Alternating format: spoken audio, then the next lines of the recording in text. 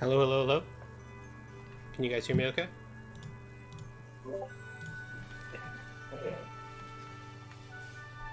Hey guys, thanks for coming out.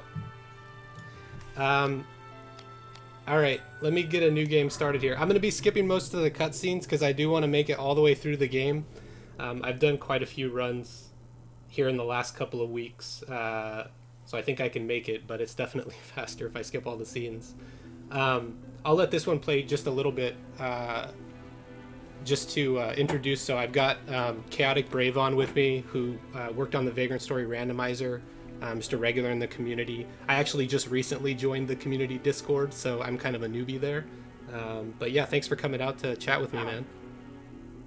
Hello. Hello, everyone. I am Chaotic Brave, the man behind the randomizer, as my co-host has said, so pleased to meet you all. I apologise if I sound a little nervous. This is one of the first real streams I've been on, which I haven't hosted and made a fool out of myself on, so I hope you'll enjoy yourselves, and most importantly, you can hear me okay. It's okay, I'm used to talking over everyone, so it's no issue.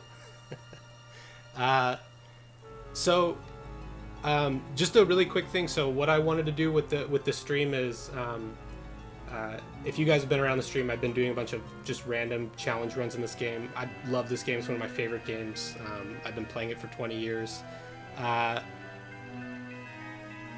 Like over the last, I would say like 10 years or so, like I've just got really interested in, I kind of came back to it the first, I think everybody that really got into this game probably had a first experience of just working their way through the game, doing zero damage to a lot of late game enemies because they just don't understand the systems. And I mean, it's kind of infamously obtuse and has got a lot to it. There's also, you know, coming back to it, I think like a few years later to play, there was a lot more wisdom online. Some of it better than others. I think like even when you play it the way that a lot of people I think recommend that you play this game, if you talk to fans of it, involves just so much menuing, potentially farming, you know, just sitting around hitting dummies, and really I think prioritizing things that the game, you know, I'll show a few things as we get started. Like I think it's really obvious why people sort of get hung up on certain details, because they just seem to be more important based on what the game is like showing you. But you know, one thing, you know, Spatvark in the chat, I'm so glad that you could make it out. I want to just do a quick call out to you for the, I mean, you've just got like a really amazing guy on game FAQs, which I'm sure everybody that likes this game has looked at quite a few times. Also like Beam Up with the combat mechanics guide, just unbelievable stuff.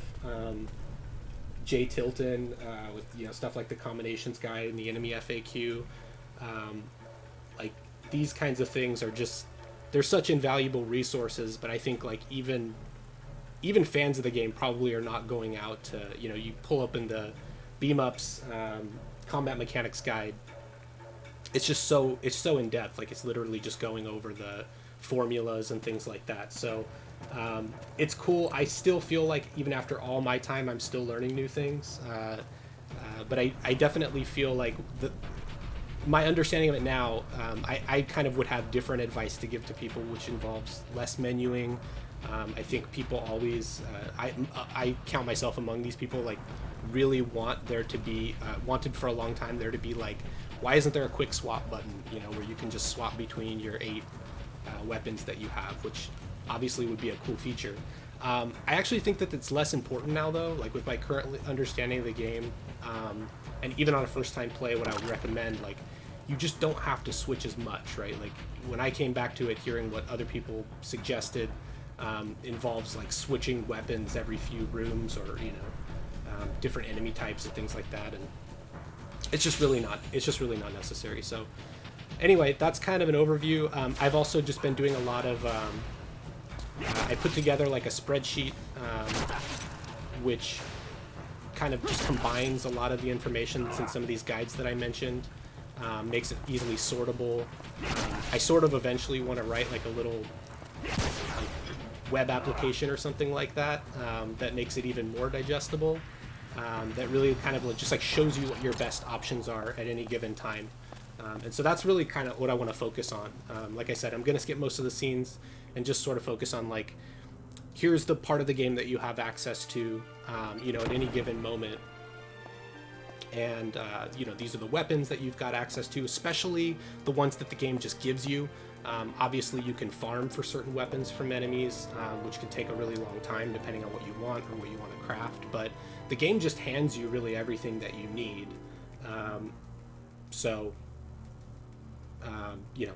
I really want to especially focus on those and kind of try to get into the designers' heads a little bit too about like what they expect you to use, things that I think do and don't work after all my time playing this game. So anyway, like I said, I talk over people, but I don't know if you have anything you want to add to that. That's kind of a starting point for me. Completely unrelated to everything you've been saying. I just wanted to give a little shout out to Statmark myself. Your guide has been amazing even for my project. As someone who said to cross-reference the maps in the game with each of the room names alongside what the Data Crystal website says and what their zone and map names are, and then what you've set out visually has been extremely useful to me. Thank you. I wouldn't have been able to make her work on a lot of randomizer without you. Cool. All right. So but yeah, for the most part, a lot of what's been said about the game. Oh, okay, then. If you want me to praise you more, then you're probably arguably the best guide on game facts that I've ever seen in the last 5 years. I wish your guide was there when I first played the game 4 years ago. Yeah, I'm like Jump Plus, who's played the game for about 20 years. I have a lot of catching up to do. I first played it in 2018. Were you going to say something? Oh, I was just going to say, playing devil's advocate on Spatmark's guide, the one downside of the HTML version is that it makes it harder to search the whole game for like a specific keyword or something like that if I'm stuck at a certain part or can't remember where a certain item is or something. It's literally the only downside that I found to the HTML version. Okay, I'm going to go ahead and skip the rest of this scene and just get started so we can kind of get into it. And yeah, I mean, Spatvark, anybody else in the chat that knows a lot about the game, definitely feel free to correct me or correct us, if there's anything that we have wrong. Because Lord knows I probably still have things wrong after all this time.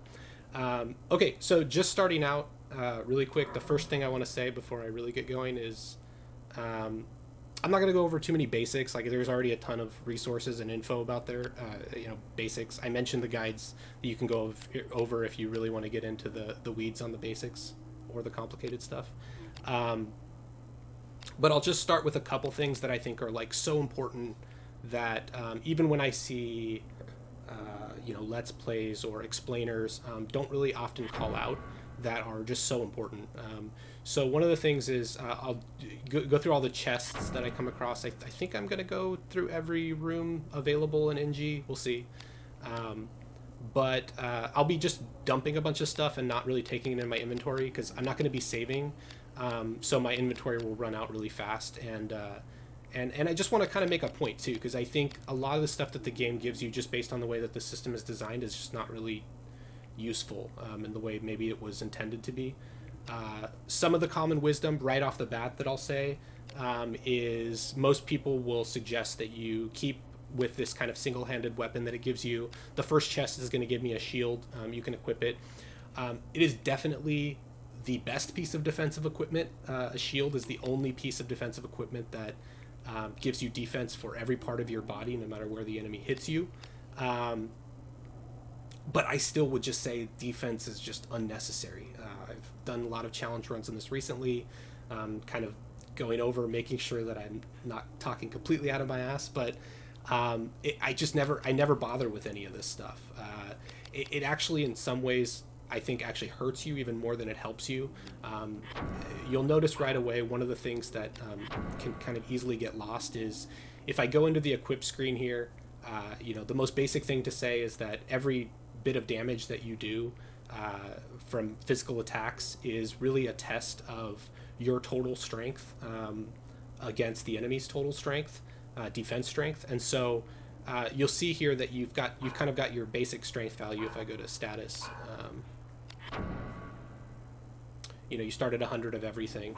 But if I go into here to equipment, you'll see that there's different values, and that's because I got 110 here and 102 into intelligence attack, things like that. So you'll see that attack and strength and intelligence have this kind of attack notification here to signify that there's actually a different total strength value for both attack and defense. So if I go to one of my defensive items, I have a different value here.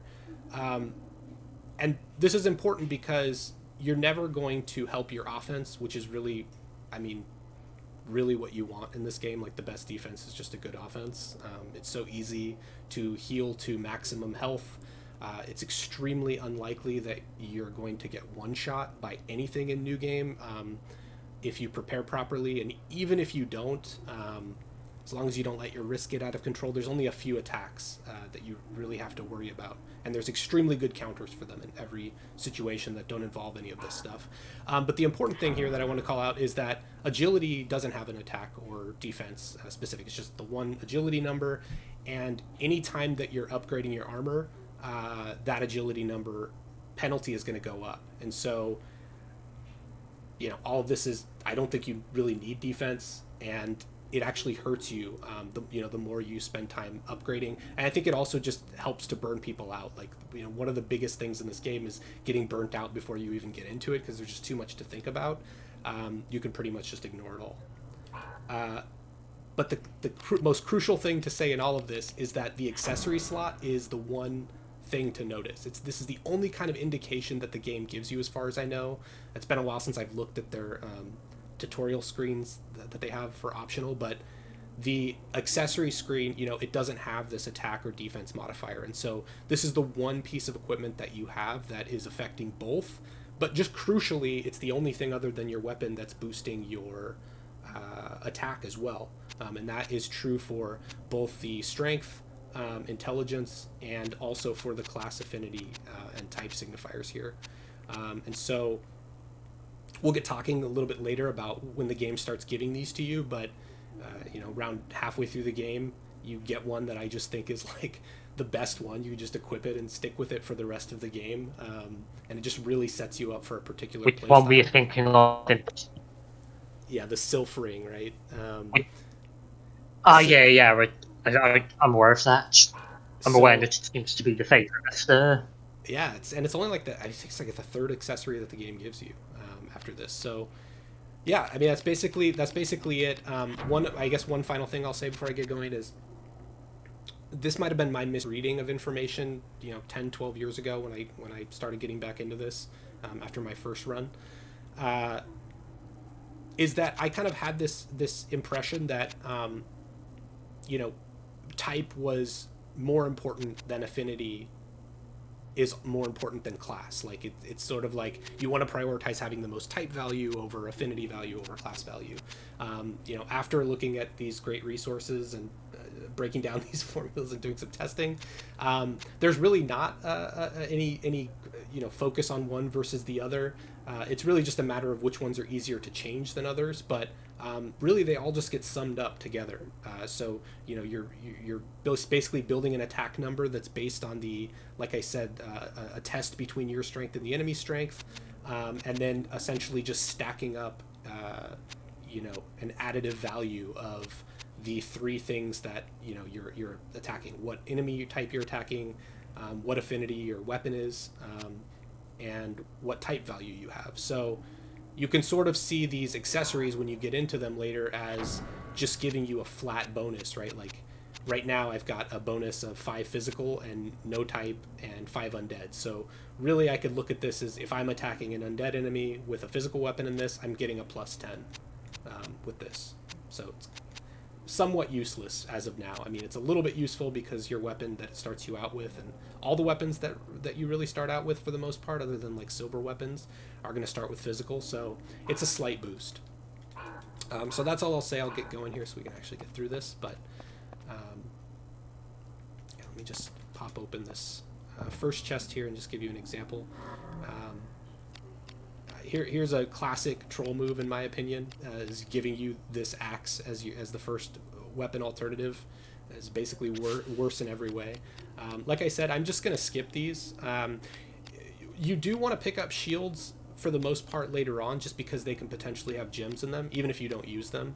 I mean, it's up to you if you want to. I personally think it's better to go with, even for new players, I would recommend two-handed weapons because they're just going to be stronger. And really avoid you getting into situations where you're doing 0 damage to something.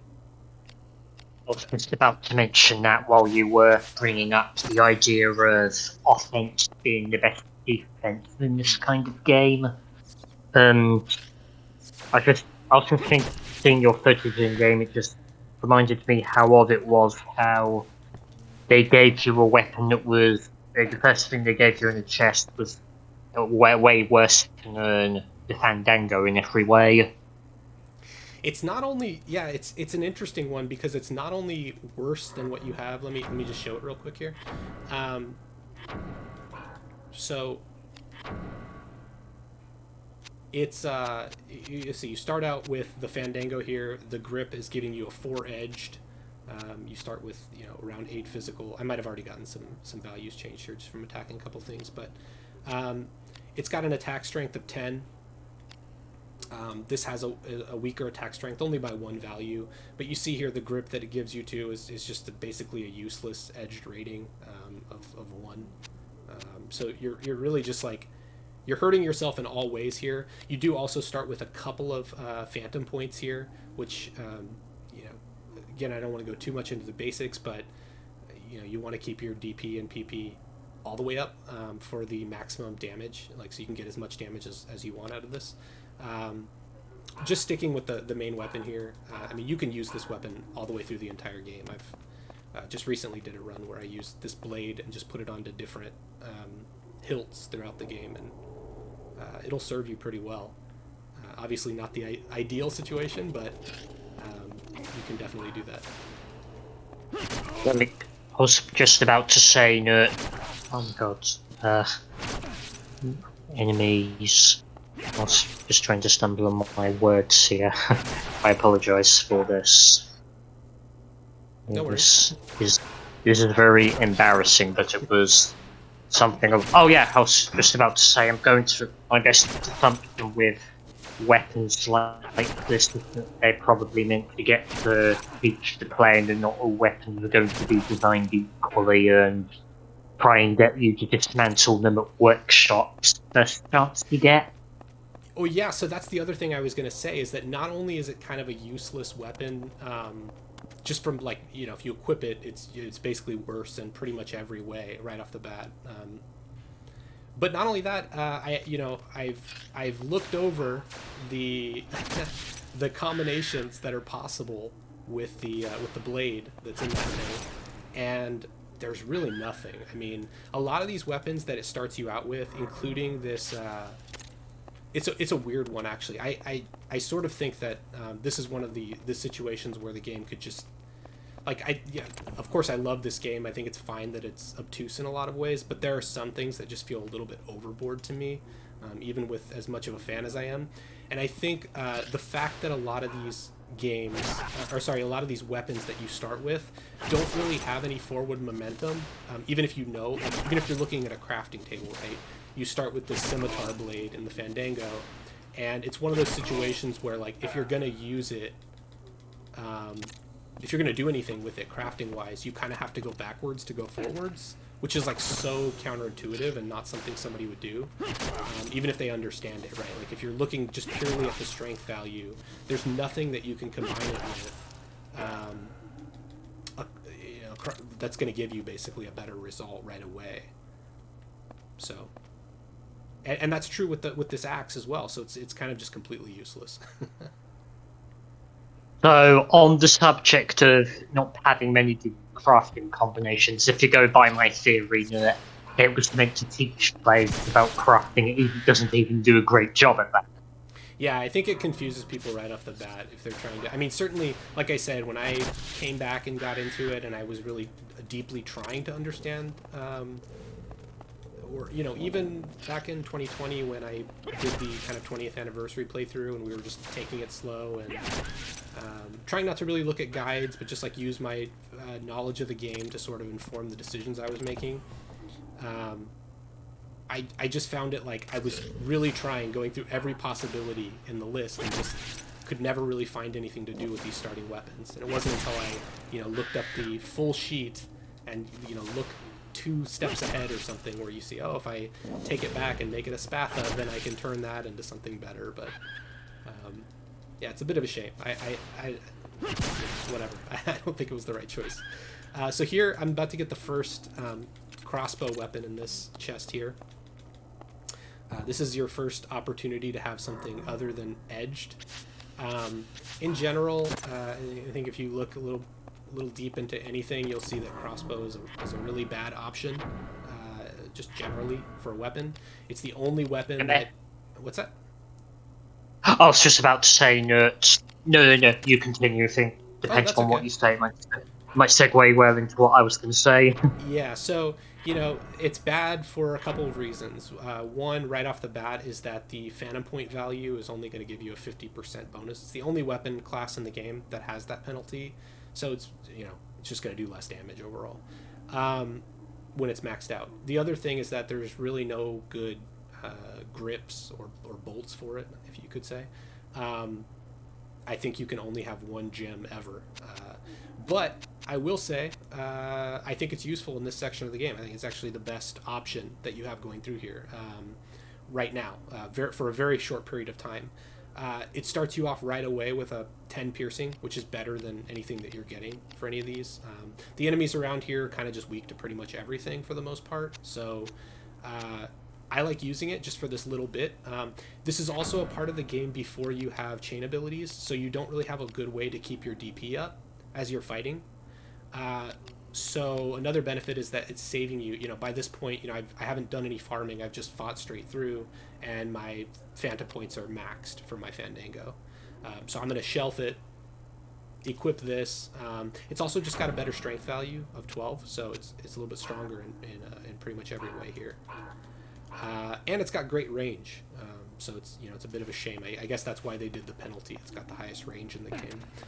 Early on when I was playing, I really liked keeping one around just as a tool weapon. Like if you have to shoot a box that's slightly out of range. There are a couple of screens later where that can come in handy. You can kind of like shoot something that's a little bit out of range for most other weapons, but it's not really necessary.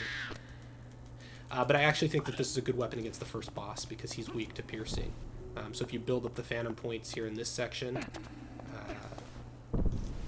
it's sort of the one thing. A good option.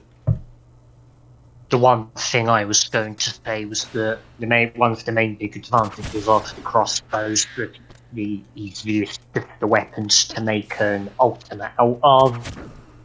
It's easier to get, say, like the obelisk than it is for any of the weapons of the types.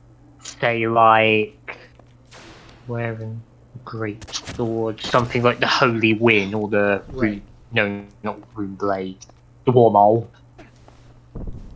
And this probably is a reason why it's a favourite in New Game Plus runs. Oh, interesting, yeah. Says, in New Game Plus speedruns, rather. Alpha Strike is the only real use for crossbows to stick statuses on enemies from a range before switching to melee to finish off, but statuses are very rarely ever actually required to get through a fight. Yeah, that's true. I never really thought of it that way, but it is actually good to get statuses off from a range for sure. Same way it's good as it's just good as a tool. I also have... Yeah, it is actually quite easy to chain with, that's true. You said I also had... No, you go on. No, go ahead. I was going to say, no, I have a feeling that its placement here is probably meant to get the player accustomed to the sort of not rock, paper, scissors, more weapon type alignments on bosses. So they'll think, this is a piercing weapon, so I'll need to use that on the boss, which is susceptible to piercing. But I doubt they'll know this for the first boss, because I don't think you can get analyze on. You can. I don't think you'll have the analyze ability for him yet. Right. Okay, so I'm gonna switch back to the Fandango is just better against this guy. But I have built up the Phantom points quite a bit. By the time I get to the the Dolahan boss, that'll be built up. It'll be good for him. You can also grab, in that guy's boss room, you can actually grab a really good piercing weapon, but that's a bit challenging to do without getting beat up on the way over there.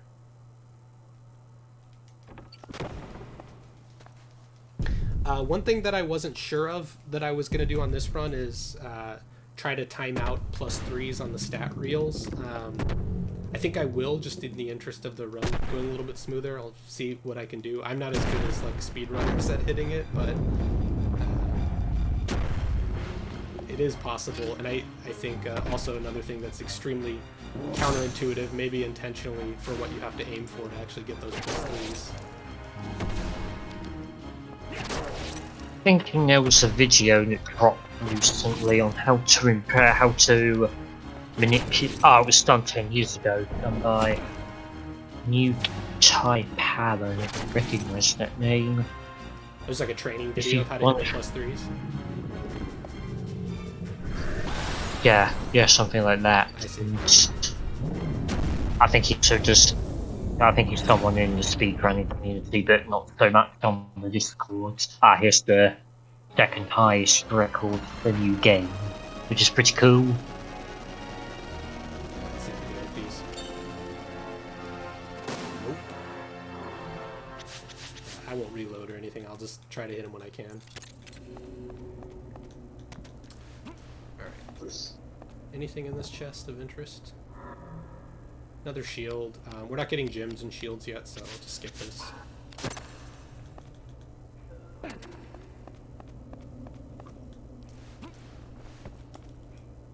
Yeah, analyzes gotten by the dragon. Yeah, I don't really know why.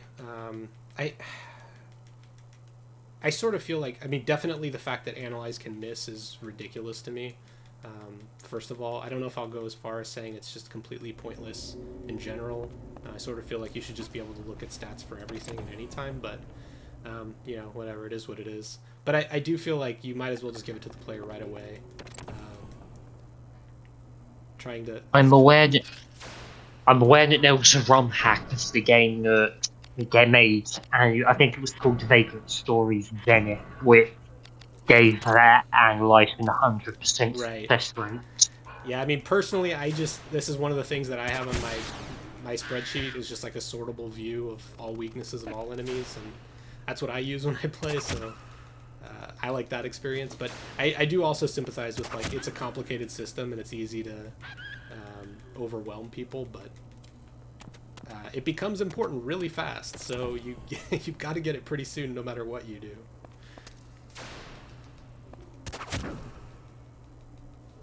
Increasing in accuracy with risk. I didn't know that. The analyze spell. Is that other types of magic too? Is that like does unlock work that way also? Unlock being able to miss is also ridiculous. I think it's also a ridiculous spell to begin with, because you don't... It's like... it's like the Dragon Quest thing, right? Where it's like, you got some doors that you can't open until later, and then you finally like get a thing that lets you open them, and you get to go back and find all the things. But you get unlocked before you ever see an unlockable chest, so unless you're doing a no magic run, it's kind of completely pointless. A part of me wonders if at one point in development they were going to add these for each areas. A lot of death, but it never came into fruition. I'm just kind of using conjecture here. Yeah. Oh, Yeah, Spatvark makes a really good point actually about heal potency. Yeah, I know that actually. I think that the reason for that though, maybe I'd have to look at the mechanics guide. It might be both things, but I think that that's actually, and this is another thing I wanted to bring up. It's because your defense goes down when you're at high risk, up to like you get like a third chunk taken off of your defense or something like that, when you're at maximum risk, and so. This is the other reason why I would say, Spatvark, you were saying you would still recommend a shield for a new player. My other argument for not recommending it is for heal. Actually, it's something you're going to be doing so frequently with Magic, and the fact that your shield and the equipped gems can actually block the potency of your heal spell, to me, is just kind of annoying. Which, by the way, I'll use that now. Oh, no, I won't. I'm actually coming up on a heal tile over here. I'm still learning the position of all the heal tiles. I definitely don't know them all. I think it's really interesting that there are very commonly heal tiles right after bosses, if you know where they're at, which I think is really cool, especially for... I'm sure they weren't thinking about speedruns at the time, but it is really interesting in the speedrun that there's often a time you can fight, build up your risk a bunch, get your HP down, and just immediately heal up with the tile afterward. I think literally the only heal tile and own the position of is just this very one you're at. Otherwise, my memory is very foggy on where each trap is. Yeah, I'm embarrassingly, there are still traps that I hit sometimes 2 times in a run, every single run when I play. Alright, let me just equip these things. So this is an interesting like guaranteed weapon that you get here. There are a few occasions where like an enemy will give you a guaranteed weapon. And I think this one is very useful. Not right away, but for as an early combination. You're much better at chaining these things than I am. I'm trying to... Usually I get... I'm trying to do it while I'm talking. It's not as easy as I thought. Yeah, the frost trap. Usually I get too comfy with a weapon type, and I end up making a fool of myself once I've switched over to something else. Right. So yeah, anyway, I'm about to go into the battle versus Dolahan. You see my phantom points here have maxed out on this weapon, so it's quite good for this guy, weak to piercing. I'm going to skip some of these enemies. I do think one of the things I think is really cool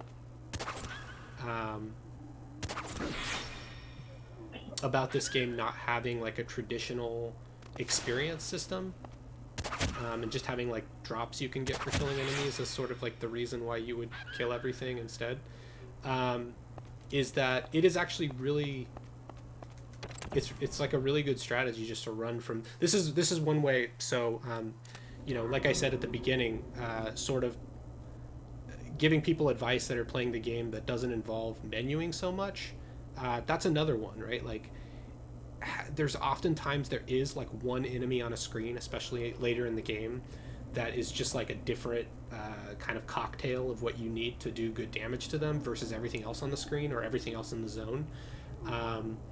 And this is where I think actually it's like the best use case for magic, which I do think is a little bit useless in new game, and also just for like skipping enemies entirely, or silencing them, paralyzing them, and just skipping them, so you don't have to do that menuing, and this and that.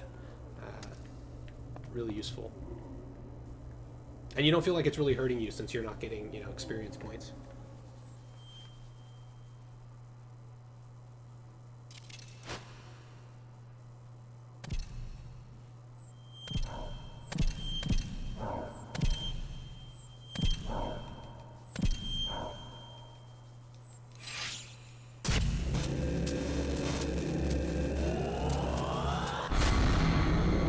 I feel like these boss intros that you can't skip must be so grueling for speedrunners, even as just a casual challenge player or whatever.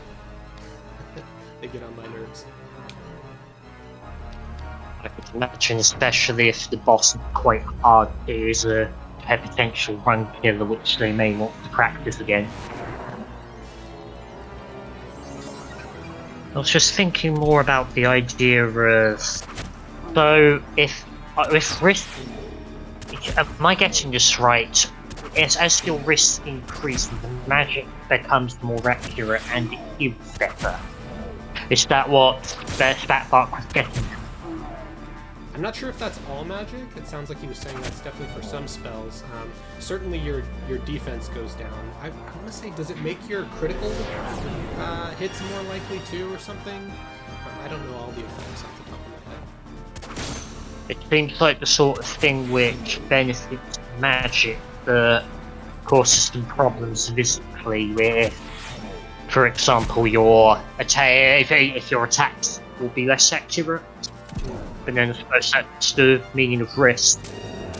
Yeah, the problem is that like the spell accuracy goes down so much at high risk. This is sort of the problem with a lot of the magic in the game, right? It's like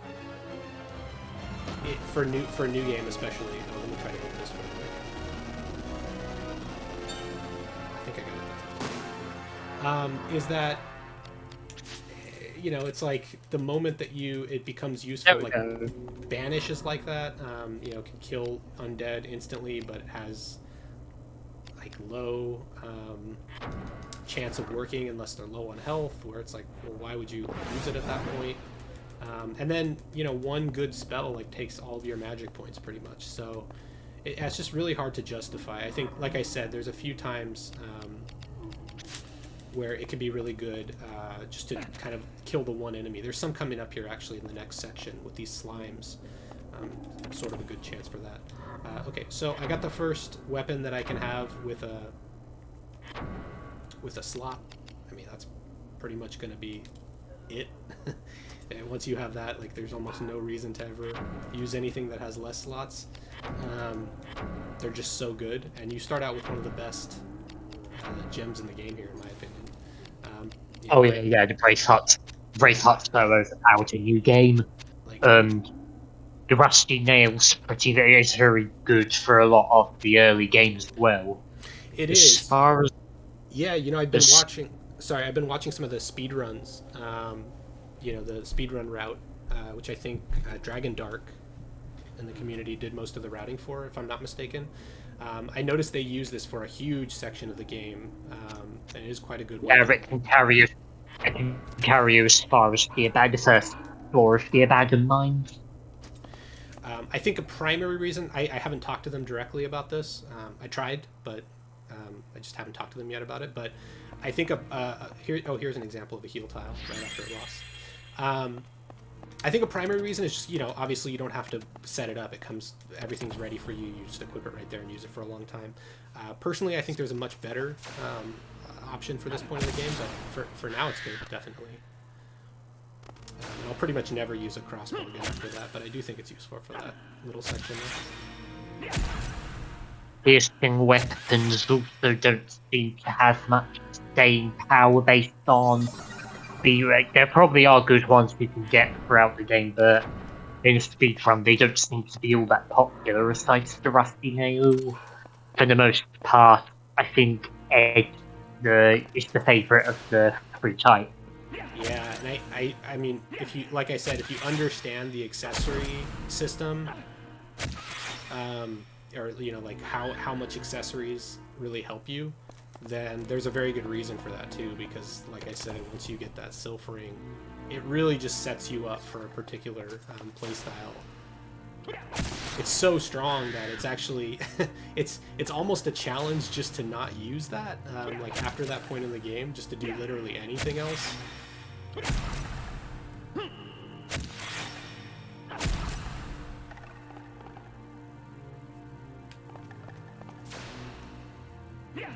It's probably also a reason why it is quite popular in conjunction with Lust Fusion on the final boss in these kinds of runs. Oh yeah, absolutely. I do think one really smart thing, even though they don't let you analyze the final boss in either form, which I think is kind of a weird choice. I understand that they want it to be a little bit mysterious, but I do think it's really smart that the way that their stats work out, if you just look at them in the mind data or whatever, is that it doesn't, they're kind of just equal on everything. So it doesn't really matter what you're using. It's really just more of a matter of having a high summed value of all your stats. So it doesn't really matter what it is. I think that's quite clever. More of a way. Yeah. Just more of a way of buffing yourself more than anything. Mm-hmm. Yeah. I'm not trying to focus on what the boss wants you or doesn't want you to use. Yeah, I think it was a smart way to make it like challenging and make sure that you understand what you're doing, unless you're just grinding your way through with the phantom a damage ability or doing 0 damage chains. But okay, here's another one. Pink squirrel. I don't think there's really any good use for this thing. It is iron. I think it's maybe this is the first iron weapon that the game gives you. But since you can't, like with the bronze iron combination, you can start to make Hagane stuff, but that's not going to be until you get to town center anyway. I can't think of any good reason to take this. There might be one, some fringe reason, but I'm not going to bother with it.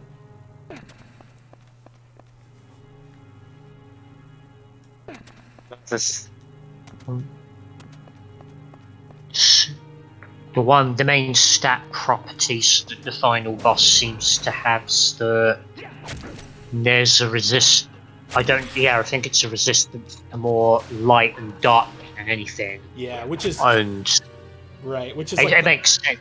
Yeah, and it makes sense given the lore of the boss. Sure. It's also just like the hardest. It's the least likely thing that you're bound to be spec'd for, I think. So it's probably okay.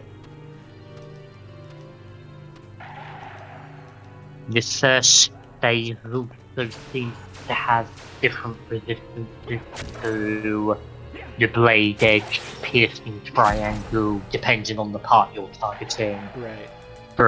For example, the legs react differently to slam, the arms react differently to the edged, and so on and so forth with piercing. Yeah. So here's an interesting one, is I just got if you've been watching my runs recently, you might have noticed I always skip using the Elixir of Kings that I get, and the, I think it's the Valen's wine that gives you strength.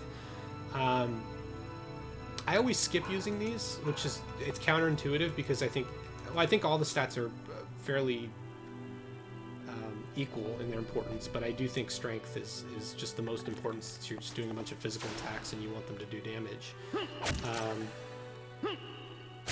But the thing is your stat reels are based on your lowest base stat value. So my logic for skipping, not using any of the strength boosting items during the game, is that you're just going to result in more strength reels overall. And I use those at the very end, after the last strength reel I'm likely to get, so that I can have more strength than anything else, in the final fight. You don't really get a whole lot by using them in the game. I think unless you're like stuck, if you don't get good rolls on the stat reels at all, and you find that your weapons are still doing really low values, you can of course use them then, which is kind of my logic. It's just like save them until you need them, or use them at the very end to help you with the final boss. And you have about 5 of them or so if you do everything, I think. I want to say you have 5 strength boosting items at that point.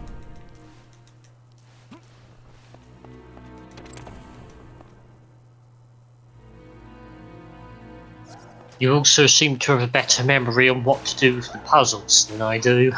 Oh, that's only because I've played this game a bunch in the past few weeks.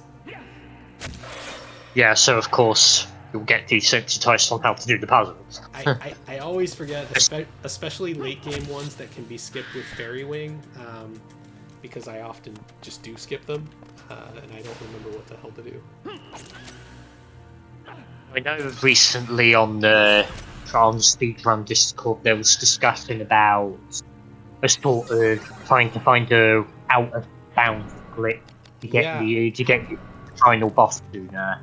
Something I'd really like to see is a way of skipping that one puzzle from the Temple of Pilcher, if you know the one I mean, that one way you're trying to get those slightly blocked for a long corridor to this one room, and you Right. have I would be shocked if anybody actually found anything of substance. I just think like the way that the game system works, it seems highly unlikely. But I'm super excited to see if somebody does. Yeah, the Soul Kiss. Everybody loves this weapon. It's a really popular one for definitely. I think like when you first play, it sticks out because it just does so much more damage than anything else right away. Um, because of this, the silver coming preloaded with undead and light. I mean, you basically have like a plus 40 here, plus 44 with the piercing to like most of the enemies around here. Um, but with the short range and the fact that you can't really do anything with silver weapons for most of the game in new game, I personally don't really use it. I've never gotten a whole lot of success out of it myself. Usually, I'm just sticking with the rusty nail at these points, Yeah, or literally, or something with better range. right. I prefer everyone to use something short range, or one-handed rather. This is the first like puzzle that's kind of funny to me. That I feel like their intended solution to this puzzle was this kind of like more complicated. I might be completely off on this, but it was like the kind of this more complicated. Like you put this as the middle one, and then what is it? Oh wait, no, maybe you put that as the bottom one, and then break it, and that lets you do something instead. I don't know. There's one where you can push something all the way over, maybe. But the fact that you can still just like jump these with a shorter one makes me wonder if there's a lot of puzzles like this where I feel like there's even some of them a little bit later where I'm not sure that it actually does anything. Like you just kind of jump across, and there's like timed blocks and things like that, but you don't really do anything with them. It's interesting. Yeah, I don't know. There's a couple of puzzles where I feel like they really hit, and they actually are legitimately challenging block puzzles at the end, but most of these just feel like, I don't know. A lot of people that didn't like this game complained about these things, and I could see it. They're not always my favourite part, so they're probably the part of the game I think the least about. Definitely the fact that there's a puzzle mode on by default that gives you like the challenge is like so weirdly out of the vibe of this game. It's bizarre to me that that's on by default. I always recommend that people turn it off. Wait, so and turning it off means that you don't have to do it again once you've done it and you've revisited that same room, or have I got this the wrong way round? Right, and it gives you it gives you like a challenge mode, like a time challenge mode, which is really bizarre. So one thing that's interesting about the block puzzles in the early game that I didn't think to call out before is that one of the runs that I did, challenge runs that I did recently, was a like a minimal or like pacifist run where I was like killing the least amount of the game keeps track of your everything basically, but it keeps track of all the types of enemies that you've killed. And I wanted to like do a run where the sum of this value is like the lowest it can possibly be. I didn't quite get it. It could definitely be lower, but I got pretty low. The early game is one of the hardest things because it's weird because they designed the puzzle rooms with enemies in them, like bats flying around hitting you and things, which you just kill them and it doesn't matter. And then they just stopped doing that. There's a lot of stuff like that in the early game, which is interesting. Like design decisions that they did early on, and then they just completely go away and never come back. This is actually one of them right here. There's a few of these like branch rooms. They're sort of like trap rooms. They lock you in. There's no treasure in them. Maybe the enemies in here like have 100% drop rate on some stuff. Let's see. I don't know that that's true. Another thing that I was thinking of where the game only really only uses a few times those levers where you'll find the posts on you. I remember discussing it, I think not long ago on the speedrun Discord. Yeah. Only 2 times in the whole game. It's like they forgot about them. Or maybe the code for it was unstable or something.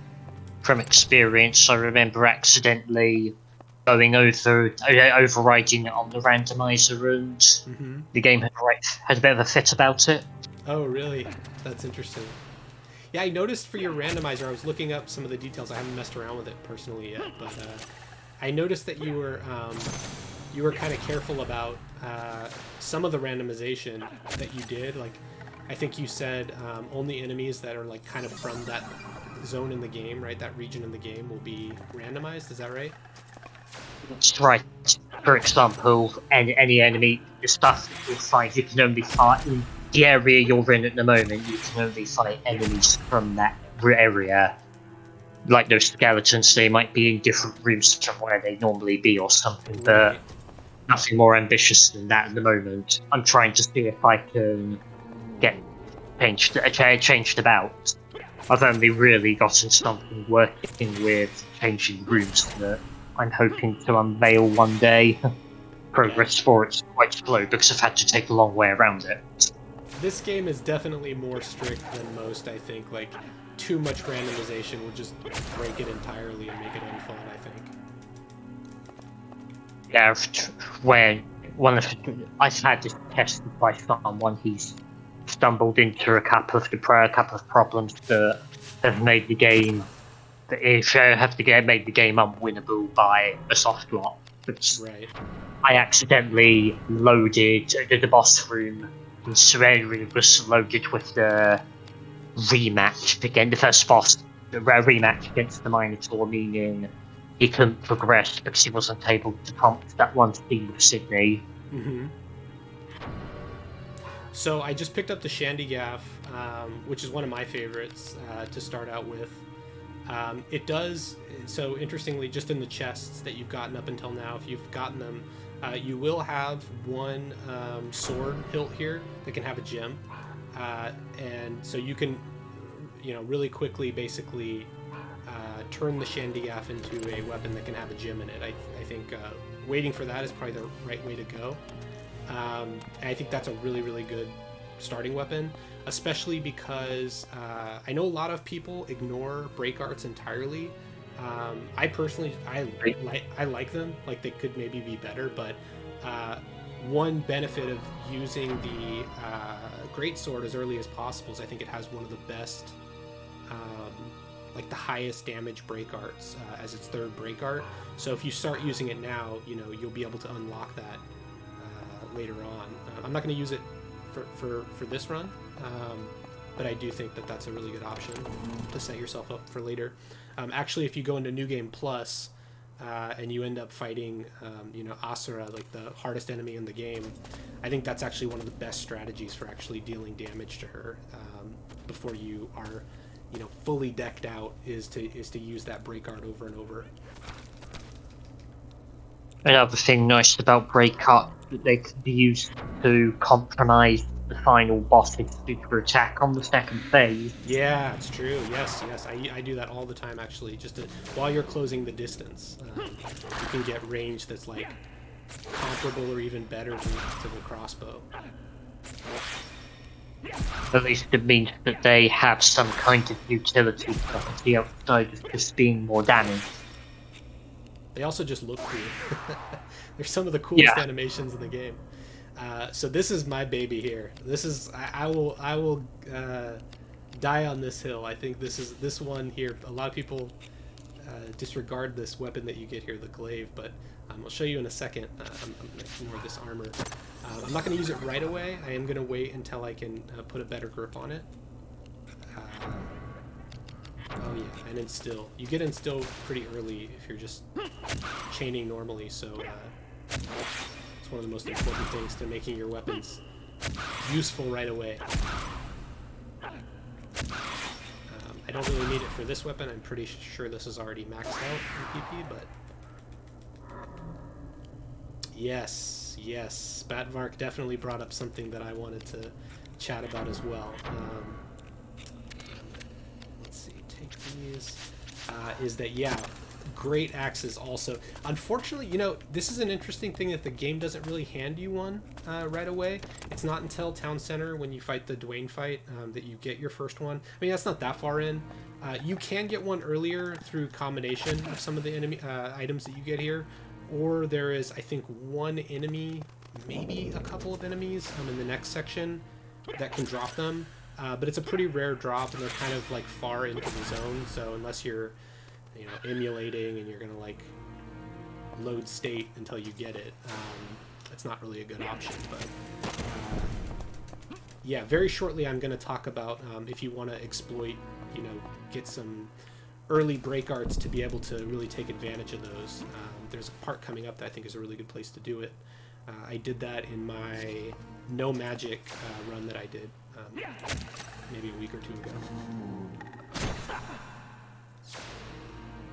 Yeah, that accursed Umbra. It's the only way to inflict curse status in before New Game Plus.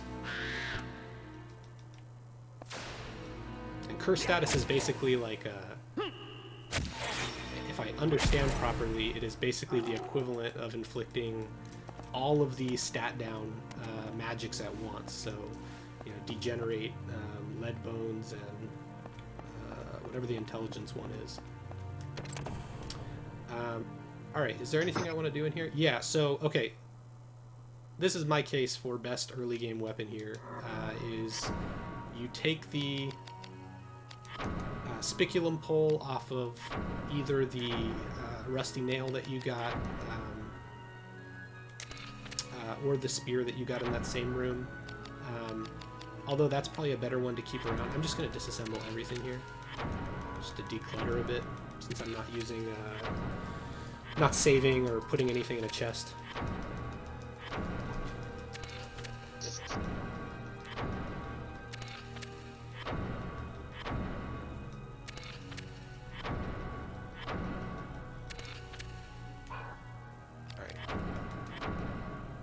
So let's see if there's any combinations that you can do here with, I don't think I've gotten any lucky drops, so I think this is all stuff that the game kind of hands to you.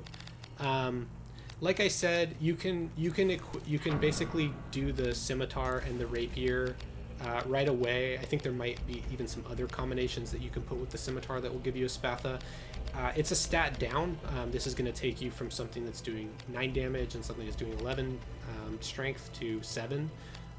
So seems like a stupid thing to do, but the game doesn't really give you any spatha weapons, I think. And if you want to, like, let's say you stuck around in that first break room and hit the human dummy forever, and you built up a bunch of stat points on your scimitar. Like, if you want to carry around the kind of experience that you've gotten on some of these blades, you kind of have to go backwards to go forwards with these things. So you can do that if you care. Obviously, I'm not sitting around farming, so it doesn't really matter for me. There's not really a whole lot else you can do here, since you can't work with iron. You can't turn anything to Hagane just yet. So yeah, I really think that the best thing to do here, the best option, is just to assemble what you have with the best grips. So this glaive is incredible for this point of the game. It's got the same strength that on the blade. It's got a very high strength on the blade. It's like a tier 2 spear, basically. It's one of the rare pole arms that's an edged weapon. Most of them are piercing. I think there's even one blunt one. Very, very strange weapon type. And the spiculum pole has just an astronomical edged value. I mean, to put this in perspective, the highest edged value, I think, in the entire game, I want to say, or at least for new game, might be the elephant grip, which has something like a 22 or something like that, if I'm not mistaken. So, like, this is really high for this point of the game. You notice most of them that we had were like 1, 4, 5, 6. 12 edged with a 14 strength weapon right off the bat. Like, it's just so good. And you throw the Braveheart on there, get you up to 16. I think this is an excellent weapon. It is a bit hard to chain with the spear, I think, which is maybe the one drawback. It's probably the most awkward weapon type that you have available to you right now. But I'm just going to go with this guy. So what I was mentioning before, the spear also has a really cool break art that you get, tier 2 break art, similar to the Great Axe.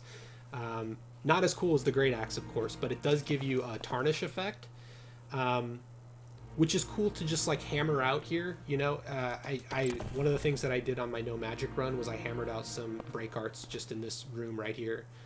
You can just go in and out. Since it's leaving the zone, the enemies will respawn right away. And there's just 2 bats that go down in a single hit in this room. Since you get break arts by just sheer number of how many kills you have with the weapon, I mean, even if you're not doing any hijinks with like speed up in an emulator, it only takes like 15 minutes or whatever to hammer those out. It's a little boring, obviously. If you don't want to do any farming, it's completely not necessary, but it is a cool thing. You can get tarnish really early. It's not the greatest debuff, but it can help in like the Dwayne fight, and it's kind of just cool to get debuffs before you would normally have them. But yeah, you can also do the same here with Cursed Umbra. You can get Curse right off the bat, and surprisingly most bosses are vulnerable to it, I think with the exception of like dragons and maybe a couple of others. I get the impression that they probably didn't want, they weren't expecting you to have these kinds of free cuts when you fought them. Yeah, definitely not. If going in and out of that room is boring to you, you can also just do a little bit of a circuit here. This is also another great room to just run through in a circuit because you have a whole bunch of bats in here. This is a totally optional room. Again, like I said, in the early game, they had a couple of these little optional diversions. This one actually does end up having a chest at the end of the little circuit here, but this is a good opportunity for... I feel like this is the weapon that they intended for you to sort of use if you really want to. Although, again, this is going back to not having analyzed this early in the game, so like, how would you even know, right? But this first boss that you're going to fight in this section, the golem, is weak to blunt, and there's a much stronger option than the one-handed options you've gotten at this point over here. Oh, so this is a good example for magic, I think. These annoying guys. You can usually just Spirit Surge these guys down in one hit. And your weapons are kind of useless at this point because they're mostly all physical. Maybe the Soul Kiss is good for them. I'm not sure, I don't use it very often. So this is the guy here. Is that him? I think that might have been the guy there that has the Guizarm that you can get, the Great Axe, if you farm it there, but I think he's got a low drop rate. So yeah, here you get a gem that can help you with a boss that's coming up, and a pretty good two-handed blunt weapon that does pretty good damage here, that can have a gem in it. The big problem with this one, though, is it's going to come to you... There's a few blunt weapons like this for some reason. They come to you with reduced durability. So you have a penalty here to your damage. If you really want to use this on the boss coming up, you definitely should just go back to the workshop and repair it, and then instill it. Oh, I should be using instill. What the hell am I doing to max this out? So yeah, that's probably the best option for fighting this guy that you have right now, but the glaive is so good, honestly, that it's really... I'm just going to use that.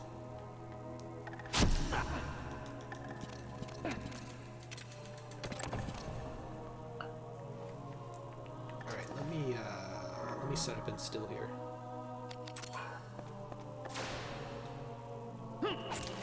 I also seem to remember the Dwayne fight also being quite tough if you hadn't forgotten to repair any of your weapons. I remember on my most recent run of the game, I suddenly found myself having trouble on him when, after finding a lot of the rest of the early game very easily, and I just realised, oh, there's a workshop for you to nearby, and it's probably meant to be the wake-up call for that kind of property. Yeah, it's a classic there, because it's like you go the wrong way and you don't get the opportunity.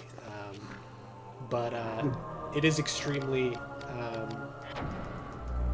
good workshop for the early game too, because it's the first opportunity that you have to make your own Hagane weapons. Nice. Yeah, that fight is... I do sort of feel like that maybe they could have done a little bit better steering you in the right way to go there before getting locked into a cutscene and a boss. You do have a save point before the dragon that you probably saved at, so it's not a huge deal. But I think I it's thought it was yeah, it's a really cool fight because they do give you access to a new workshop there, and they throw the three enemies to you actually have sort of different weaknesses, or at least like two main type different weaknesses. There's one guy that's closer to Dwayne that has a weakness to piercing, and the other two are it's better to use edged. So kind of cool, like, you know, sets you up for an opportunity to have two weapons ready to go, and at that point you do have analyze. So definitely a good, if you can call anything in this game good tutorialization. I feel like it's better than others in terms of setting you up for what you're going to need to do.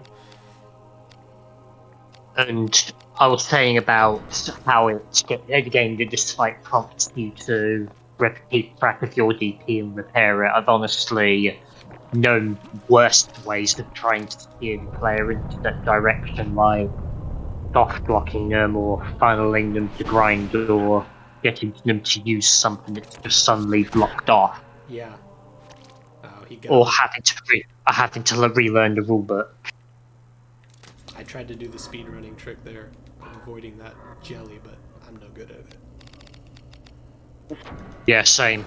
Having to, I provided some saves for people to use for experimenting with each point of the game with the randomizer, and I was using speedrun notes just to help me blast through the game quickly. Right. For a lot, I ended up getting attacked by this jelly, and quite a lot of these saves have a poison Dashley, which I was just struggling through the early, just getting through the early game with without being bothered to cure it. Yeah. It's kind of funny. Yeah, it's interesting. You know, I didn't before I watched any of the speedrun stuff. I didn't really expect this to be a heavy execution game for a speedrun, just based on the way that the game works and the way that I play it. But there's a lot of technique and a lot of execution, and some of the AI manipulations and things like that you can do. Yeah, I know that with a lot of the dragons, there are ways of getting the AI to work your way. I don't remember how successful I was at pulling it myself, but Yeah, so you see here, even with edge, this thing is just so good. Like one chain to the body. You don't even really need the type exploitation. it's mainly used. Intria. I've mainly used either the bosom cleaver or the rusty nail at these points, so seeing your glaive in action is pretty cool. Yeah, I mean it's surprisingly like you don't really do that much more damage with the blunt weapon there. Mostly because like I said, that this I think the point to drill home really with the whole discussion too is that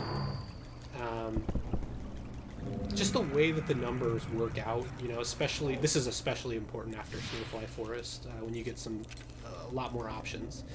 But weaknesses like really stop mattering in the way that they would normally matter. I mean, you're not, it's not like a traditional JRPG where it's just like, oh, you're just getting a 50 or 75% penalty to that type or whatever. Like, it really just boils down to a sum of a bunch of values on your side and a sum of a bunch of values on their side. And, like, it's not even necessarily the thing that they're weak to that's going to be your best option, Like, if you can really get a number high on a particular combination, it's better to just do that. And I think for even as a brand new player of the game, like, it's just you really just don't have to go fishing around in menus at that point. You just really overpower the weaknesses of a lot of the strengths of a lot of enemies,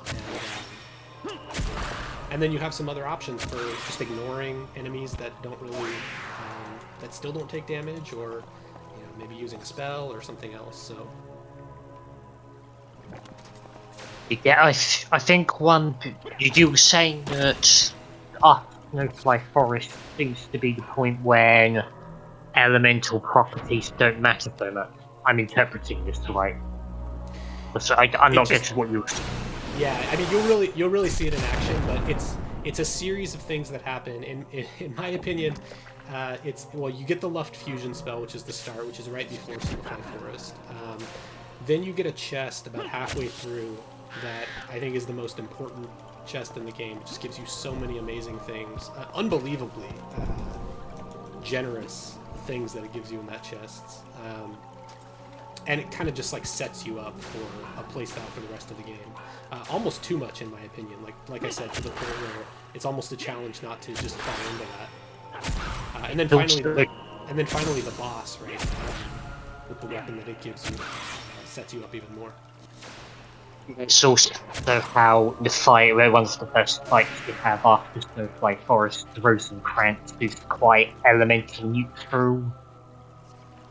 He doesn't really seem to use any kind of weaknesses from what I seem to remember. I think Rosencrantz, maybe I'm wrong about this, isn't he one of the ones that is similar to like Kali or Asura or something like that, who has like every part has sort of a different, majorly different combination that gives them a different weakness? So like attacking their left arm versus their right arm is going to give you a very different result compared to most enemies.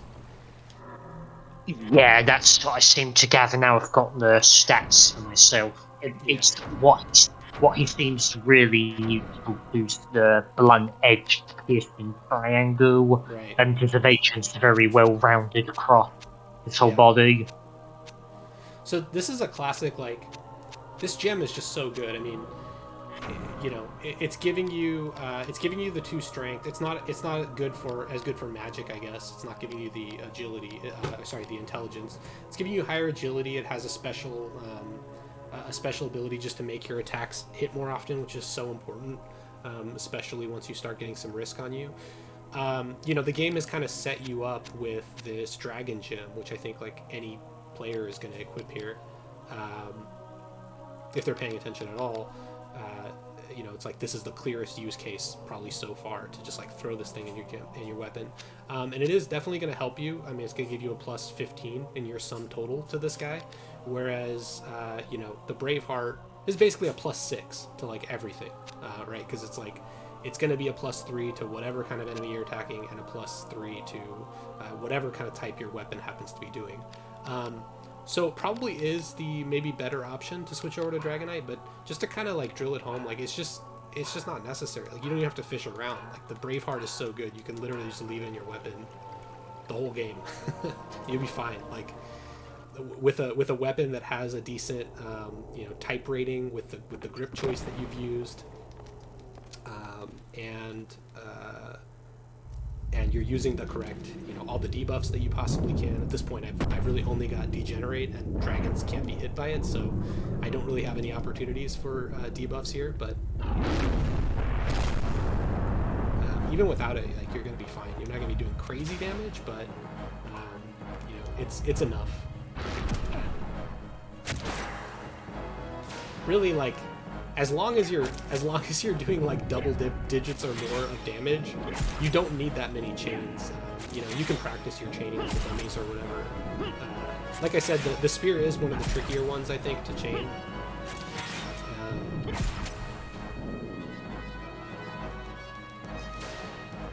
It's also quite probably also not a good idea to make a chain go on too long, because otherwise it'll just multiply your risk. That's true, although, you know, it depends on the fight, though, and how they set it up. Yeah, the Braveheart definitely helps. Like here at 25 risk, I could use a Vera root. I'm still doing 76% of the time. I'm still hitting this guy, so I'm not even gonna bother. But like, the game does give you enough, just hands you enough Vera items that unless you're really like going through areas a bunch or doing a ton of extra fighting, you will have enough Vera items to last you the whole game and just use them whenever you need them. You know, even if you're not, one of the things that I've been doing in most of my challenge runs is I don't often just like sit there and like wait. Like if I get to 100 risk, you know, if you're playing by yourself, like you might as well just put your weapon away and wait to leave the room for you know, it's not gonna take that long to go down. But I'll just use the item, and I don't really run out, so... I don't remember ever running into any very problems. Any problems where I run low on Vera.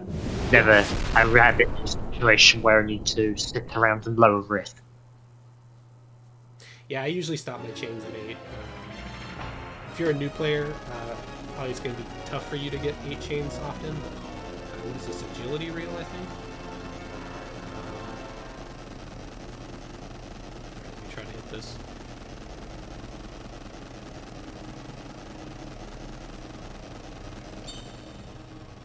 There it is. Alright, yeah, I'm definitely going to use my other...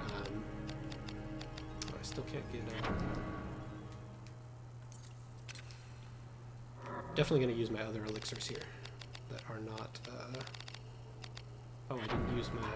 oh, I had Prostasia. I didn't even use it. Well, there you go. See, you don't even need this stuff. This glaive is so good. This is one of the suggestions I wanted to make to the speedrunning route and see if there would be any interest. You do have to definitely go out of your way to make the thing. I timed it. Seems like you can do it in like less than a minute or whatever.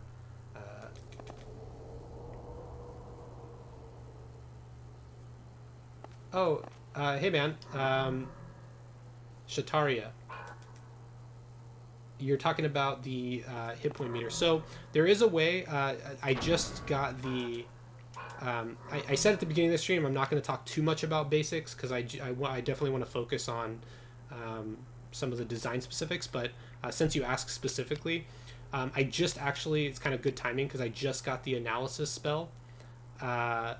Which will let you actually see what you're asking for. You're not going to get a health meter or something like that on the boss like you would in most other modern action games, Dark Souls or something like that. But once you've analyzed the enemy, you can see their hit point values in the status menu. You can basically L1, R1 cycle through anything on the screen and see all statistics, including the HP of everything. So that is one way you can do that. But yeah, I mean, really, if you're, one of the most common pieces of wisdom that is definitely good advice in this game is just don't let up on the enemy. Always be doing something. One technique I haven't mentioned, but I really like using is when you're fighting the enemy, in order to go as fast as possible, to make sure that you're not leaving gaps for them to attack. You have defense abilities and chain abilities, and defense abilities, they're basically you're pressing the button at the right time when the enemy's attacking. One of the common things that will happen when you're kind of mashing the button to be attacking, to doing your next attack, is the enemy will start their attack, and since you're mashing, you basically ruin your opportunity to do any kind of defensive timing on it. So my favorite thing to do is actually to hold the quick menu.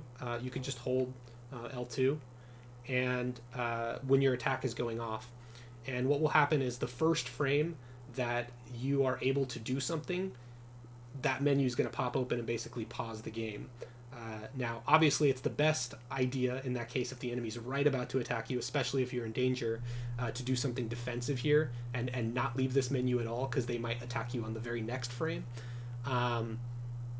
But break arts, if they're almost dead, you could do that. You can cast a warlock spell, or you can heal yourself.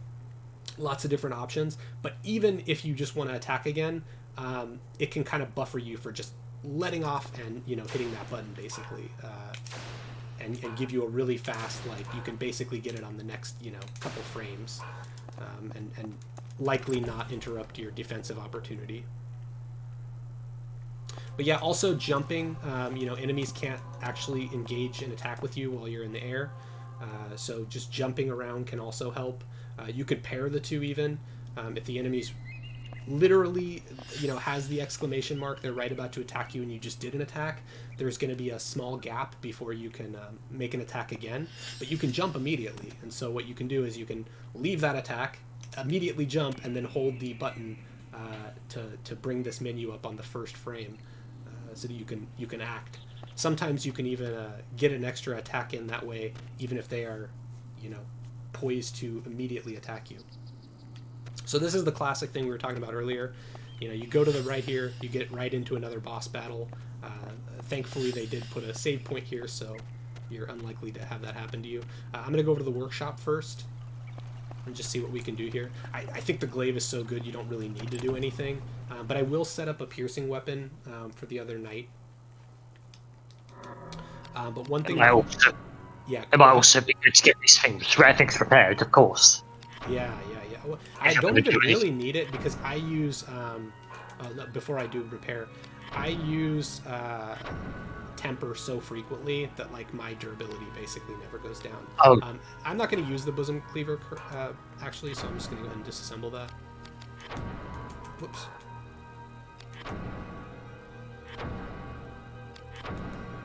Yeah, and repairing is, it is a little bit of a double-edged sword because your phantom points are going to go down a little bit if you do have to repair. It's very easy to get them back, and the best advice is just to always use temper. Just mix it into your chains. It does pretty decent damage too, so it fills in the gaps. The only thing really better than that later on, what they do in the speedrun too, is use with Crimson Pain, I think it is, which does damage to you, but it does extreme, basically 100% damage or more. Alright, what am I going to do here? So I'm going to... Let's take a look at what we can do with the weapons that we've gotten. Again, I don't think I've gotten lucky with any crazy drops or anything, so most of the stuff I have available to me here is stuff that the game has given me. The most important thing that you can do here is you can create your first Hagane weapons. So the spear plus anything else is a possibility for doing that, I guess. It will be better once I fight this boss battle. You can come back here and make a really cool option. So I'm going to wait for that. But as of now, I'm just going to go ahead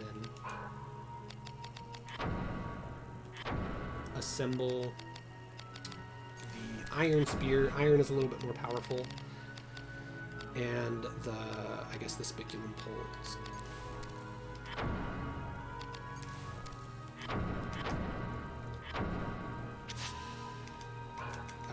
Now, the smart thing to do here would be to go back and instill a couple of times to get the phantom points on this thing up before you start trying to use it, because I'm going to have a pretty severe damage penalty for having that bar at 0. But it's fine. It's not really necessary, especially since I think, hit a +3 strength on at least one reel. I think this is still going to do pretty decent damage with. This time I won't forget Prostasia. So yeah, this is an opportunity where, if you had farmed up the break art for polearm, you could also tarnish these guys. Since they're like armored knights, it actually helps a decent amount.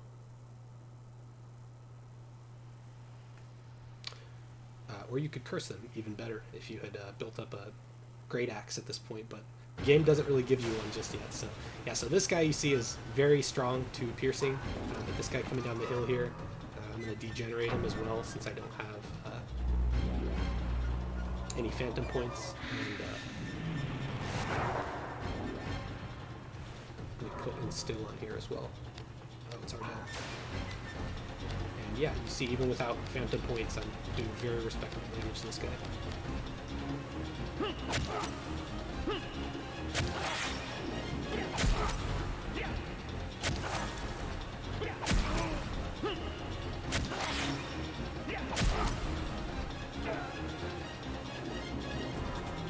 Just goes to show how important debuffs can be in a game like this. Yeah.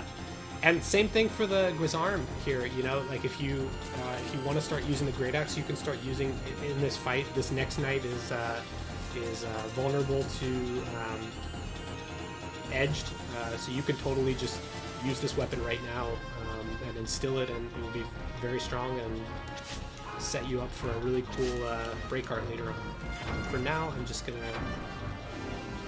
use the glaive.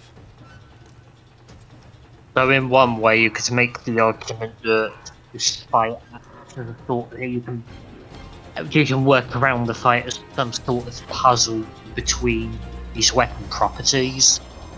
If you beat one opponent, you can get the weapon that's strong against Right. another. Right. Or That doing actually, yeah, actually very true. Very true for the Grissom fight later too in Snowfly Forest. Um, let me and read this get question. Question: does the boss counter this menu switching mechanic used by players? So let's say exploit the bosses. Trust me, in this game, anything that could be considered an exploit, you should just do. This is a game that basically wants you to exploit it because there's, I mean, it's notoriously challenging and strict on how it wants you to play and understand the system. So I wouldn't call anything an exploit, but there are certainly some things.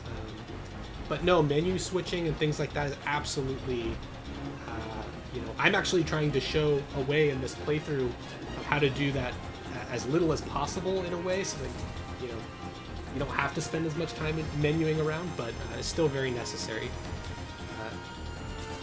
I will kill Duane here first, just to show a cool, rare piece of dialogue that most people probably don't see when they play because they probably kill the small fry first. This guy's got extremely high, annoyingly high chain evade on like every body part, so there's no point in really trying to chain him heavily. So yeah, if you kill this guy while there's still a knight alive, he has an extra line for you. It's kind of funny. This is one of the things I didn't see for a very long time. I'm just gonna leave the staff. Funny, I tried recently in one of my playthroughs doing sort of a staff playthrough, and I just felt very bad the whole time. The wizard robe is great though. It's one of the few pieces of equipment that I will actually bother even switching out. It's still got 0 agility penalty. It's just better in every way. Alright, what else we got here? Yeah, I'm not going to bother too much with magic in this playthrough. Unlock spell. So yeah, we get an unlock and we've never seen a chest that needs it yet, so... Normally also I would say... Yeah, sorry, if you don't know what the weapon is, again, weapons and shields, you should probably take them just to make sure there's no gems hidden in them. I happen to know there's not in this case. It could also just be, even if you don't care about the weapon, the grip is something that you haven't gotten at this point. Sorry, what were you going to say? Oh, no, never mind. I forgot what I was going to say. Oh, sorry about you that. continue. No, don't fret.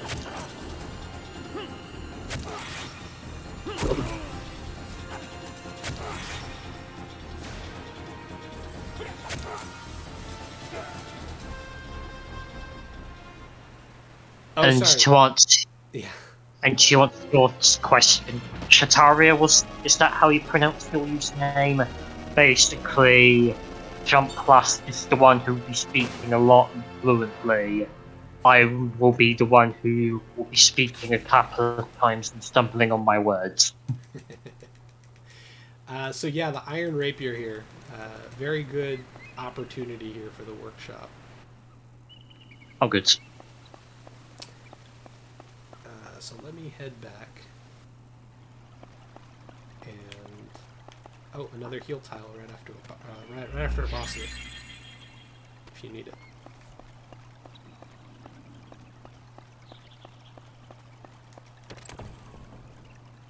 You know that this one panel reduced risk as well, Yeah, or the heal maybe. panels.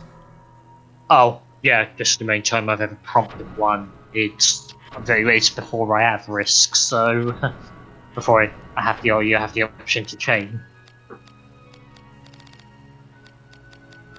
So yeah, what you can do is, like I said, you can downgrade this guy a couple of different ways. I'll just do it the straightforward way here.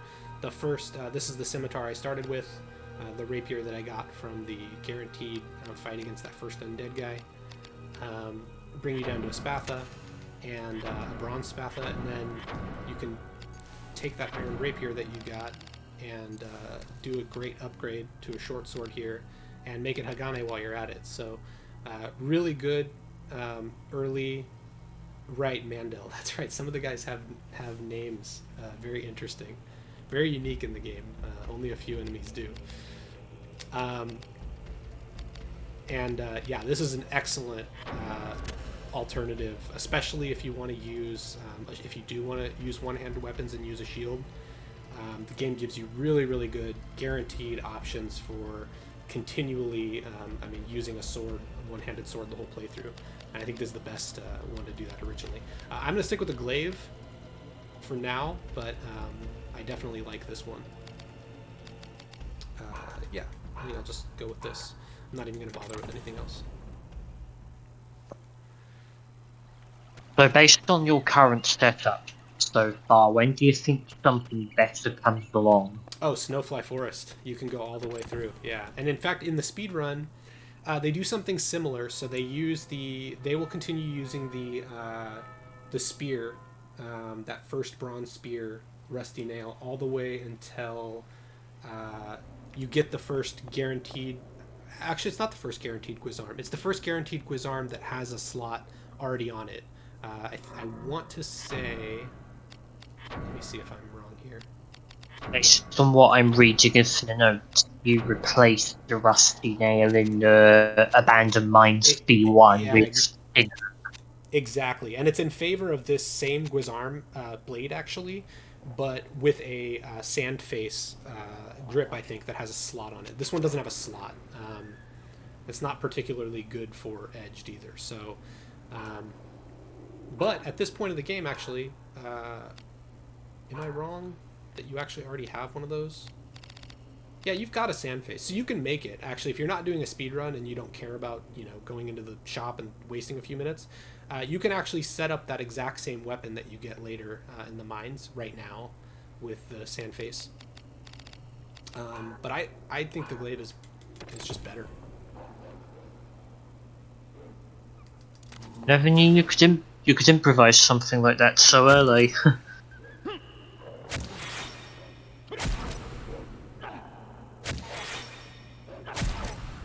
Most of these rooms you can really just run through. I should probably actually be doing that a little bit more in the interest of time. Oh, this is one room where you can't. What it's worth, at least you could use the opportunity to get those phantom points boosted. Yeah, I think this one's already maxed. Getting mixed up with weapons then. Yeah, I normally switch between instill when I need it and then have gain magic whenever I don't, just so I can buff myself and never have to worry about regenerating MP. MP is one of the only things I would say. Earlier I said you get plenty of Vera items. Here's actually a corridor where the game's going to give you a few. You can run by these guys, but they're actually worth killing because you're going to get some guaranteed Vera. MP is one of the few things that the game actually doesn't give you much to work with in terms of items. It gives you some, but gain magic is really useful for that. From experience, it's also one of the easier things to recharge. Yeah. The fact that chain evasion doesn't work on the gain magic chain is really nice too. Because there are some bosses that you fight that just have annoyingly high chain evade, and you don't really have to worry about that. Oh, nice. That kind of thing never really crossed my mind. Yeah. I guess you don't really, there's not really a huge point in creating that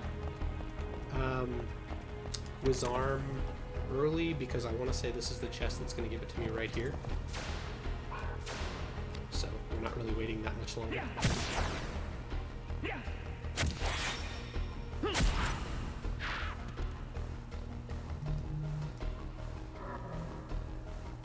This is an instance where I will take the shield just because it's a random drop, and I'm not intimately familiar with whether or not this is going to have a gem in it. If it does, that can be cool. So yeah, no gem, but worth a try. And yes, Batvark, I seem to remember these mimics being some of the main times. There are some of the first times I remember running into problems with damaging.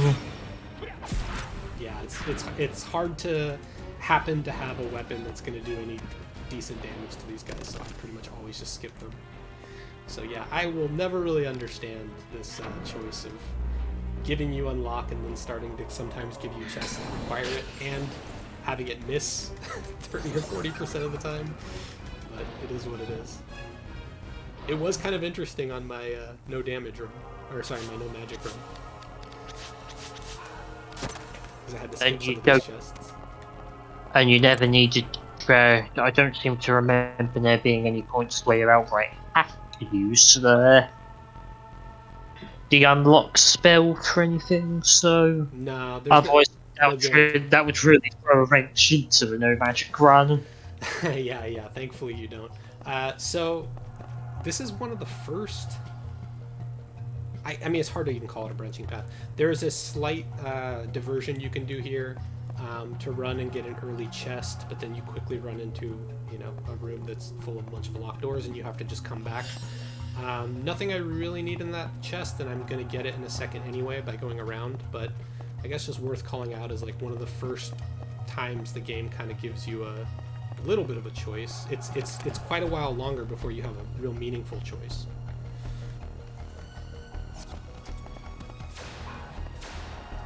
I remember the game sort of becoming open-ended after around, I think, either the keep or part of the Undercity. Yeah, really when you get to teleport, which I have to say, you know, 10 years later would the battle axe. I'm just gonna throw away one-handed axes. I think I got lucky on this. I don't think that's a guaranteed. Let me just check it.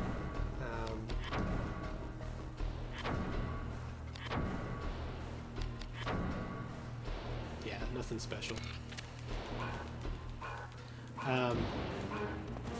Yeah, when I would go on to play Dark Souls eventually, the structure of that game, the original Dark Souls, would really remind me of Vagrant Story in terms of where it gives you teleport in relation to, you know, the game and how it opens up the game in a very similar way. I never thought to compare the timings of when you get teleport between those two games, but yeah, I definitely see where you're coming from. Yeah, Dark Souls reminded me a lot of Vagrant Story. These three bosses here, the Wyvern, the Fire Elemental, and the Ogre, no matter how many times I play these games, I mix these guys up. I sometimes... the game gives you the Undyne jewel right between... right before this, and I think that's what really throws me off. I think, oh, it's time for me to put the Undyne jewel in and fight the Fire Elemental, but not quite.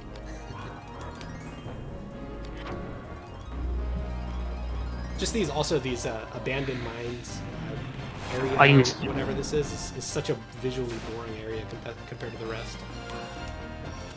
Yeah, I think I know what you mean. I think it's around the mid-game when I start getting bosses and that. As to where their locations are, I think particularly floor 2 of the abandoned mines.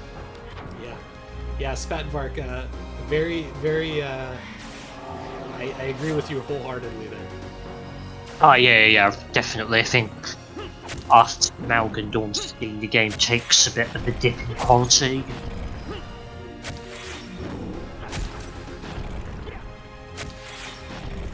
I hope I'm pronouncing those two, like that boss pair right, but you get the gist.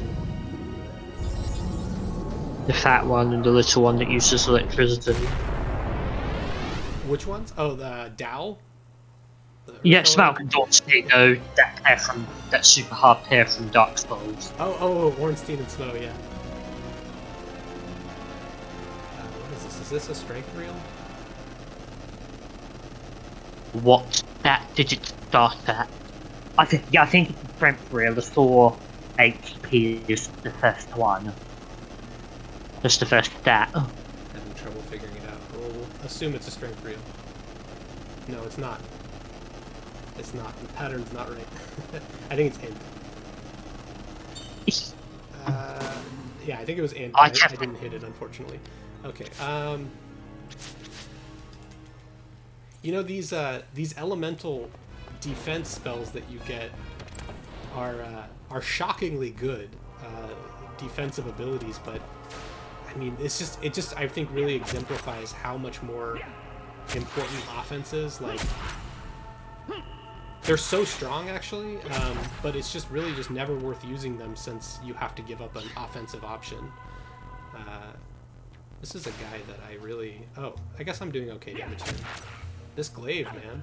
Usually the goblin leaders I will just like silence and paralyze and skip them because they have different weaknesses and they usually do low damage, but this guy's okay.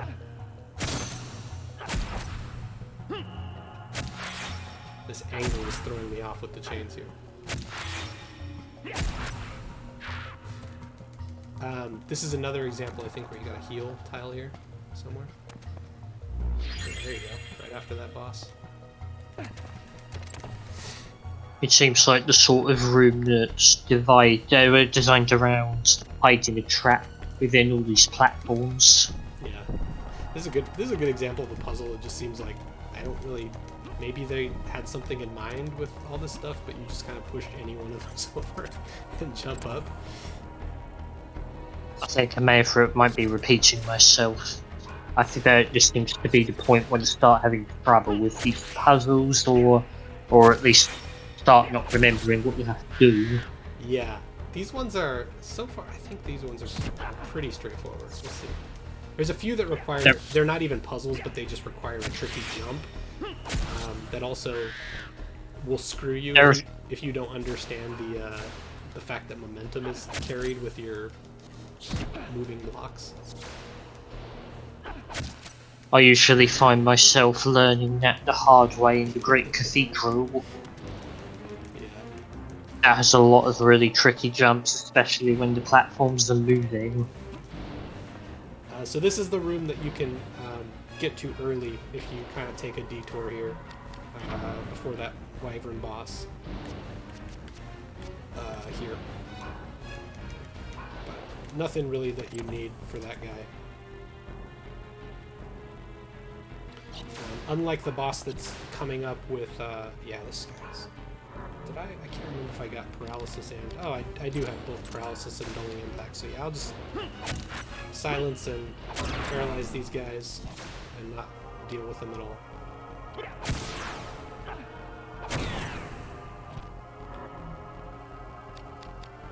Yeah, I remember finding myself relying on these sort of paralysis abilities to sort of get encounters, especially in the limestone quarry. Yeah. Yeah, my first playthrough I abused that as well, but I definitely, after I silenced and paralyzed, I sat there chaining it out at 5 damage at a time or whatever. But now I just skip them. But yeah, I know exactly the kind of jumps you mean, but even then I'm usually not all that great at nailing said jump. Oh, I forgot the poison panel. You can trap clear here. I always forget.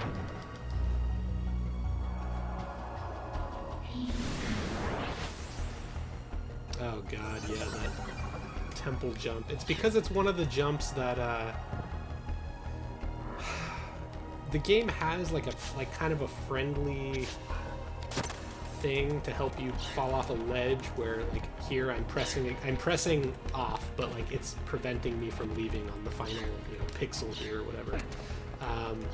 But that's one of the few instances where the ground is not high enough to trigger that, and so, oh great, I'm just getting hit by every trap. So you have to like time your jump perfectly at the edge before you fall down. Very frustrating. There's a few of them like that.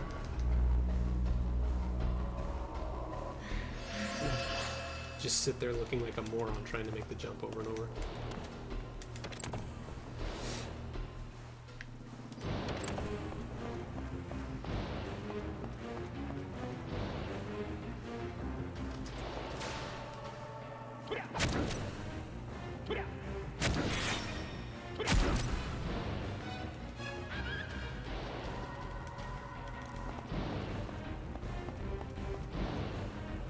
Quite generous of the game not to keep these timers going when you're chaining on a boss, when you're chaining on an opponent. Yeah, that would be brutal. It would make in particular, it will make that one time section at floor 2 of the abandoned mines even more arduous. Yeah. Wish that one bit's optional. Same strategy for this guy, although he's not too bad. Oh no. The game gives you a ton of Yggdrasil tears at the very beginning. Starts you with some, and then it gives you like something crazy, like 15 of them in the in a chest after that first Minotaur. So you have to try to run those.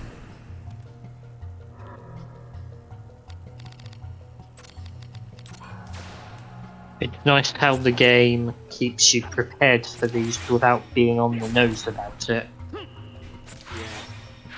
For example, I think any other developer would have dumped all of these on you just either at the very first room of the mines or the area before it, or when you start encountering opponents like that.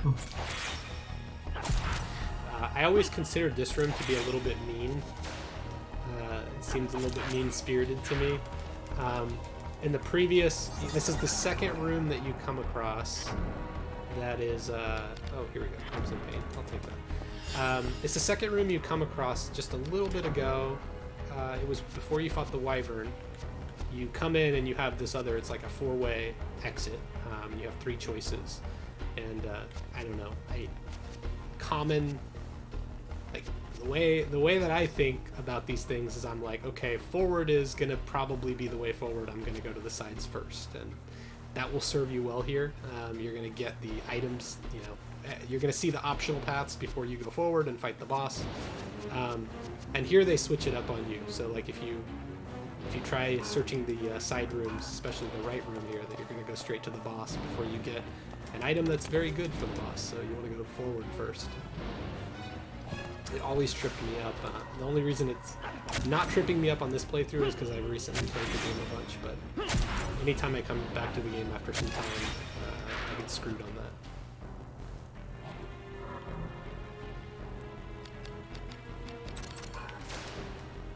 that. Yeah, I'm doing shockingly decent damage to these guys. I should just be killing them. Just so used to using that. Alright, that's fine. One of these. But hey, my high risk is giving me a 70%.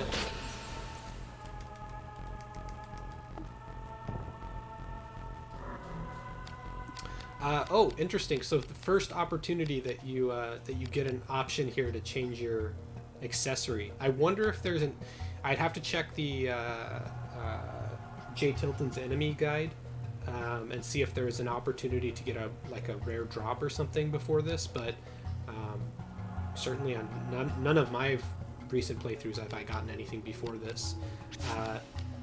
This one is pretty good soon, but its big problem is, so let's take a look at it. The main thing there is Grimoire Undying, which you want for the boss. But yeah, so this accessory, it's hard to get much worse than the Rude Necklace. It's not doing much for you. It does have a tight bonus, but it's primarily to blunt and piercing. I'm not using either of those, so that's not doing anything for me. And for fire, I did get in one of the shields that I picked up recently, in one of those chests. Is perfect example of something that I think a lot of new players can just easily miss, that they even have this gem because it's stuck in a shield. You have to specifically go in there and take it out. There's nothing really signaling to you that you got it. But it's extremely good for some of the upcoming boss battles, and it pairs really nicely with this. But it's kind of a trap because, well, it's a double-edged sword, I guess I should say. If you put it on right now, which you probably think to do, I would say, it's like the first time you get something new, and I don't know, at a glance it looks better. It's giving you 3 strength, 3 intelligence. It's got higher numbers on things than the other thing. But you're right about to fight a boss that is that you want water for. So it's a little bit of a double-edged sword. Like I said, this is It's going to affect your defense too, so it will prevent you from like getting, you know, 1 or 2 shot by this guy if he uses a multi-target attack on you. But I don't recommend it just yet. Very soon though. So for now, I'll keep the rune necklace for the boss, and I'm going to skip the other path here. There's not anything too interesting. I'm just going to go into the boss fight, and I'm going to use that. If you know what's coming, which obviously is hard to do on a first run, but oftentimes, you know, you're just going to save and you might die or have to restart anyway. So if you know the boss is coming, always a good idea to just buff before you go in. You can get more attacks off. Prostasia is going to overwrite, so I don't really have any buffs on my person right now that I can use. So that's pretty much all I can do.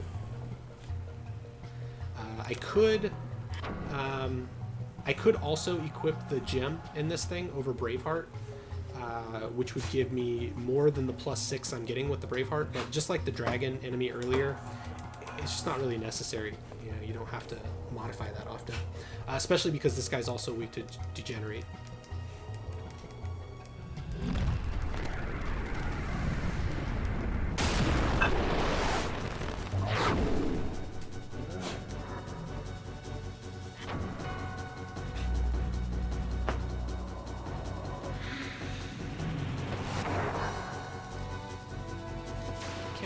This guy's chain evade is lowest, but yeah, you see here I'm doing very high damage.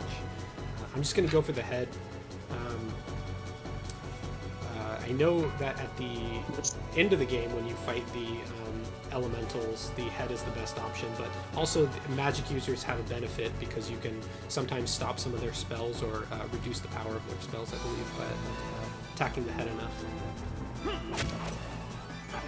The fire elementals, chain evasions, blow the head and the body. Oh, good, yeah. So I guess rule of thumb then for these guys is just go for the head or the body. It's usually my favourite for these kinds of opponent.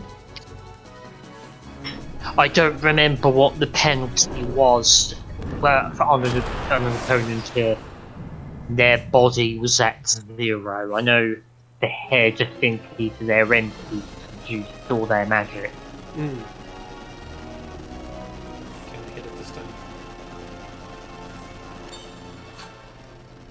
There it is. Do I want any of this? I'm not gonna bother with the HP elixirs. They just take too long.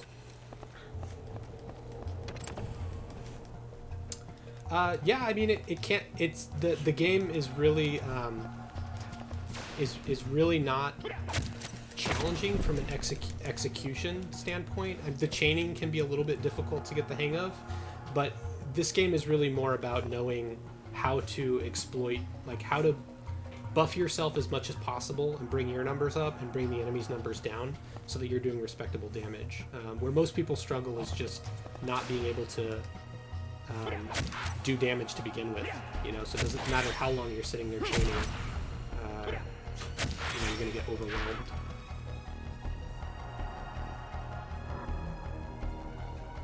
Go ahead, yeah, you can use it. Yeah, light crossbow, I got lucky. I'm not going to use any crossbows though, so I'll throw that away. I haven't gotten any interesting drops yet. It's unlikely to happen since I'm not really like farming at all or...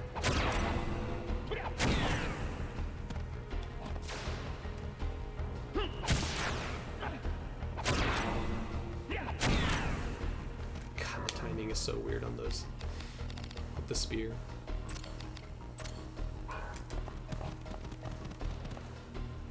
I'm guessing it's meant to be it's meant to replicate the idea of casting a spell or something in the midst of landing a move.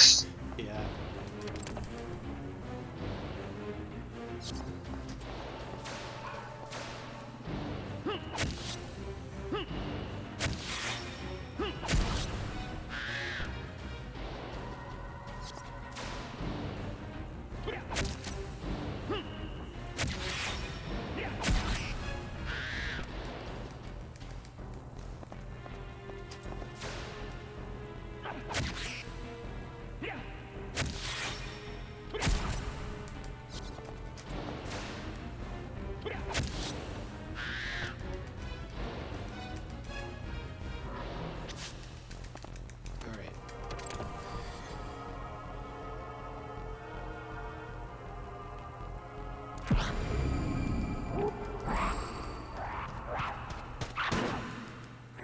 Yeah, this guy is definitely body for Chanavade. I remember that. So yeah, since I haven't messed with my gems much, this is probably the best opportunity if you're gonna switch over to really trying to exploit fire.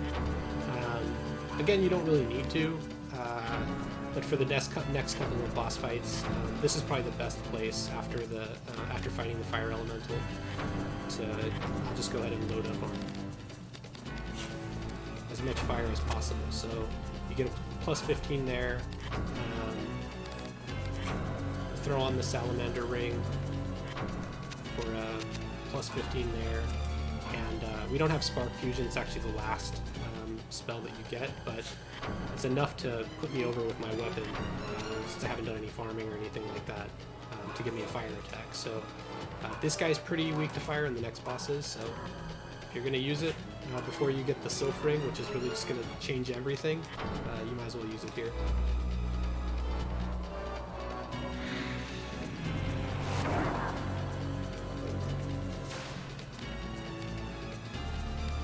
Body is definitely the lowest damage here for base, but has no chain evade.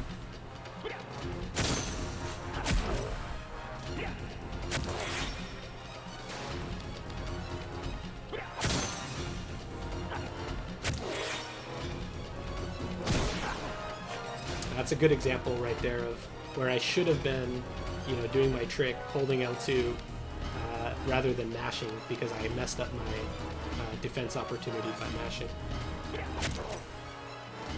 I just got crit for more than the hit points that I have, so I really need to heal before the next attack.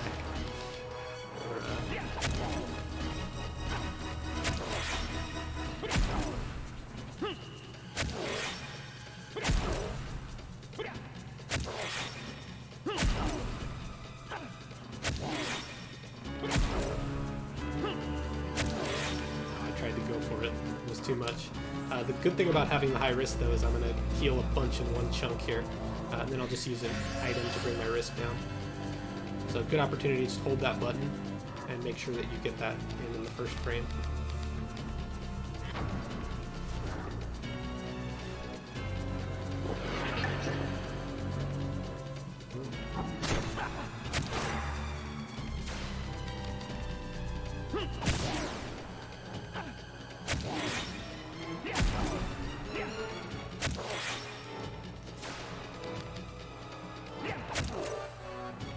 It also looks as though you're more on top of using defensive chain abilities than I am. Sometimes I forget that they exist, even though half the time they can probably help out on some of the more hard-hitting opponents, like this one. Takes the middle man out, healing in one way. You really don't need them, although they are extremely powerful if you get good at using them. I mean, the fact that the defensive, the primary defensive abilities, since they give you the hit points back afterward, you can have one hit point and get hit for 999 damage, and or maybe not one hit point. That might still kill you because you might heal 0. I'm not sure on that, but it's very hard to die if you can accurately time that, because you're going to get the hit points back. So extremely powerful, but also just like you really don't need it.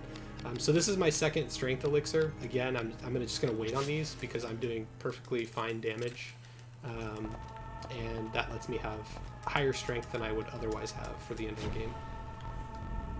Depending on the area, these defense being able to survive death and then get a lot of health back from these defensive abilities have helped out. It's just more the case of getting into a habit of using them than anything.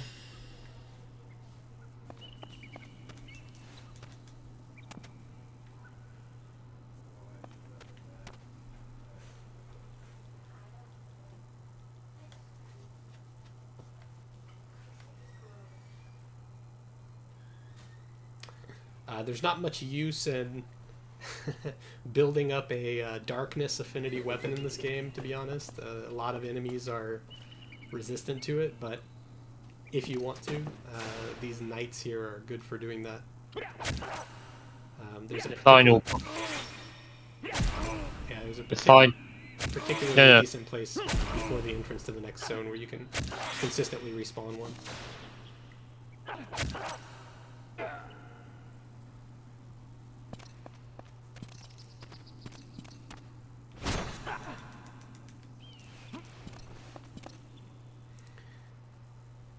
Is that what you were gonna say?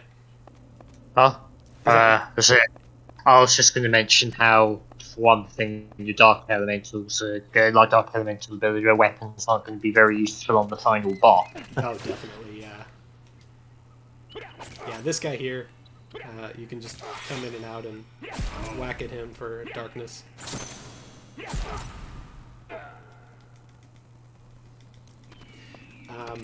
Another interesting thing to call out, I wish I had more of these. This is one of the things I'm still trying to completely map out with some of the spreadsheets and stuff I've been building, but this is one of the first the first opportunity with this guy here. Is another thing I did on my, I believe, my No Magic run, is this guy can drop, let me see if I can just see it actually. I'll analyze this guy.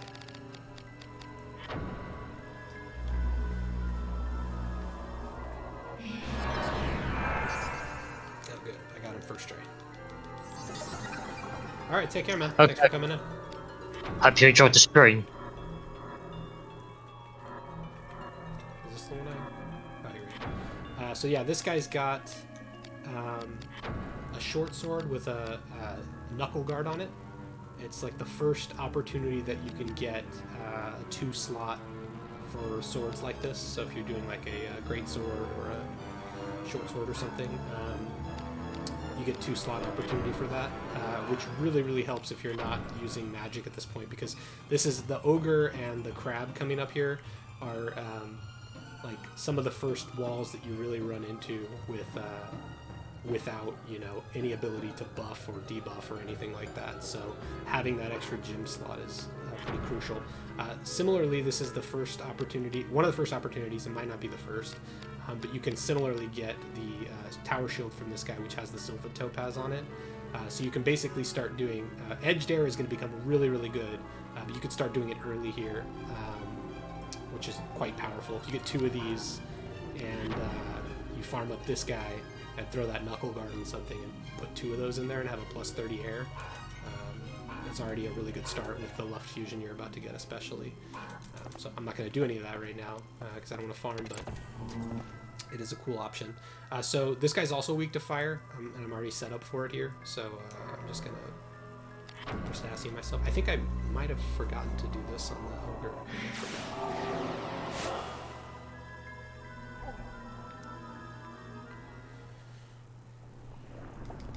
This is a rare boss that's weak to poison. I think that's a rarity. You can like poison and numb this guy and stand across the room, and he'll a lot of damage will be dealt to him, but you're also putting yourself at risk of getting hit by his bubble attack. So it's completely pointless, but it is one way to deal good damage to this guy. Experience that one bubble attack on the nastier moves in the game at that point. Yeah, in general, you want to close your distance as fast as possible, as close as possible to these guys, and just stay there.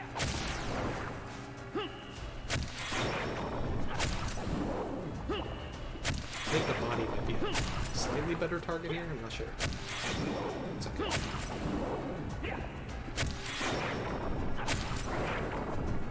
Yeah, I think the body is the best place to hit. But I like the claws because I can see my weapon, helps me change.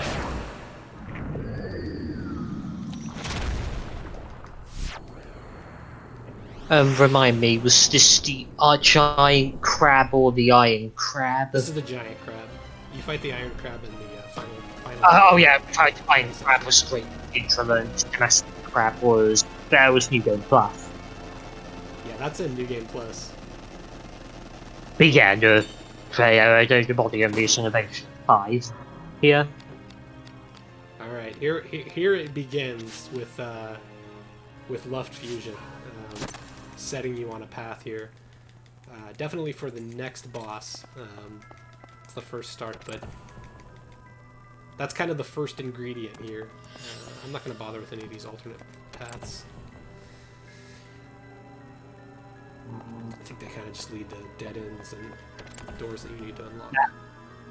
That, and there's not much use in doing the whole map in new game anyway, since you can't do the whole thing.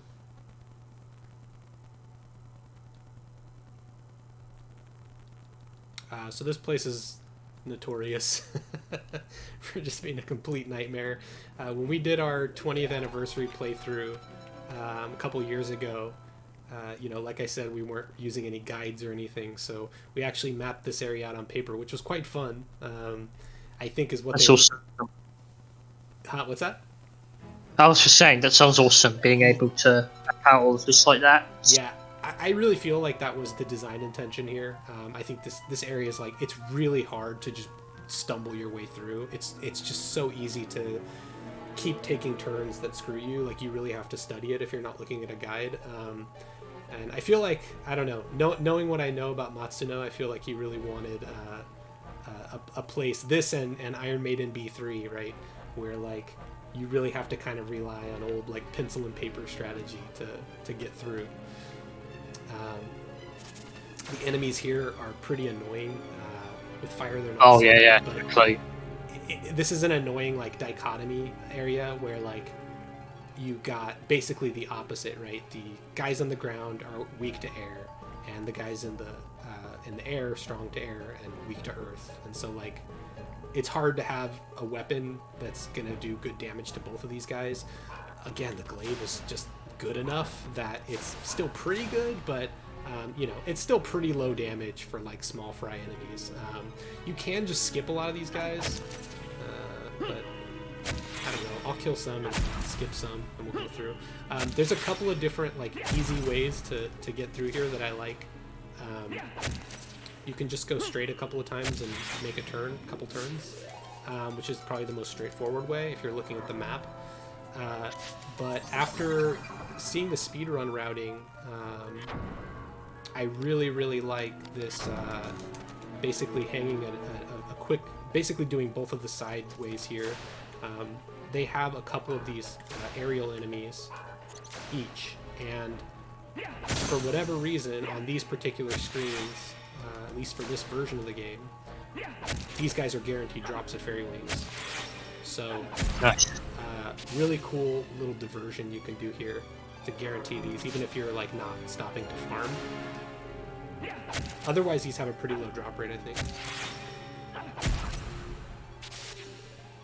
So yeah, I'll pick these two up and then go down the other path on the previous screen. I think Snowfly Forest is definitely the kind of area that better on the second playthrough. It's also quite hard. On another note, it can be quite hard to avoid regular opponents here, given how tight space it can be. Yeah, they're annoying. And then not only that, I think the special ability the aerial guys cast on you, I want to say you can't block it with the normal what is it called? Impact card. It's like not a normal, quite hard to work around, yeah. I think it's impossible. So like it's one of those ones that can get you. So yeah, picked up. Let's see. Let me sort my items here. It's been a while. Make sure I didn't. Oops. Make sure I didn't miss any. Oh, I did miss one. Definitely use that.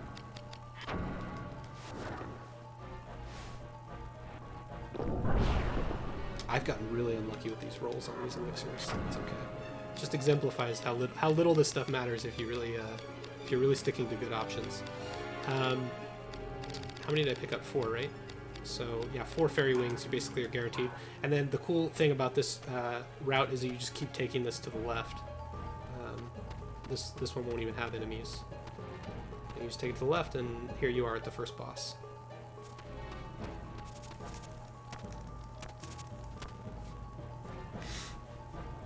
So yeah, this is my new preferred route, thanks to probably Dragon Dark. I imagine is the guy who wanted that. I don't know for sure.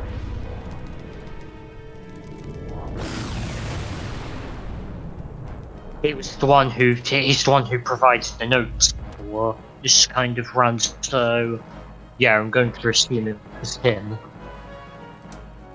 I know this seems to be the one boss that everyone seems to struggle at, and Yeah. oh yeah, exactly what Fatmark's saying. It seems to be the point when Right. people start to do damage. Yeah, so you definitely want air here.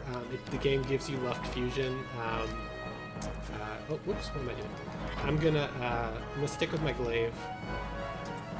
Yeah, you can't degenerate this guy also, which I think makes it kind of crappy too.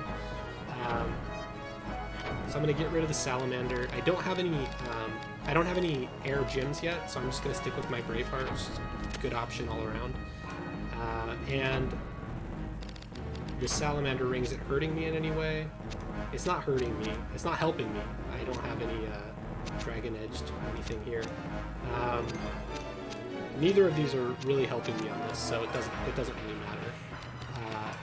So I'm just gonna go with this, and I'm gonna use that left fusion.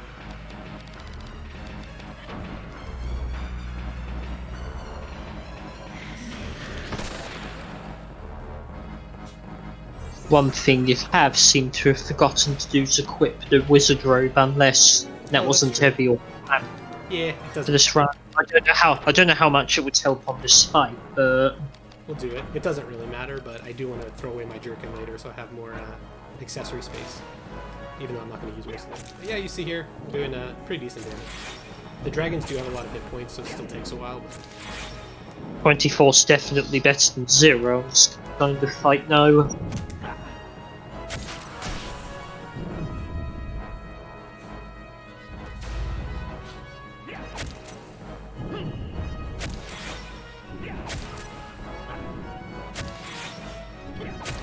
we're right about to get a significantly better weapon. So as one of the last bosses that you fight with this like really early game weapon, you know, still very respectable damage.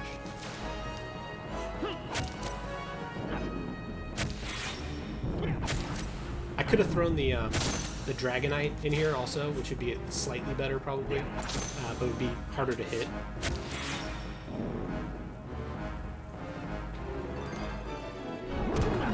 I need to be more careful. I'm gonna get crit and screwed. Yeah, I know what you mean. It gives you the ring, like you can use it on somebody else.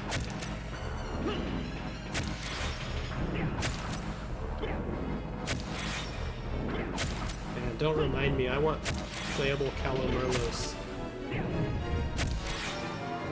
I've seen some of the modding videos for that.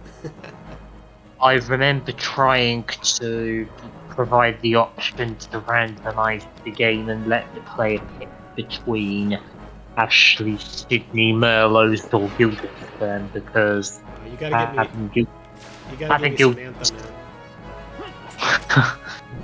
I wonder how easy Samantha is to implement, because I know Sydney was very buggy, which is very annoying for me. You'd think Sydney would be the easy one since he actually has like a combat, you know. In combat, he's fully functioning. In battle, in the overworld, when you're doing a lot of the platforming, he seems to crash the game half the time. Joshua seems to weirdly work out really well, and I think he works out almost as well as Ashley and his alternative attires. I think he weirdly seems to have good animations with a lot of the weapons. Oh, really? Yeah. That's nice. Guildenstern's a complete no-go. Merlot's on the field, slides around, skates around. Merlos was supposed to be, at least from what we know, right? She was supposed to be the second player character, right? Yeah, that's what I'm getting at. That's what I think. I think her being on the cover up's a big case of this. Right. So here, just for the rest of the routing here, this is another case we go forward and straight backwards, and you get the heal panel here after the boss. One of the things that the speedrun definitely takes advantage of. And then the follow-through path is just right here.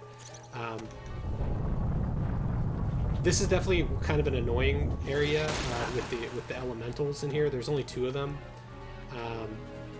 where like it's hard to avoid having to basically re-equip for these guys and fighting them based on the other weapons that you're using for fighting the enemies in here.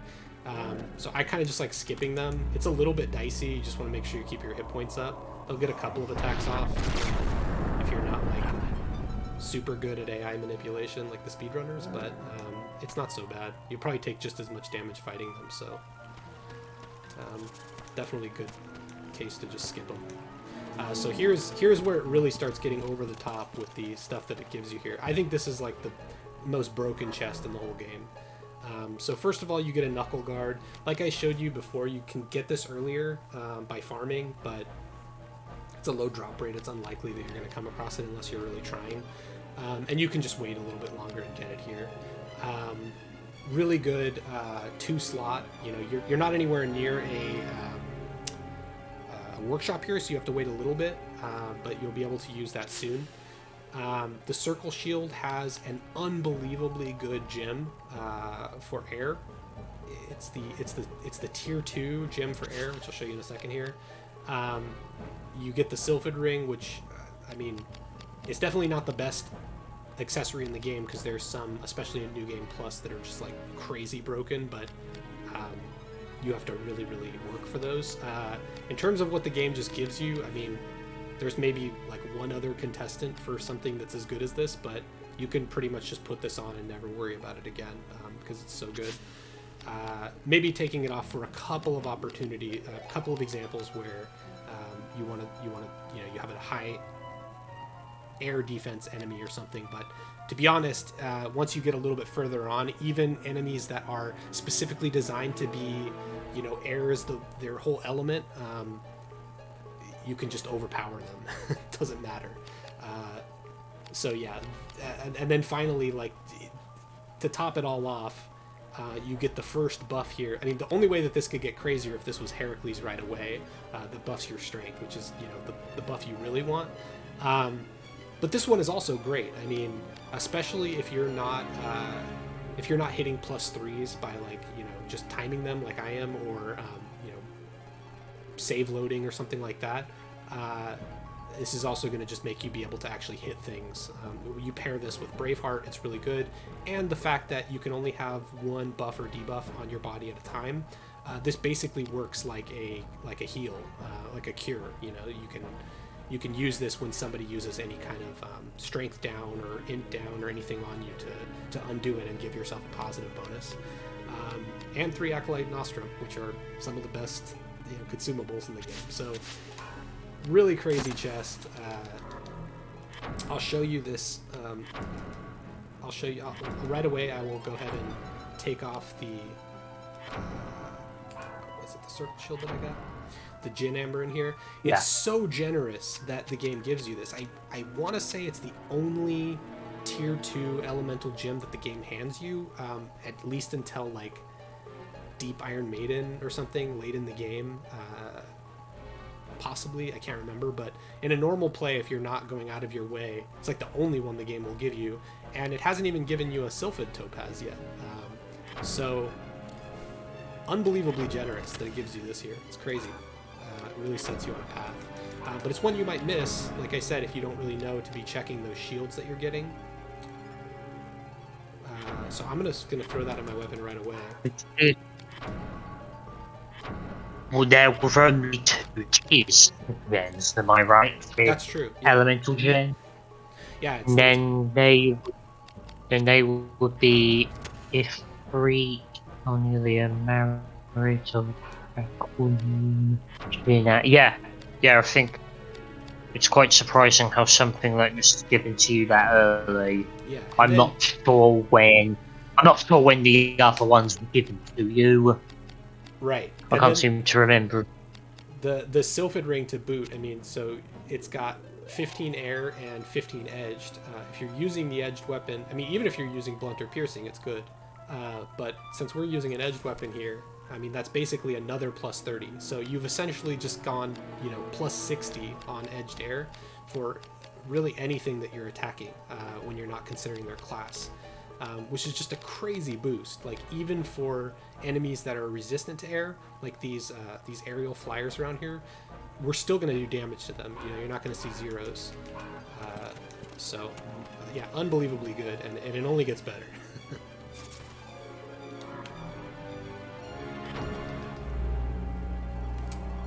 Yeah, Faindos and Lampkin. That's true, it is them, isn't it? Does it actually... I wonder if it's... I don't think it actually says their name, but I think that is supposed to be them, isn't it? Yeah, unfortunately they're just zombie knights now. Don't get separated from Grissom. That's the lesson. So yeah, another... to a man. Another elemental here. I would just say skip him. You can reconfigure him very easily to beat this guy. He's actually weaker than the version that you fight as a boss, but it's not really necessary. I'm surprised they don't have their name. You got like the two named knights at the beginning, and the named undead knight.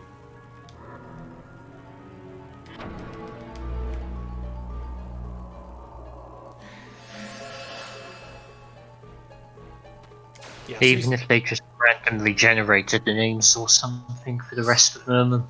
So you see here, you know, especially if I throw left fusion on, this is just a perfect example, right? Like these guys are tailored to be strong against air, to sort of make you switch between air and earth, and it's just so powerful that it just overpowers it, even with this kind of, you know, weaker early game weapon. It's amazing how overpowered you can get just even as early as Snowfly Forest. Yeah, this is which really you think will be around mid-game. This is really where it goes over the top with this. Oh, another fairy one. Nice. Yeah, and these guys that are weak to air just get crushed.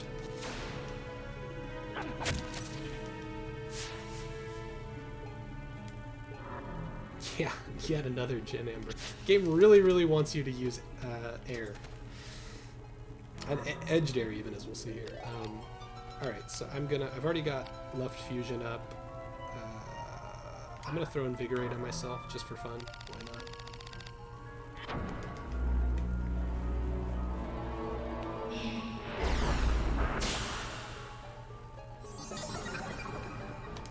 And there's a case to be made for killing Grissom here first. If you're still... You definitely don't want to be spec to air in that case. He's super, super, super strong against air, edged air. So if you want to do that, you don't want to quite respec yet, like I did. In the speedrun, actually, they definitely kill Grissom first.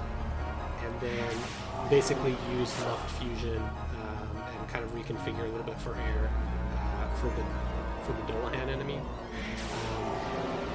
Since I'm not in a hurry, I like doing it the other way around, so you can get his weapon as early as possible. Oh, Sydney. And this guy can be tarnished as well. All these armor enemies can be tarnished for an additional bonus, but it's not even necessary. Like the scope of this fight is quite easy, even without Sydney's help.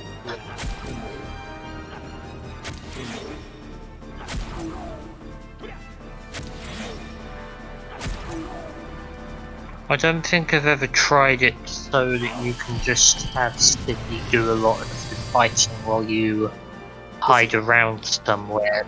Does he even actually attack? To be honest, I don't think I've ever seen him attack. Alright, I gotta get rid of some of these grips. I can't hold anything else. But you definitely want this weapon. It doesn't have the best grip on it right now, but it is unbelievably good. Unless you've spent a lot of time, even if you have, honestly, I don't even know if it's possible to make anything that's as good as this is going to be right now at this point in the game. So this weapon is just unbelievably good. Great sword. And you finally get Tarnish here, which is good for Grissom here. It's one of the only things that you can really do to up your damage on him since he can't be degenerated. And then he's really strong against air, so I'm gonna just equip that. So the downside of this, and I think this is the reason why the speedrun does it in the other order, is that this is gonna have no phantom points, which is definitely a downside. So you could use that. It's unfortunately really annoying with Grissom because he's highly chain evades. So it's really hard to like instill and build this up during the fight, which just makes it super annoying. I did that last night and it was very annoying, so I think instead I'm gonna reconfigure here just a little bit. And I'm just gonna equip Braveheart and see if I can. Okay, it looks like Sydney's not doing anything, so I'm gonna Prostasia myself. To guess, Sydney's AI has a very low priority for low priority conditions to actually do damage. But it is possible, eh? Yeah, but based on what Dinglome's saying here, it seems to deal a whole lot of damage. Nice. Tell me Dinglome was this with Prostasia on himself or without Prostasia? He's got to get something better than a short sword. True. Yeah, still doing pretty low damage here with this setup. I might do more with. Let me check my sheet. I don't actually know.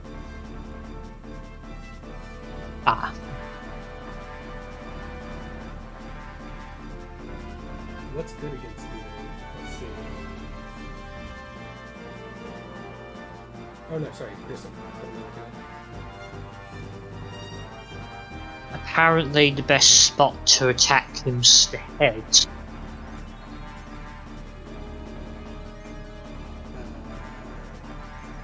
And in the speedrun it's still at a point when you still have the inner equipped. But I'm not sure how useful the Stinner's going to be here if they won't have any phantom points. Yeah. Fire's a little better.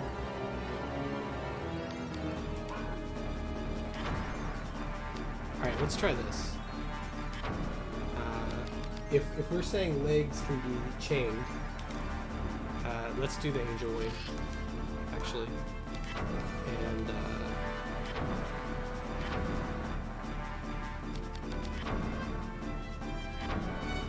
oh, Demonia. Is he evil? Or is he, I don't actually know. Is he still human or is he evil? Yeah, Grissom's still human. Okay, human. Well, why don't we just keep it simple then? And we'll just throw...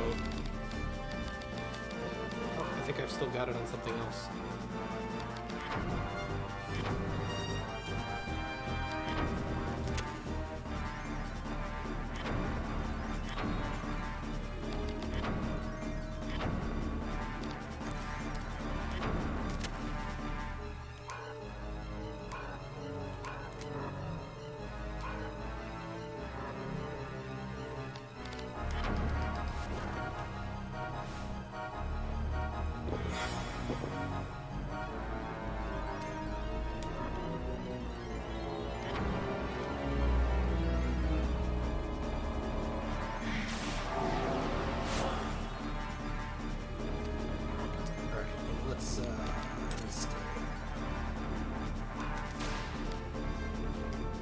It'll get better as we instill.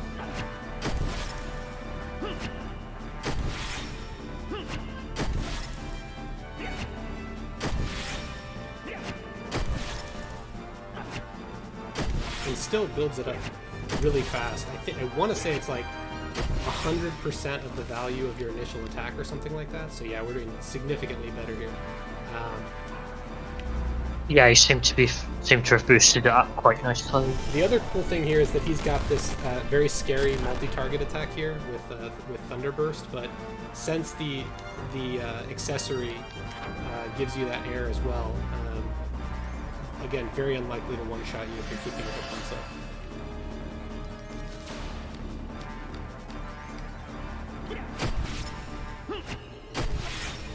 There's also Sydney healing you if necessary.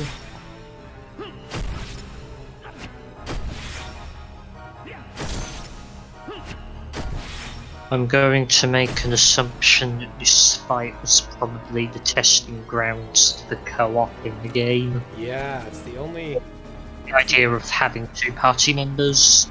It's the only example where the game forces you into it. It is possible to set up that situation, which maybe I could show off a little later, some of the nights or something. The idea of getting these blades to start liking you. Yeah. I only discovered that recently, not long ago. It's completely pointless, but it's fun. I think it was on the Reddit for the game. Yeah. Alright. Good to know about the legs. I don't know how I haven't already memorized that. I thought he was chain evaded everywhere. That wasn't so bad at all. I guess I just naturally go for his head just because he's a caster. Same as Dwayne. Okay, so now that I'm out of there, I definitely just want to fully spec for air, and soon I'll be able to make this even better with that knuckle guard. But I'll throw that Gin Amber on here.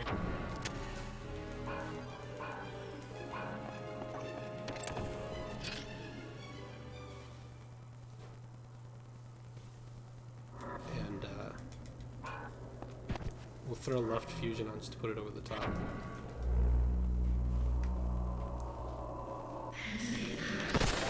Let me see if I maxed out my Phantom points here. I think I did. They're pretty close enough.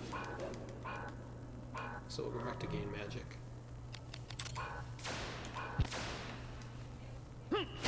These guys are weak to air, so this is just ridiculous.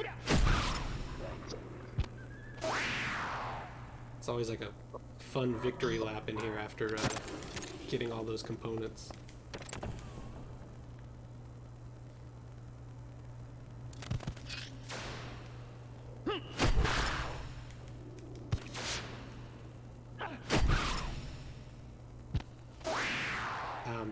This is also really, I think, where if you are into if you do want to farm up and start crafting some better weapons, you start to get like more actual. The way that it's set up, interestingly, is like the crafting really can only take you so far. Like the short sword is a perfect example. Oh shit! Better be careful. I actually forgot a chest in the Snowfly Forest that has another thing I wanted to show off for taking your short sword further,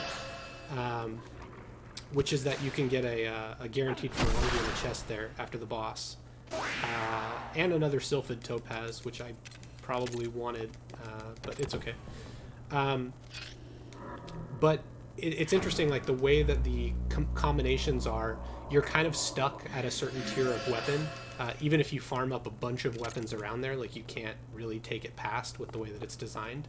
And this is like kind of the opportunity where it starts letting you get some of the, like basically craft up to some of the best options in the game if you really want to.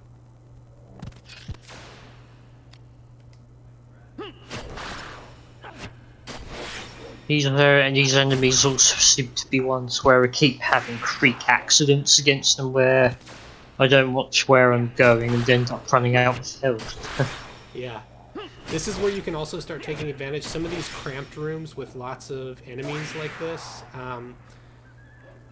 you wouldn't think it, but a lot of times you can sort of just easily run by all these enemies. Partially because the way that the game like prioritizes who can attack. You know, you really only have like one enemy that's actively trying to attack you at a time for the most part. And you can sort of like cut enemies off with one another and get them to hit each other too. So yeah, I have that a lot in these kinds of corridors. yeah, if you have to open a door, it's a little bit more dicey.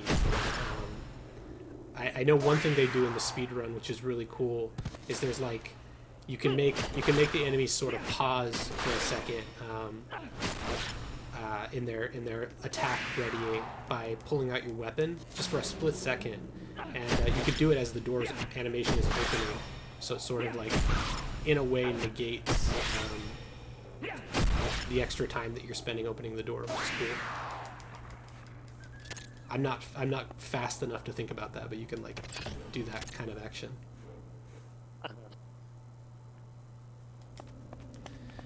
So here's the. I'd being the sort of thing that's pretty stiff if you could get it to land. What's that?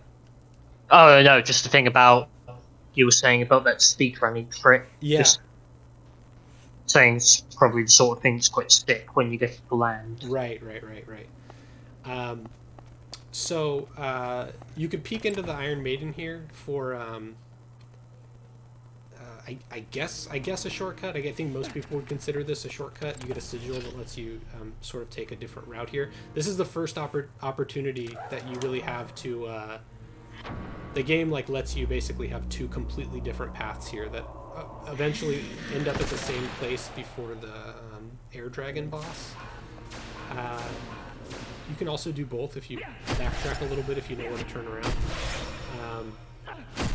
I think Spatvark in your guide, I want to say you have it such that like you go down the Mandrake Sigil path and then turn around to sort of get all the items and stuff like that, which is probably the best way to do things if you want to get everything. To be honest, I kind of prefer the route that is that is without this. If you're gonna just do one, even if it's got sort of the very annoying timed zone, but there's a really fast way through that. I should really be using agility up on myself here. These guys have annoying evasion. But yeah, so there's more goodies in that path if you do get everything, and then even if you're sort of like skipping everything and you just want to make it through, there's a very, very fast route through there that doesn't involve many rooms. You can kind of just skip most of the enemies, which is usually what I do. And the other benefit of that is that you fight two bosses, I want to say, instead of one. I might be mistaken on that. Maybe it's two both ways. I think the other way has two, because you're going to fight the air elemental and then you're going to fight the earth elemental. So you get an extra stat reel. I don't know. Yeah, it just depends on what you do. That route does have a bit of a weird effect to it, which is that like if you take that route, you never see the dark elemental, and then he starts showing up randomly in staircases all over the place, which just like feels weird because you never see the boss version of an elemental before he starts showing up everywhere as a random enemy. So here there's some cool stuff we can do in the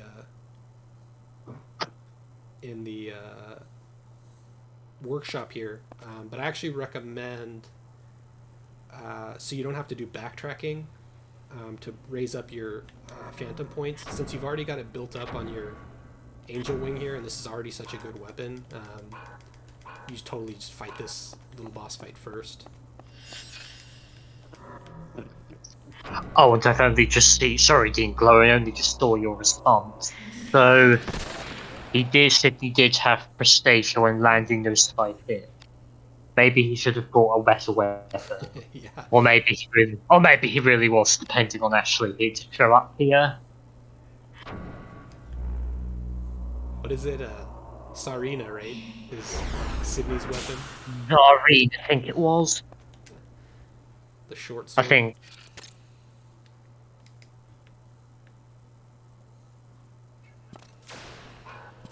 Yeah, that's right. This Joker.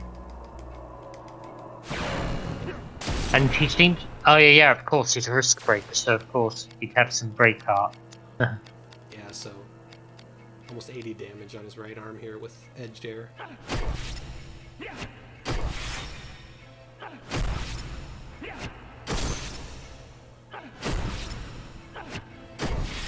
But yeah, that's right.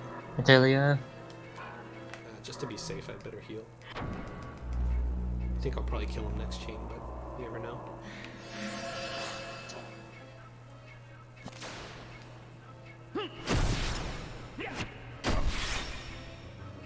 Alright.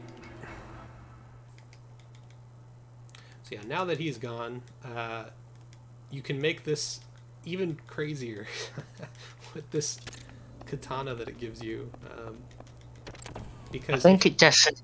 Oh no, no, go on. if you've picked up the only other greatsword that the game has given you at this point, you just combine those two and make your weapon even better.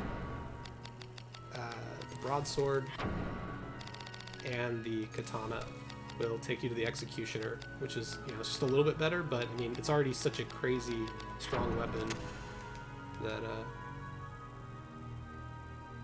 that you can do that. If you have actually used the another benefit of using the greatsword a little bit earlier, when you're back in the sanctum, I think, is you're likely to have the phantom points for both of those two blades completely maxed, and so combining them actually, you could do it earlier too. You could do it before that fight and not have to worry about instilling.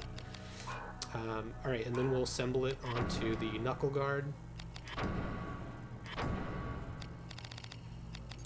But yeah, I think it would definitely be interesting to see what Rosencrantz's some of Rosencrantz's backstory.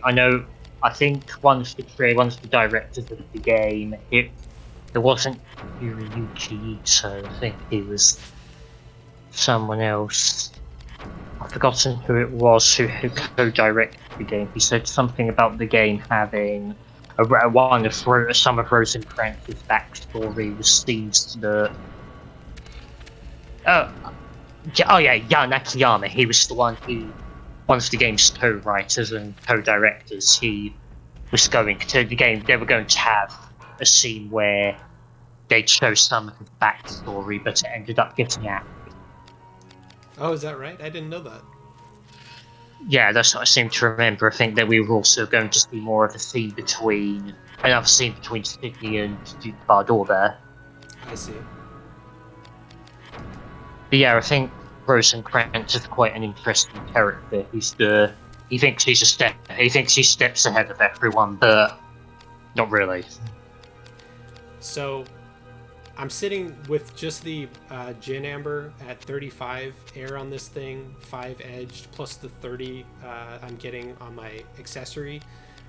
You can throw the Sylphid Topaz on here also instead of the Braveheart for just more raw damage, but personally, compared to the plus 15, the plus 6 with the extra hit rate, I really just like the Braveheart, and it's less. If your goal is less menuing, which has kind of been a theme of this, when you swap out a gem for a defended air enemy, it's just less swapping that you have to do. You just swap out that one gem and keep the Braveheart in. And I'll throw in Still back on just to get this back. These knights are really annoying though. This is where Dean Glow called out on one of my previous streams. Endlessly hilarious to me in every run that I do of this game, that these guys just sit around casting buffs on each other. Oh yeah. I remember them being a massive hassle when I was trying to gather saves. I ended up moving things through a complete hole. So annoying. But yeah, Adelia, I didn't realise that Rosencrantz was meant to be the Duke with the successor.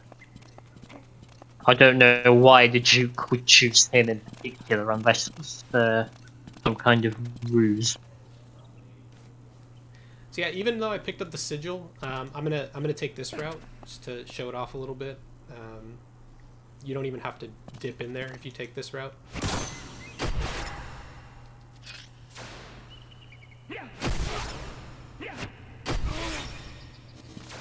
I know that this in the game story there's this big race against time to find the successor, and he really doesn't want Joshua as successor and knew that much. The thing I didn't know was that Rosencrantz was his initial choice.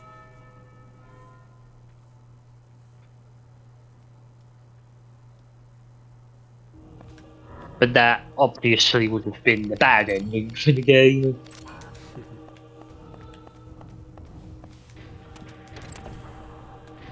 Alright, so this place sucks, but you won't be in here for very long. This room is definitely one reason not to do this way for a speedrun, I would imagine. is kind of an annoying, just time-consuming one.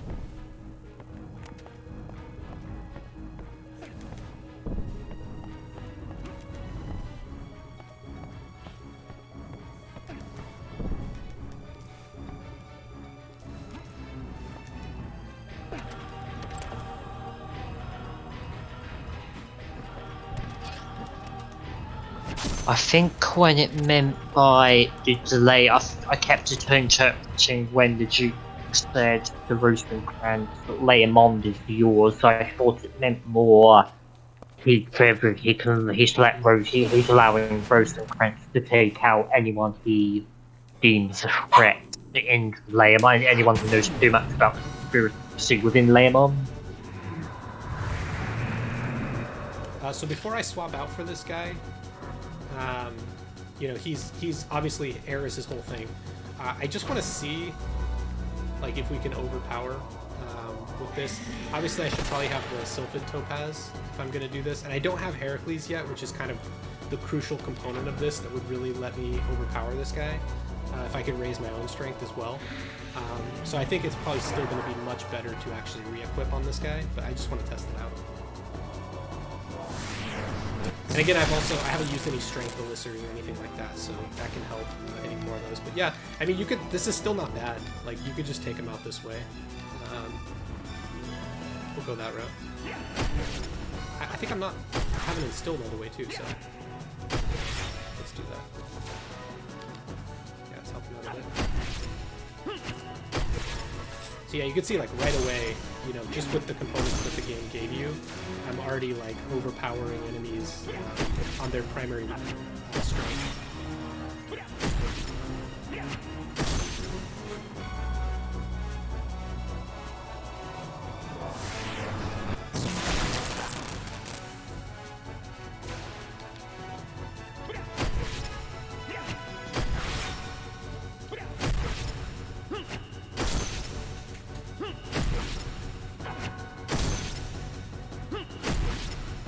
Which has the benefit of also making his attacks weaker on me, since I've got that accessory on, boosting my, and I have the air buff. I want to say the air buff. Maybe it's just for my weapon though. That doesn't help me.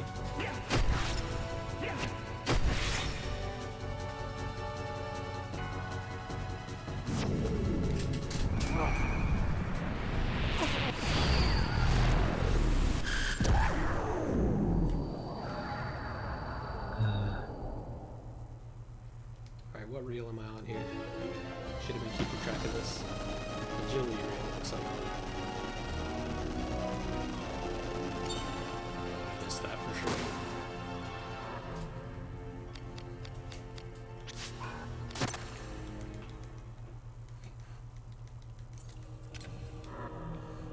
sure. You know, there is a benefit.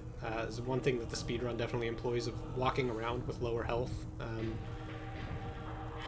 Generally just encounter less enemies especially if you're running by things, to make it easier. It's a little bit dicey though.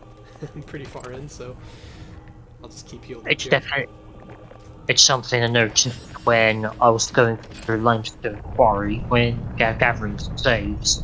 Otherwise it doesn't usually cross my mind until too late, like what's going on with you right now.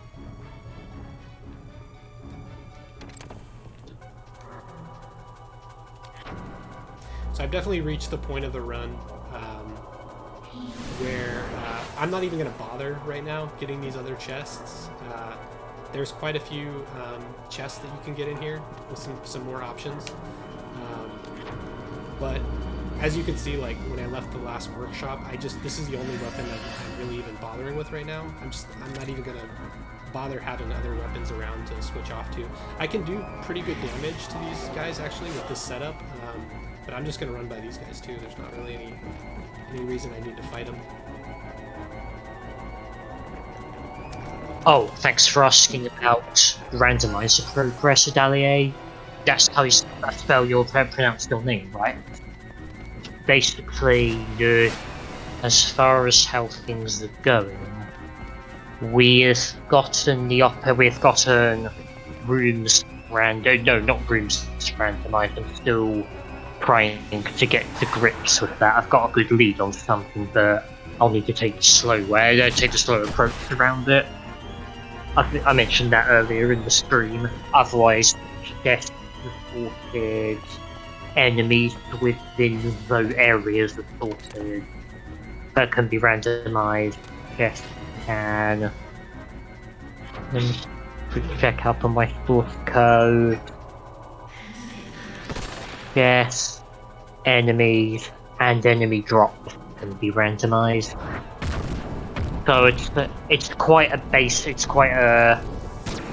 It mainly uses a command line sort of interface, the console sort of interface at the moment. I intend on getting a GUI when I've gotten something sorted out. Randomized drops could be amazing. I mean, if there was a way to like, I think what could be really cool would be if you basically randomized some aspects of it and had other aspects that were based on what was randomized. So like, for example, randomizing boss weaknesses and things like that, such that you sort of make sure that the game is giving you the options that you at least need to reasonably deal with them. I think would be really sweet. I'm not sure how easily I could randomize opponents. It's definitely possible, but as for having them respond to equipment, then it'll take some work, but Yeah, it's definitely. definitely an idea long term. It sounds like a lot. Yeah, not to put a bunch of extra work on your plate, but I do think that would be really, really cool. Just make for a whole different experience. It would really bring back like that feeling of. I mean, at this point, I sort of like know what to expect so intimately from it. It would kind of bring back that like, really having to figuring out what is sort of needed and making sure that you have the appropriate response throughout the game. Yes, that's a good idea. The ecosystem between the bosses and the drops that you're given for each coin. So yeah, just really quick. So taking that early right in that first four-way room, I mean, basically just puts you right at the end of that thing. So you're only in there for a few rooms, and you're basically done. It's now basically spit me out here at the room where the two paths converge. I think maybe what certainly I or maybe other people would consider like the most annoying room in the game. Especially if you're starting at the bottom. So maybe one reason not to take this route is so that you're not all the way down here. But just an unbelievably annoying room with these two, I think it's two, maybe even three, casting enemies that sort of cast at you from a range, seemingly endlessly. And it's very hard to climb up or hit them. This is one place where break arts can definitely come in handy, or magic, because it's just got so much more range.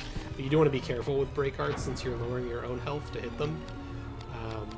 But I've still got my air buff up, so I'm doing pretty good damage on these guys. I think like 2 break arts will probably kill them. I think that's my recommended way to kill these guys. Never realised you could do that with great swords. Yeah, most of the tier 1, maybe even all of them, Spatmark can maybe correct me if I'm wrong, but I think most of the tier 1 break arts for almost all weapons have that really big range, and it targets their different body parts, so it's kind of a win-win for this sort of situation where you just need range and damage.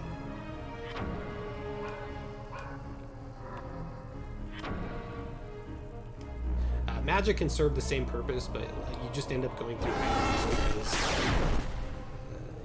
you run out of MP so quickly with good magic spells.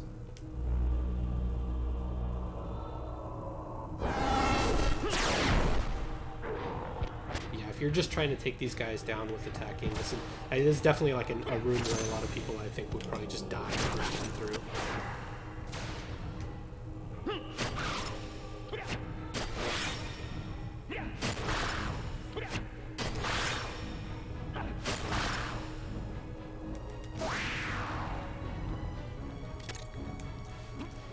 and maybe the final boss in some ways of standing up against your edged air strategy here with this air dragon. I think this might be, since you can't degenerate him, you don't have Heracles left, you don't have Heracles yet. If you could curse him with cursed Umbra from the Great Axe, that would definitely help. But I want to say this guy might just, like, I might not be able to overpower him the way that I did with the air elemental, being able to degenerate. I'll give it a shot, but usually I reconfigure for this guy. It's one of the few enemies that I do, or feel like you really need to. But I'll give it a shot with what I have.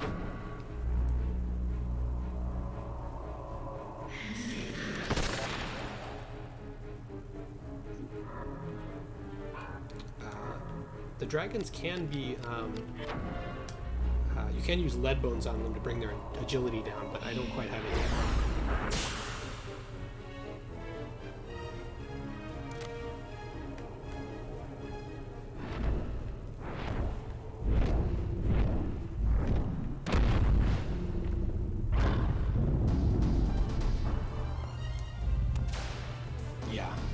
Even with all of that, just 0 damage with this, so definitely want to reconfigure here.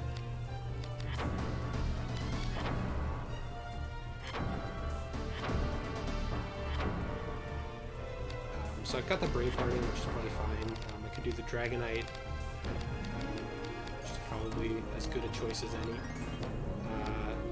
And then Earth would be preferable. I think I did just get Soil Fusion. I don't have any gems that have Earth, so let's go with that.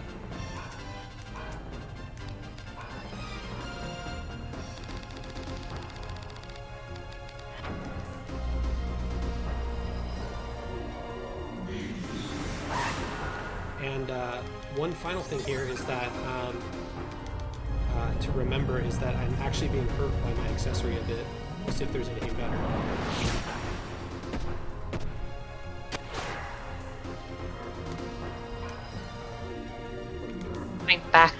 Going back on the subject which Dean Glow and Adelaide were saying then, I think that I think I managed to find something for the Japanese script for the game. I'll probably give along a link to it on the Twitch chat.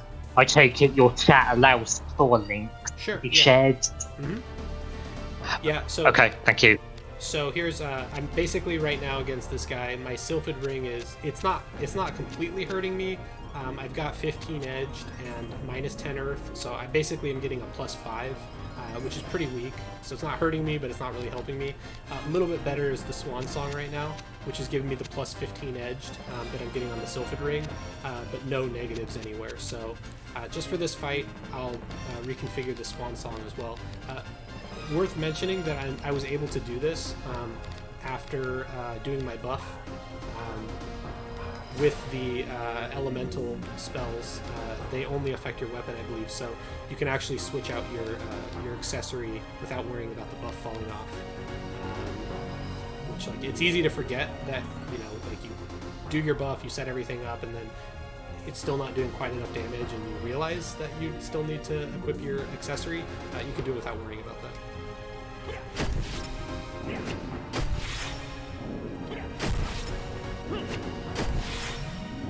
Now we're doing good damage on this guy. I don't remember dragons being all that big a deal in the game, but this one I remember being the main one that in new game that was an issue. I might be getting them mixed up now.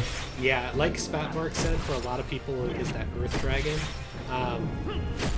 It really just depends on whether you've taken the bait on Edged Air. You know, if you kind of understand what's going on and understand what the game gave you in Snowfly Forest, it's very easy bait to take, and then this guy is just like a brick wall if you don't have any other options. But you know, just a few adjustments and then you're doing respectable damage again. and it's like I said, it's one of the last things in the game that you really even need to worry about it.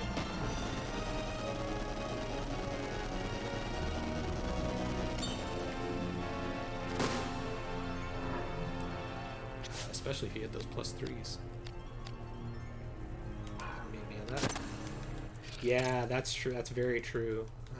Very devious.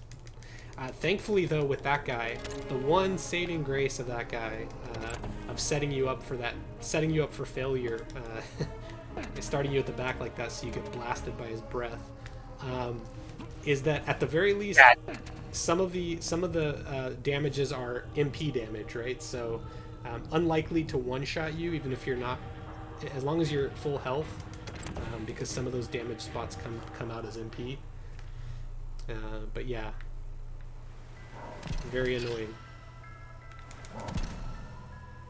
This guy, speaking of annoying, this guy with his debuffs and buffs.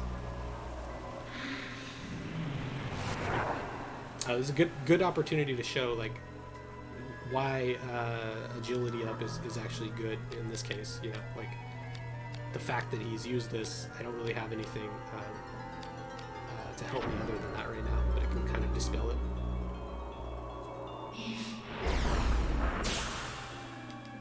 What am I doing with this guy with no buffs? That's fine.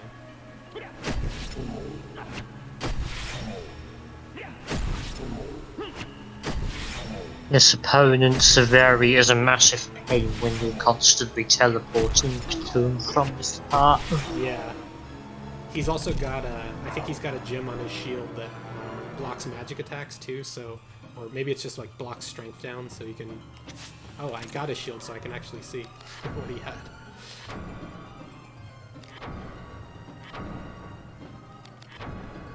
Yeah, Power Fist is a gem. It's kind of a rare gem in New Game. You don't really get it from any chests or anything. Very situational. Gives you evade strength down by 20%. I think that these things are so useless. They're a little bit annoying when they're on the enemies. I really think that they could have just made these situational gems with the abilities just 100%. Like, if you've got this, you know, you can't have that ability inflicted on you. I don't, even then it's hard for me to imagine that they would be all that great of options, you know, only for, it would still be situational. I feel like that would have been a better way to go with those. Because I've never ever felt the need to use any of those things. The fully blocked ones at 20% are good, like the, what is it, like the one that blocks magical attacks 20% of the time, or physical attacks 20% of the time. Those are good on a shield for sure.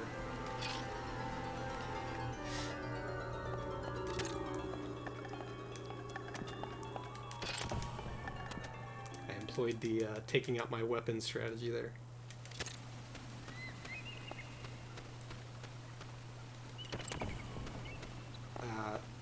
So here you have two options. I always go through the walls. It's a little bit longer, but it's always fun fighting these dragons with edged air. These guys are also really good for. I know there's the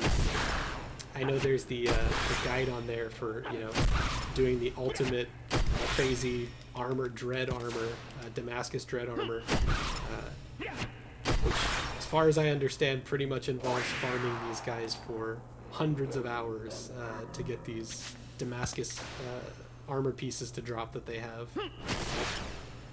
But also very, very good farming spot if you want to craft, just for weapons as well. Lots of good fodder here. This is basically the point of the game, especially if you've taken... So I should say one drawback of taking this route I took the route that doesn't involve the Mandrake Sigil, is you won't have the sigil required to open up this this great workshop coming up. Now, I don't really care because I've already got the weapon I'm going to use for a while, but probably better to take the other route if you are going to build, you know, better weapons.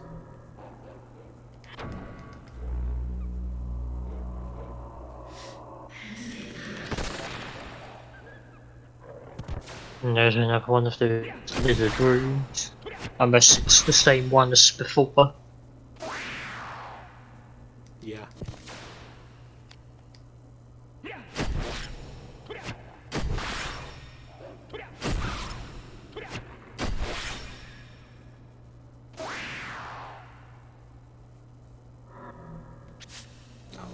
hoping for a weapon. Always fun just to see what you get from these guys.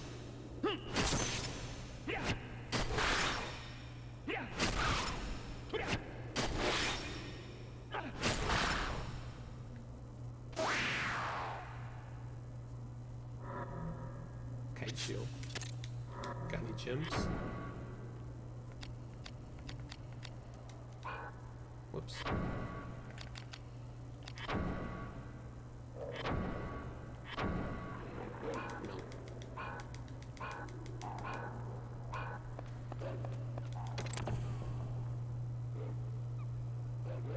No, I didn't know that, actually. Like I said, still learning new things. How do you see that? Gem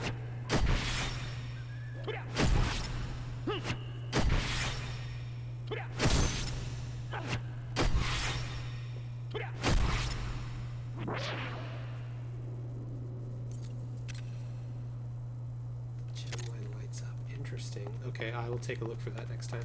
We're definitely going to get some more shields and chests that have gems in them.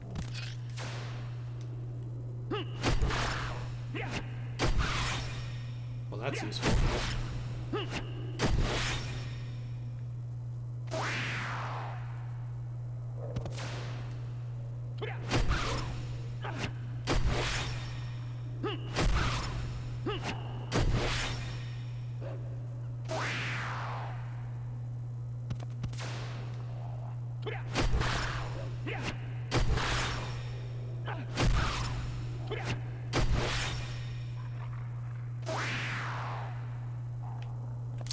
Yet another no weapons.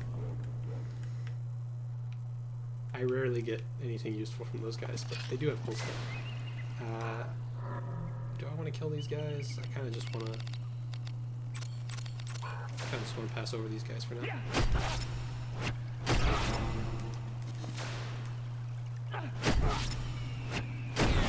Especially this guy over here.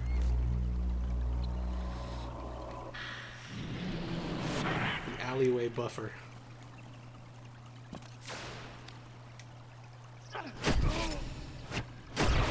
I mentioned that Vagrant story Zenith when discussing the analyzed spell a couple of hours ago.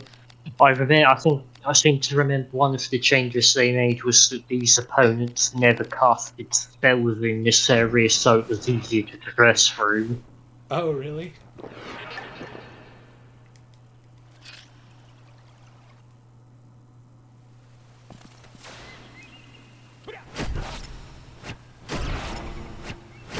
As a great sword user, I will definitely kill this guy here, though, just in case. Was he one of the ones that could drop this?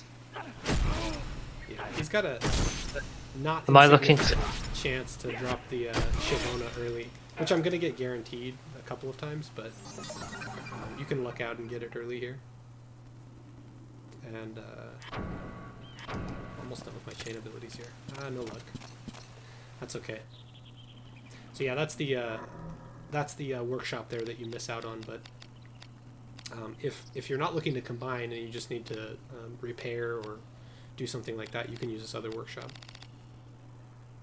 I don't really need either of them for now.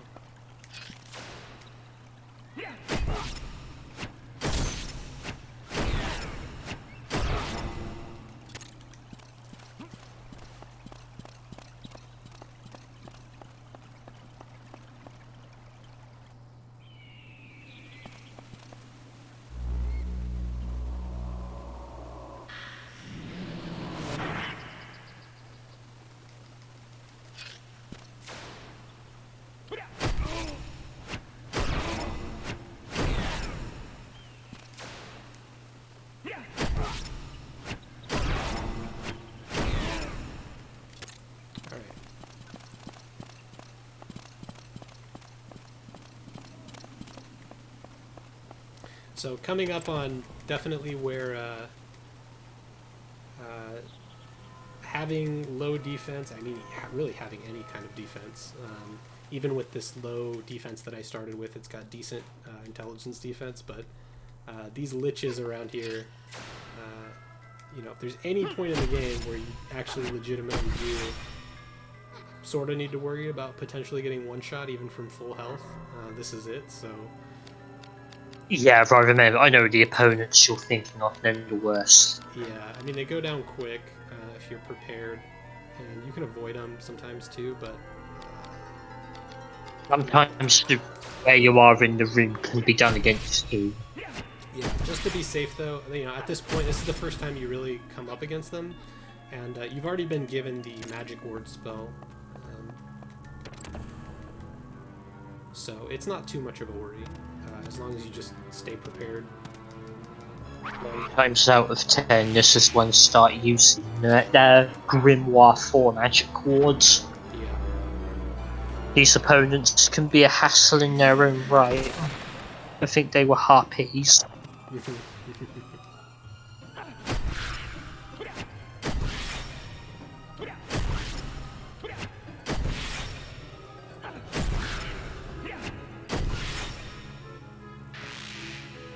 No problem.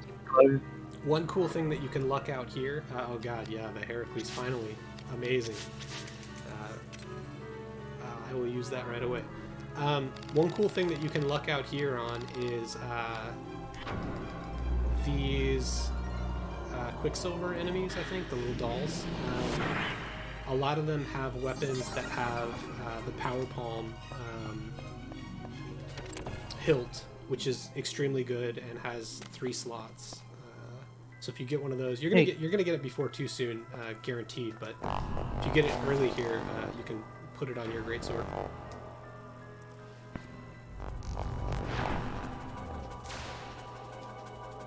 First, this place doesn't really give you a whole lot of breathing space when it comes to bosses. So definitely best to just have magic ward up when you run in here. I didn't do it. You just run up and combo this guy, but one wrong move and you can pay for it. Especially if it's at the end of a chain and you've kind of gotten your risk up. With 0 risk, it's actually still unlikely that you'll be one shot by them.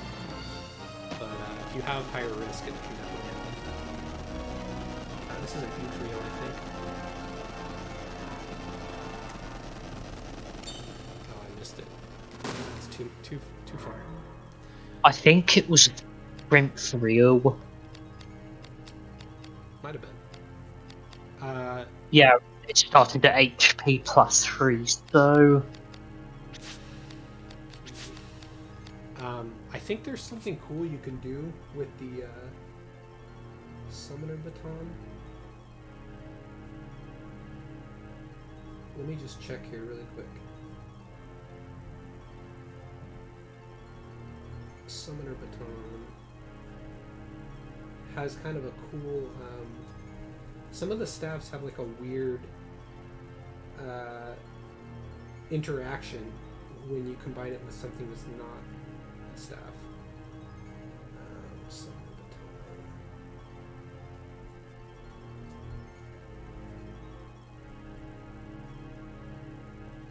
So yeah, the Summoner Baton plus the... Oh, no, I'm sorry. Not this one, unfortunately. Some of the others do, like the Wizard Staff, for example, which unfortunately the version of that you get guaranteed is silver, so you don't have much opportunity with it. But a couple of them have the ability where, when they're mixed with something else, can actually... It's some of the only instances in the game where you can go up a tier, like a tier 1 Wizard Staff plus a tier 1 other kind of weapon equals a tier 2 of a different kind of weapon. There's just a couple of those that show up on the sheet, which are really interesting. Unfortunately, it doesn't look like the Summoner Baton is one of them. I thought it was, but not looking like it. I'll keep the accessories for now. Most of these I'm not going to use, but it's always good to have more options there. That's usually what I just fill my inventory with and throw away everything else. I'm going to try to rush over here so I can keep this buff up for the next Lich.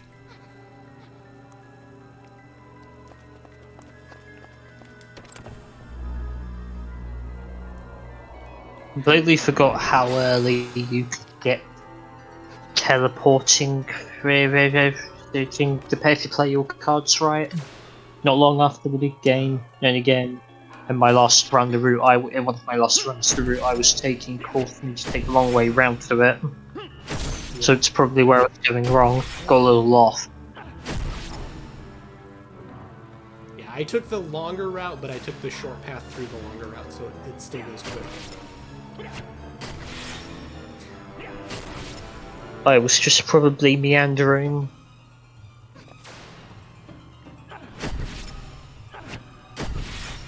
And spending too much time in the Iron Maiden. Gonna try my best to remember not to hit this trap coming up twice, since it was mentioned earlier in chat. Yet another good crafting material here with the mojito, if you're doing single-handed. Yeah, Psycho Drain I don't really need. I'm not going to use it at all. I'll take the Titan's Ring. I don't think the mojito has a gem in it, but it might. Do the weapons have that gem designator also? I didn't think to check.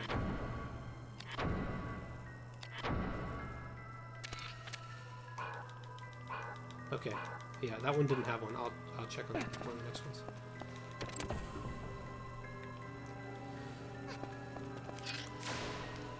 Let's see if I can get a power cone. I'll kill all these guys.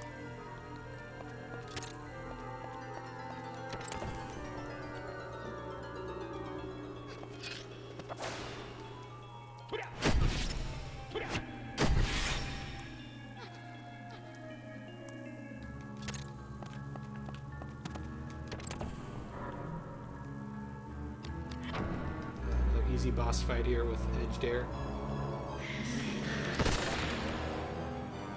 Especially now that you have Heracles. It's ridiculous. You don't even have to debuff most of these enemies anymore if you don't want. This setup. Yeah, I refine myself using debuffs less as the game goes along.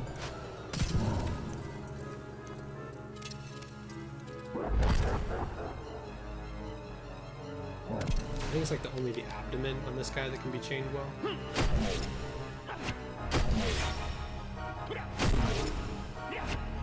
Should probably be using Crimson Pain to make these go even faster. Yeah, you might as well be even stronger if you have the opportunity to.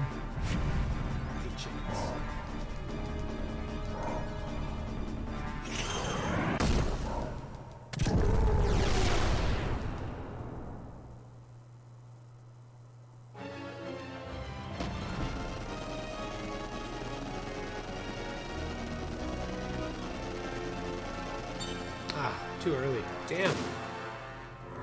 Screwing these up. Alright. This is all I really need here. Oh, Enlighten. Enlighten's good. Show a cool trick with this. That's all I really need, but I will continue. This is where the trap is, so you don't even need to really come over here. I'll just come over here for the item.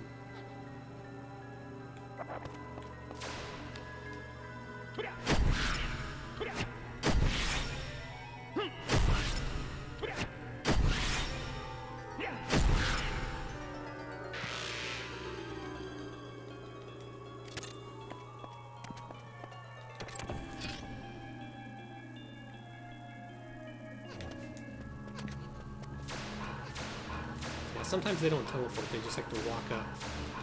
That's when the magic ward is definitely in order.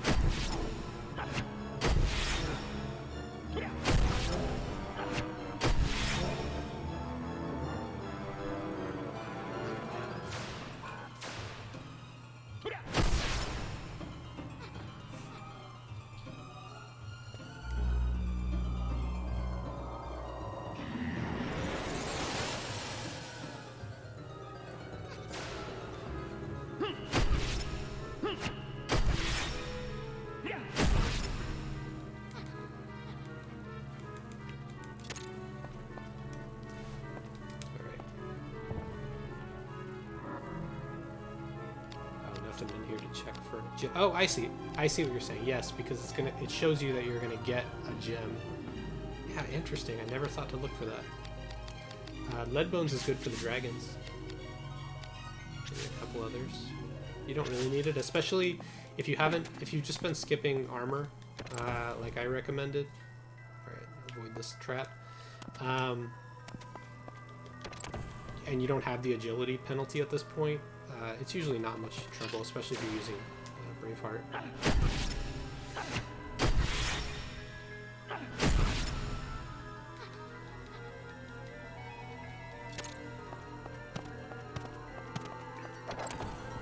No power palm, unfortunately. Yeah, so this is the first... actually, I guess this is the second case. I came down through one of these guys too, but these freaking dark elementals I've never seen the boss version of because of the route that I took. They're weaker than the boss version though, so their multi-target attacks aren't as scary as they would otherwise be.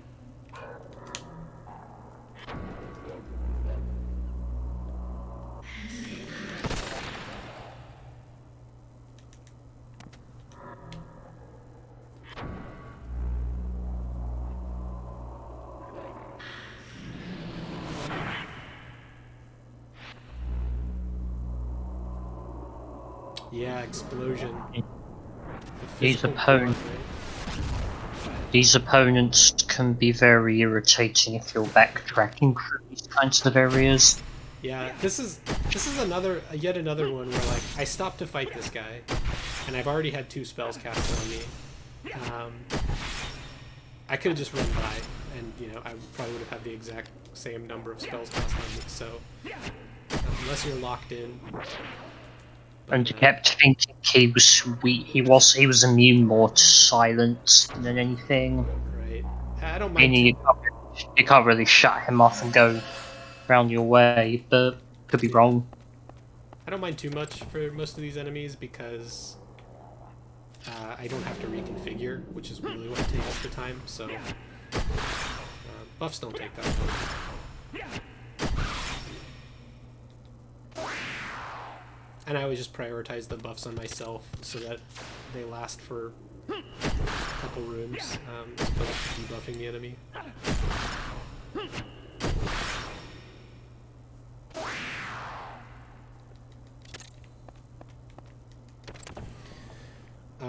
So there's a few chests I can open now, but in the interest of time, I'm only going to go for the required ones. A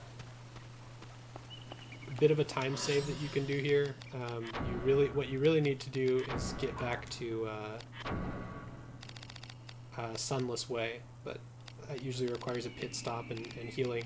But the Crumbling Market, like you brought up earlier with this annoying guy, you can just kind of go through here and get back there really quickly.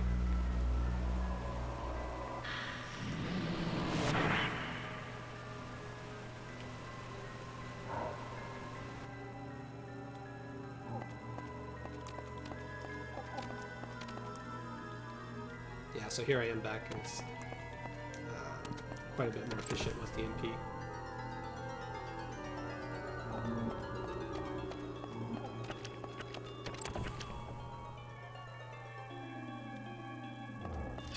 Oh, I didn't prep for this guy. Uh-oh, that's not good. So here's a situation where I will definitely just use the magic ward just to be safe.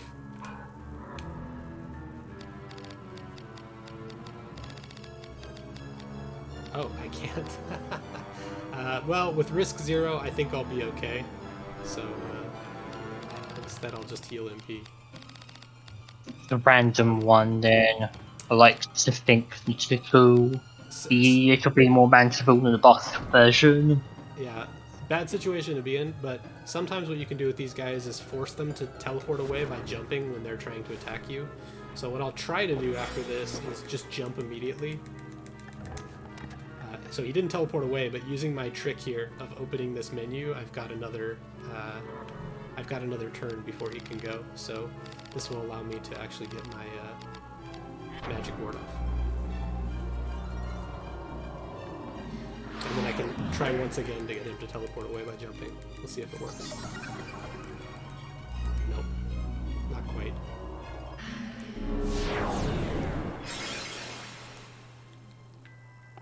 Alright, now I will prep a little better.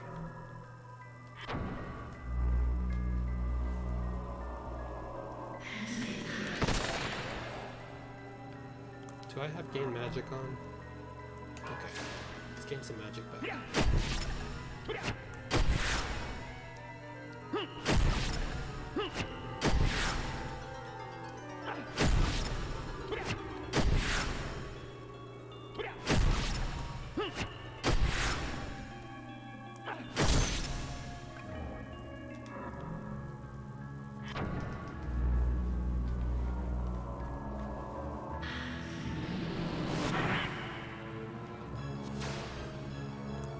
He's in my way. That's annoying. I'm just going to use Magic Ward again to be safe. If I try to hit the Lich, I'll just hit the skeleton. There we go. I made him teleport away by jumping. That's an example of how you can do that.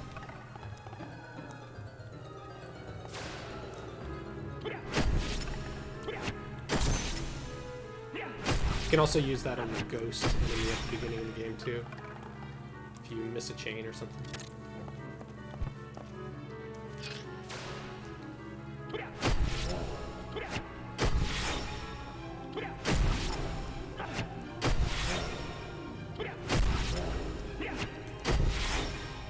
I'll let him get an ability in here so I can get this magic ward off of me.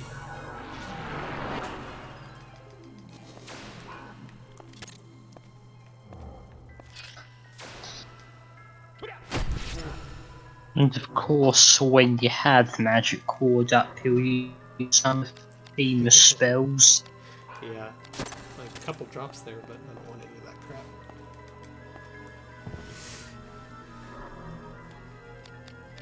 Alright, and I might have missed some elixirs at this point, I feel. Clematis Sigil is what I really want. Yeah, no gems on that. Yeah, it's awesome that you can check for that. Let's see if I missed any elixirs.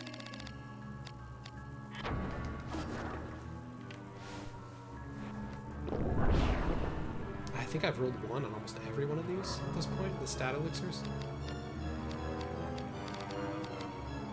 I don't really care about MP. Right, I'll take the MP.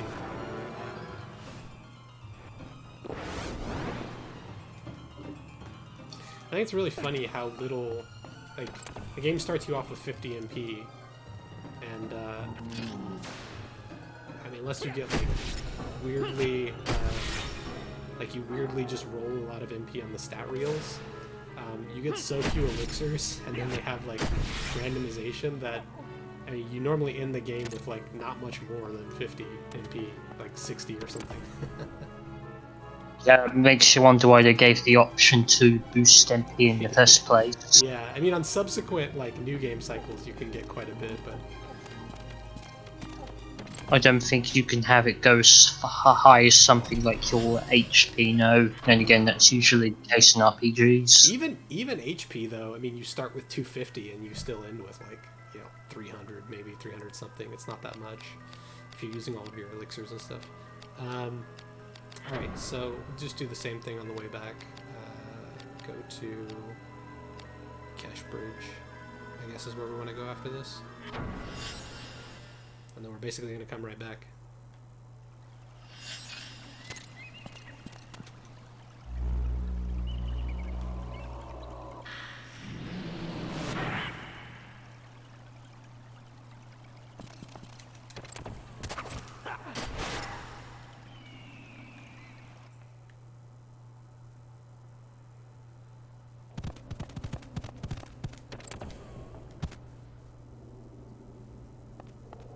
I'm just gonna run.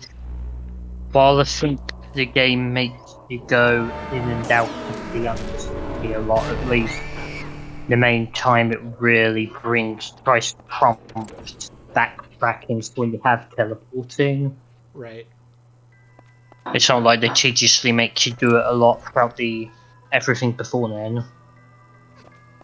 Unless, of course, you want to do backtracking yourself.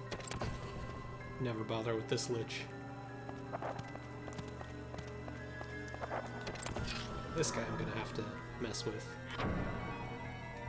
You can't avoid these guys. It's definitely dicey. I can maybe show it off here. I'll just use magic word to be safe.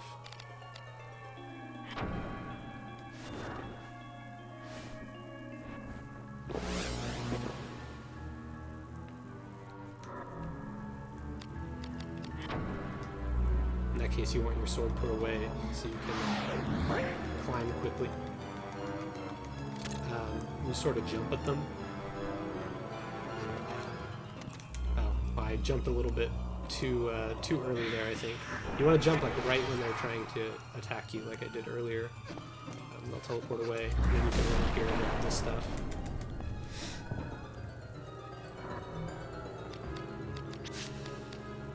Oh yeah, that one has a gem in it. Take it. I think that's one of the gems that I never care about, though. I don't need Stun Cloud. Just to be safe, I'll use another magic word. Usually these grimoires are quite useless when chaining these kinds of stats into more robust. Right. Look at her trolling here.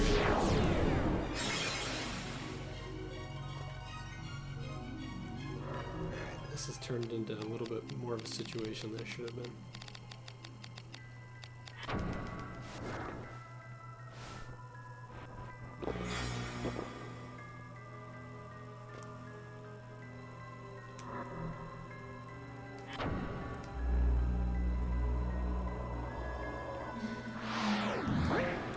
Jump cancel him. Nope. That's alright. I'm safe.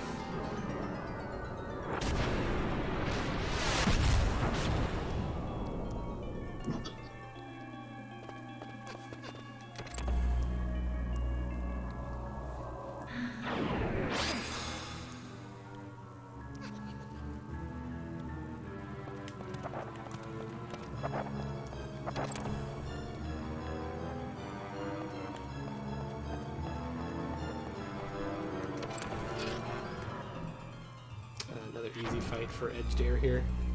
Or really anything. I want to say that this is another... You have so many target opportunities here that as long as you have strong anything, you'll probably be okay.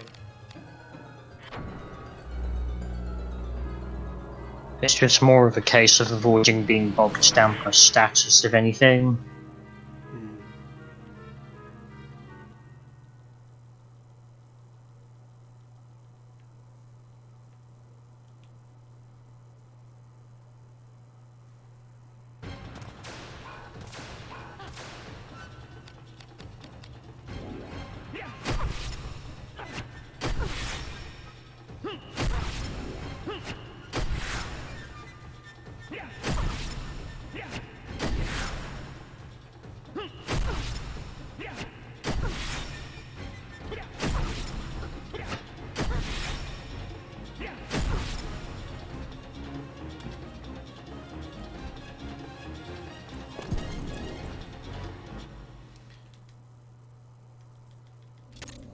Yeah, so I think this is definitely a point, you know, this whole section with the teleport. There's a few things in the game that make me think that they really just wanted, in the systems and the exploration, like at least some aspect of it to just be completely experimentation based, like with where you're traversing here, and then also we talked about chain evade earlier. Seems like the systems version of that. It's like the one stat in the game that there's, it's very important, but there's not really anywhere where it kind of spells it out for you. It really just requires you to sort of mess around and see what works and what doesn't.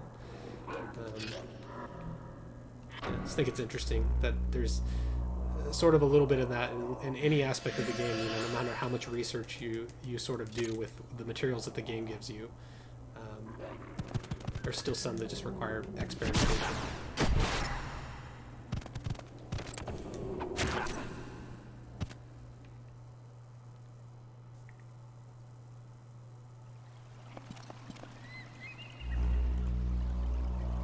So now you've only got 3 areas in the game left. So you've got the last 3 areas in the game to go through.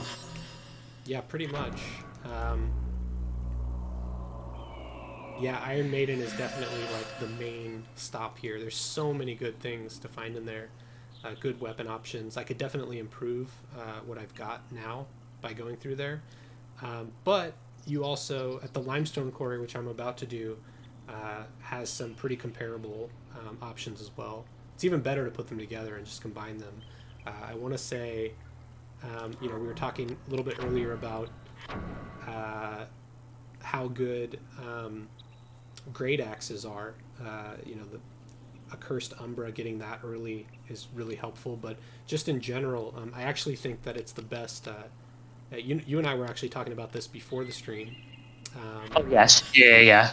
Yeah, I think actually, just holistically, Great Axe is just the best choice in general for new game. You still are going to get the benefit of your edged air. I mean, it's hard to justify not using the. Oh, sorry, what am I doing? Oh no, I'm going the right way. It's hard to justify not using the Angel Wing when you get it there, but once you start getting good Great Axe options, it's very enticing to switch over. You're going to get the Elephant Grip is guaranteed. It's like the best grip for that kind of weapon. It's better than any grip that you'll get for the for swords. I want to say it's the only. Shivan is another. Sorry, what's that? Having. Oh no, I was just going to bring up the Shyvana as another big weapon. Yeah. Having game. Definitely good. But no, go. Yeah, but I want to say the Great Axe is the only one that you can create the best incarnation, like the best blade, purely with the blades that the game gives to you 100% of the time. I think you have to do Iron Maiden for it, the stuff you can do in New Game, but you basically can just combine the blades that the game gives you and come up with the best Great Axe in the game and put it on the best grip in the game for Great Axes. So amazing option. Oh yeah, right. I've had success out of that in my second playthrough. There's definitely no arguing against a weapon like that. Yeah. Even if you don't do any combination to get the halberd, just the double blade is one tier before that, and that thing is as good as any. I should have set up before coming in here.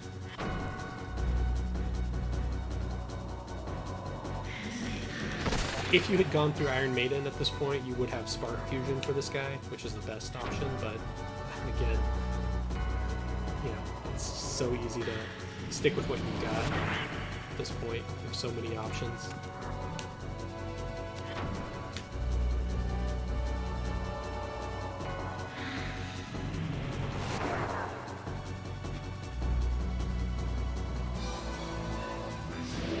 With this stream, we are planning on going through the whole game. Yeah. Cool. I just wasn't used to what your procedures were with this kind of thing. Yeah, that's the reason I'm not doing, all the chests and Iron Maiden and stuff like that in the interest of time.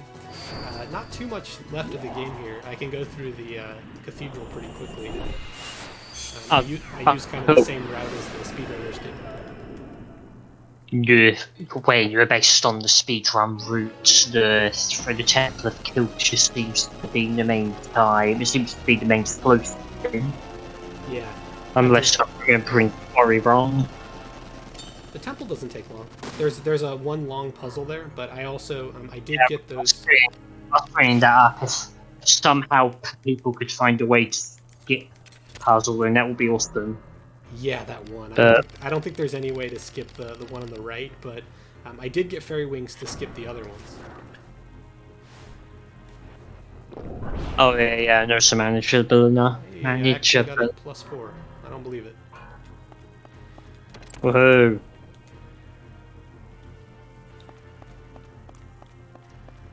So yeah, left path here, extra goodies. These annoying enemies. They're so well equipped and defended. I just silence and paralyze these guys too usually, unless I'm trying to get their equipment. This is another area I think if you just keep yourself at low hit points there. You only fight like half of these guys. So less enemies you have to silence and paralyze, I guess.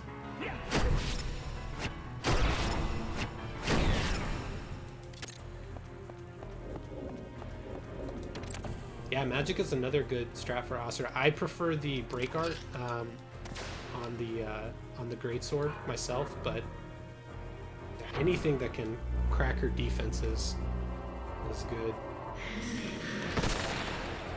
And my only preference for break arts is just that I find HP easier to keep up than MP.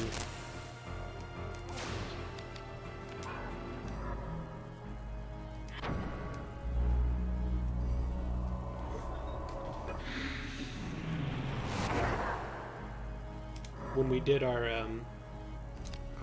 20th anniversary playthrough a couple years ago, I did an entire stream trying to get Marlene's ring, just farming over and over and over and over, and I never got it. It was so depressing. Marlene's ring, that was something from the Iron Maiden, wasn't it? No, that's the best accessory. It's you get it from Asura. Okay, it's a really low drop rate. I kept thinking it was from one of those opponents. You want to sort of. I think they have one of the Knights of the Round Table weapons, but yeah, not from them. But yeah, you can get like the best great sword and short sword from them. How easy is it to I've never actually done the whole Iron Maiden. How easy is it to just excessively fight Asura if you wanted to farm? So they have the lowest drop rates in the game. Like for the here's a very, very good great sword here. I'm gonna get another one from the boss of this area as well. Side ring is completely pointless to take this because you're gonna get a power palm in 2 seconds.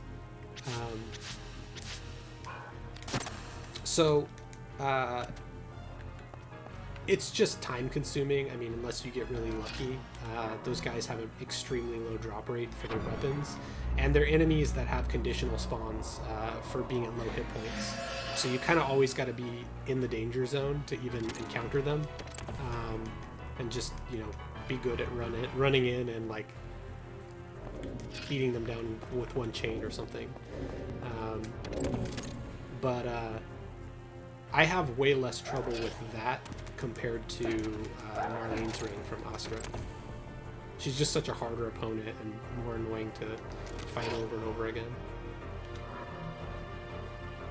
It's amazing how people can gather this kind of stuff for a New Game Plus speedrun. Yeah, I will say though, the Iron Maiden B3, if you are in the mood to do something like we did with like ignoring the strategy guides and just mapping it out yourself on paper, very, very fun to do. We had a great time doing that with that. It's just confusing enough and just enough rooms that it takes quite a while to actually get through and map it all out. It's pretty satisfying. It's like one of those things where you will, no matter where you start, you'll end up running out of paper in one direction and have to redraw it a couple of times.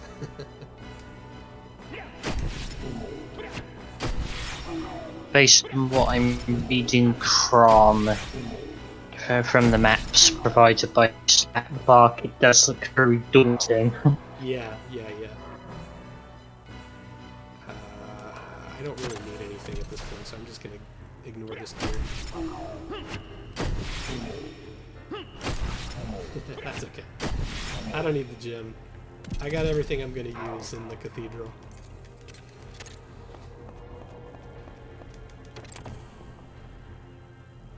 Yeah, it seems to know you're ploughing crude stuff quite nicely, and I can't imagine that changing if you've gotten this far. Do I still have my stuff on here? No.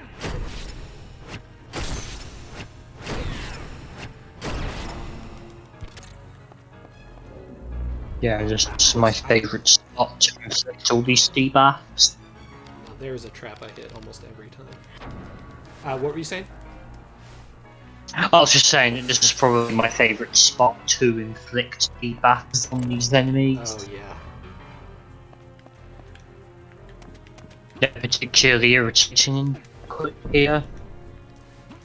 The puzzle coming up from the Iron Maiden area that you can access in New Game that involve these blocks is pretty challenging to figure out the first time, I think.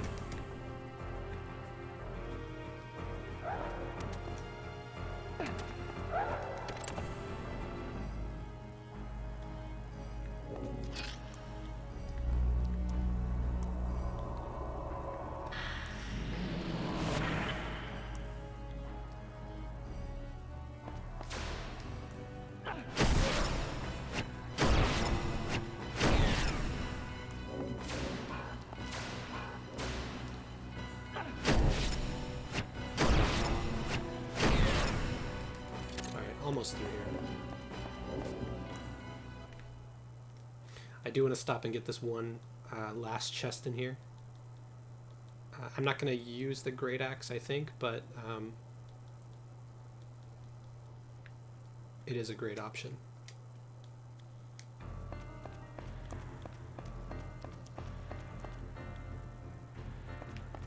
Oh my god, this room. So in the speed run, they do this without moving these blocks at all, with just 2 really skilled jumps.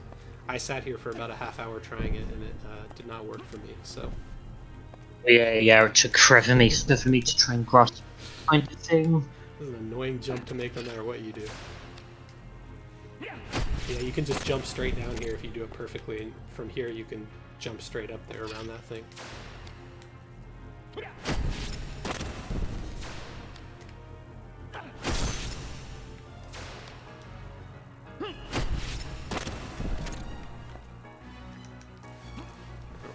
I think I care about this chest, but I'll grab it just for fun.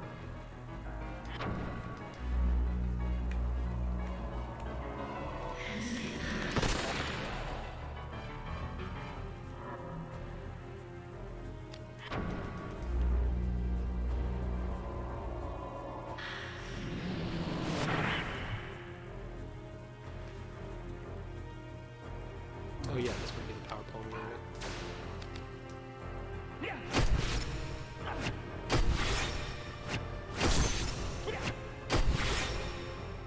And an earth elemental. What's he gonna do against this setup?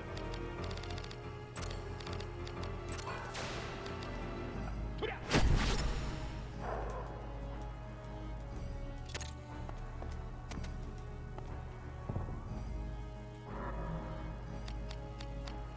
don't want the white lady. Yeah, the Balbriggan, maybe one of the ingredients that you need to come up with the second double blade to combine for the halberd. I'm not going to bother with it for now. Gem and the kite shield, I feel like that's something I don't need. Yeah, that's fine.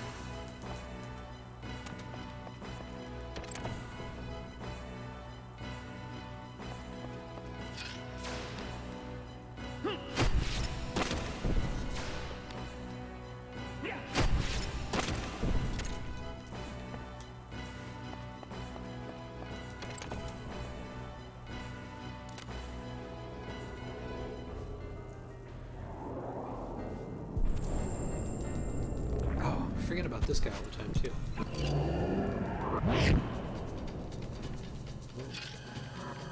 I've still got my buffs running. Maybe I can... They're right about to wear off, I think, though.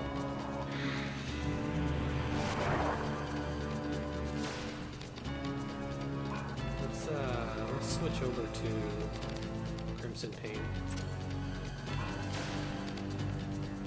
Oh, didn't realise you didn't have it chained.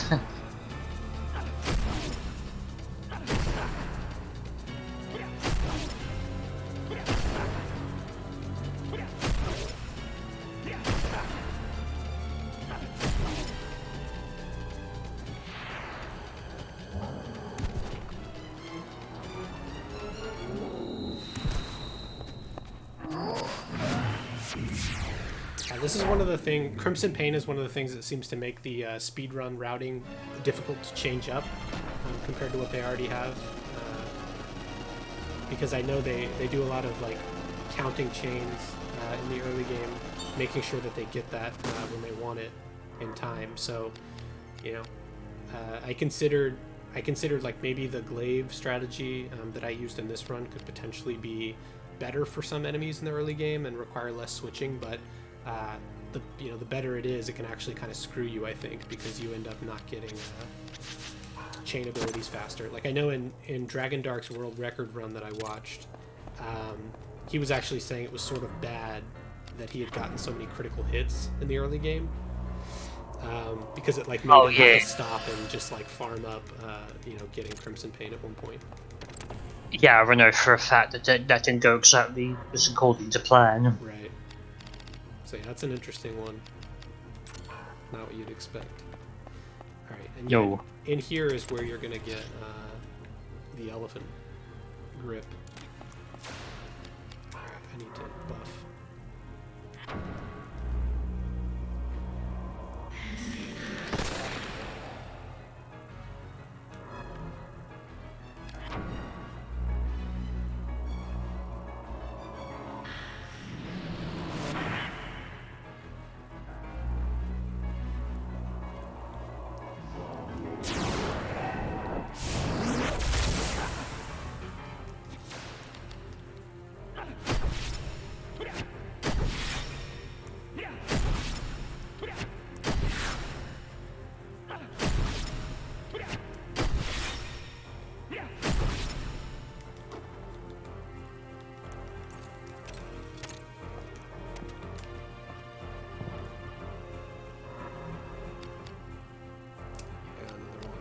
Elephant. This is another Balbergan, I think. I can't remember how many of these are required to craft that halberd that you need, but regardless, there you go. Oh, did I just throw away the beaded anklet? That's not good. I won't be able to show something that I wanted to show with that. It's actually a really good accessory for the final stretch of the game. It gives you, I think that's the accessory that gives you plus 30 to Phantom, and plus 10 or 15 to Blunt. And most of the enemies that you fight in the Cathedral are Phantom. And they're actually usually weak to Blunt, so it's very, very good for the final area. That's okay. I think I'm going to use my greatsword anyway.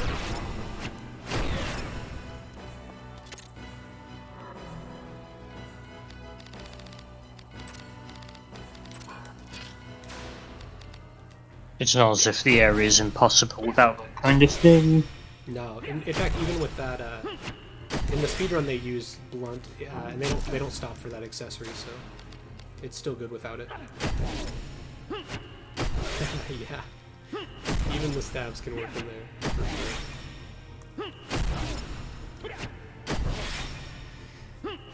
The staff kills me because it's got a very cool sounding tier 2 break art that cancels some risk. It's one of the things that I tried using on my. I thought it would be a good option for one of my playthroughs. But the problem is, it's like one of those situations where I feel like it could cancel 100% of risk when you use it, period, and still not be overpowered, because like who's going to use stabs anyway or build it up? But it only cancels like a portion based on the damage you did, and so it's like, well, if I can hit, I probably don't need to reduce my risk, and if I'm doing good damage with the staff, then this is all just completely pointless. What are we doing here? So yeah, I kind of wish that one just canceled all risk every time, and it would be like a cool sort of like meta strategy to go out of your way to get that and switch over to it to cancel instead of using Vera items.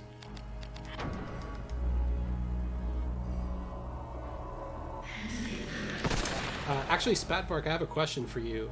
I'm curious about the other one that I want to say the tier 3 Great Axe or Polearm ability. I can't remember which one it is. I see it in the guides that it has damages armor as its extra effect. Do you know what that's all about? I'm not sure what that one actually does. Like, does it literally hurt durability points?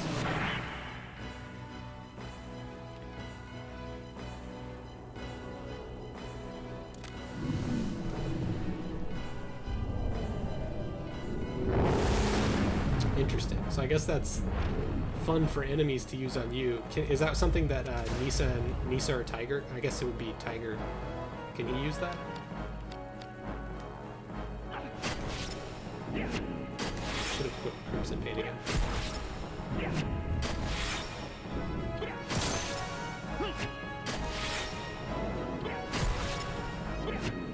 Looks as though you're doing fine without it now. Yeah, definitely. It just goes a little faster. Yeah, so I guess maybe that break art was like really just a gameplay consideration for that one fight, so he can screw you. It's not that useful from your perspective as a player. Maybe I can end this guy with a reflect.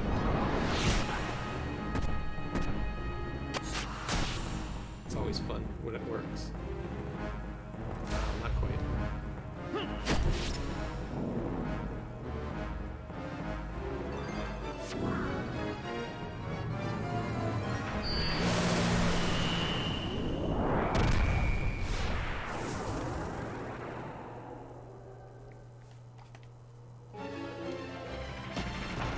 Remind me, was this the last dragon you fought in the game? Well, you fight a bunch in the cathedral, but this is definitely the final boss before you come up for the last stretch here in the temple. All right, do I need any of this stuff? I don't really need anything else. Yeah, getting quite close here. This is a puzzle that can be skipped with a fairy wing. Yeah. And makes it so you don't have to do that annoying temple jump that Spatvark was mentioning earlier.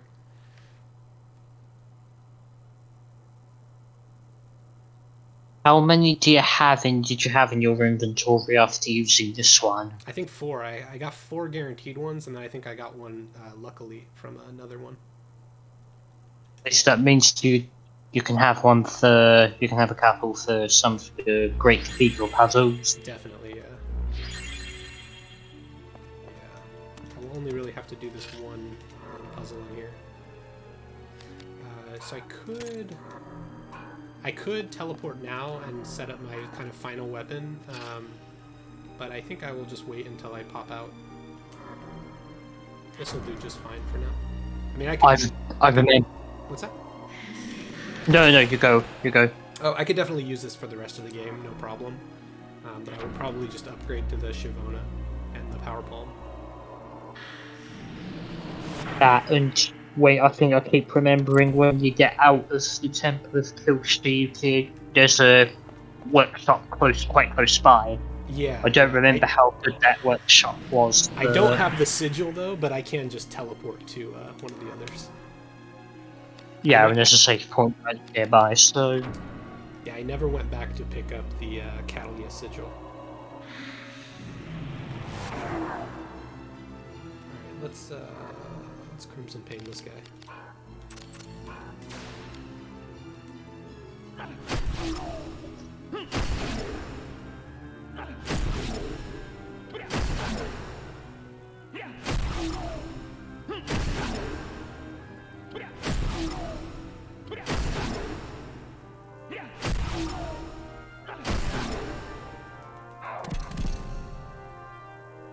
Doling Impact. Silence him? Is he vulnerable to silence?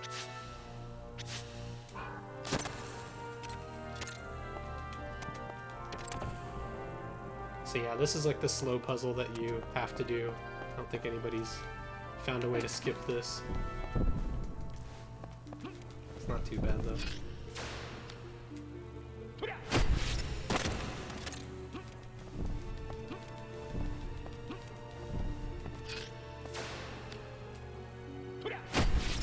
Very annoying. I keep sorry. Go ahead. No, no, you go on. Oh, I was just gonna say You're saying about this is an extremely awful puzzle. annoying puzzle to make a mistake on. Any mistake, you have to redo the entire stupid thing.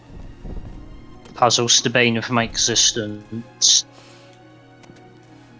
And to keep on the subject of Agrius, I kept thinking, yeah, based on what I'm reading here, the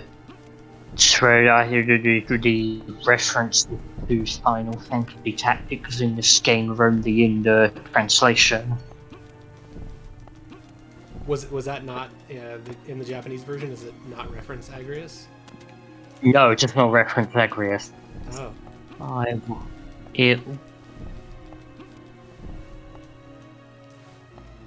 Yeah, in the Japanese version, the weapon's called Inklet. That's funny. They just added it in.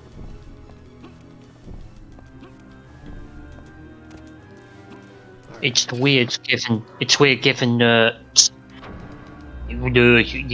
when they're writing called a Gale's Cane, it's used. It's in Japan. It uses the sort of ghost demon that Agrius is named after. I guess, so it's a bit of a naming mix-up. Yeah.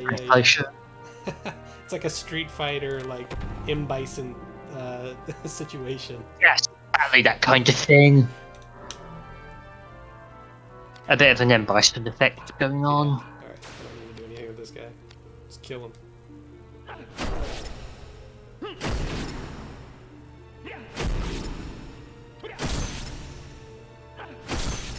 So I think you can luck out on the, even on the first time killing this guy maybe, and get the Hand of Light.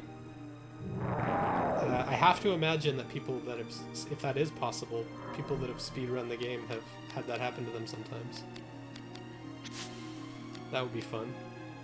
I wonder if that's actually better. Yeah. I know that they use the blunt weapon in here for basically the remainder of the game. I wonder if they got that, if that's actually a preferable option. That would be some severe RNG. Thinking that the Frost Maiden was really I remember the Frost Maiden being a highlight in the game, but yeah, apparently you seem to use it on a lot of. It's really good. Actually, comes to late game. Yeah, I'm gonna use Greatsword for the rest of the game, but it will definitely do more damage, I think, than my Greatsword against the elementals. It's quite good for a lot of the early Great Cathedral. Oh, here's an interesting one. Let me go back in here. I might have just screwed this up, actually. Here's what I'll do. I'll reset it by leaving here and then coming back. But you can also use a Fairy Wing here a little bit early.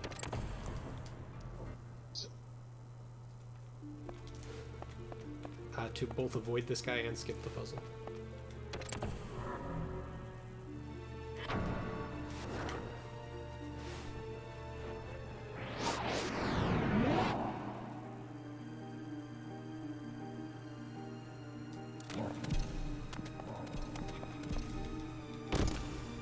Oh. Does this happen only when you re-enter? I think this room does not lock. I think I screwed myself by re-entering, but oh well. How funny. I didn't know that. I think as I left the area and came back, this turned into a locked room.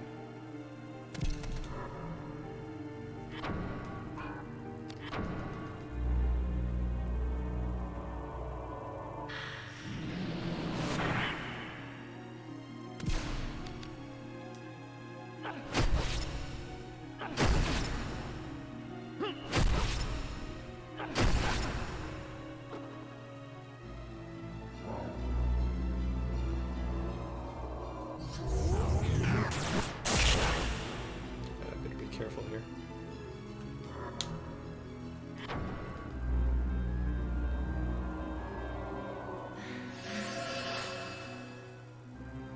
This guy abdomen chain again. Yeah, this guy needs a debuff.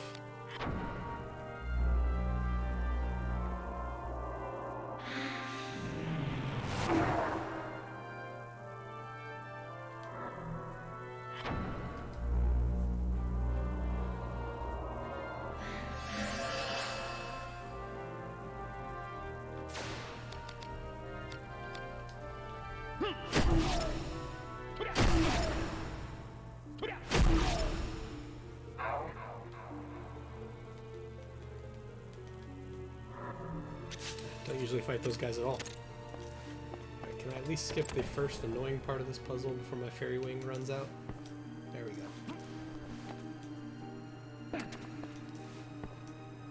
Oh well, let's do it. Yeah, this is an example of one where it's like, I don't think this is the solution that they wanted. That's the easy one to do. Seems like there's more to that part. Or supposed to be. Not bad. Usually find myself having to solve this the hard way. This room's a little bit less annoying if you're at low HP. You don't get this elemental here.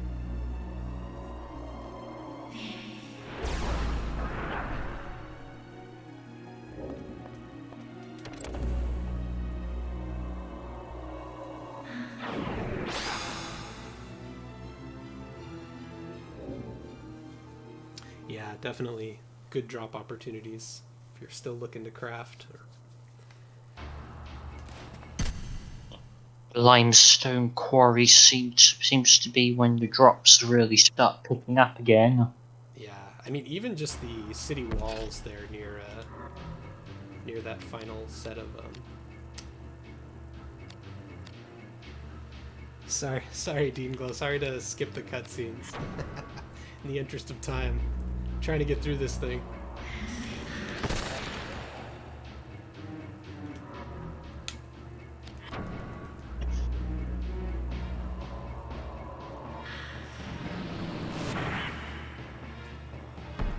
It's definitely one of the more stylish scenes in the game. Yeah.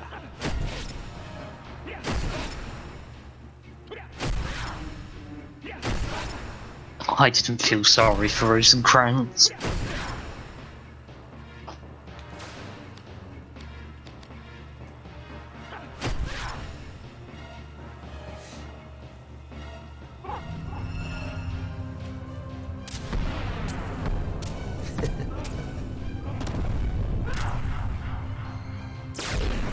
I never noticed the...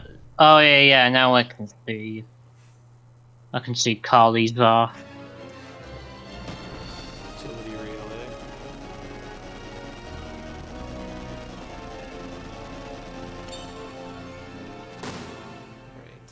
Alright. Managed to hit some of these.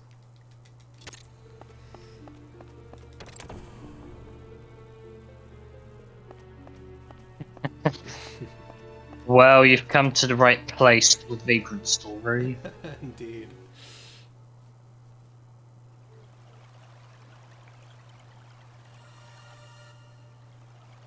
All right, final section. Yeah, let's just do a quick detour to just prepare the final weapon here.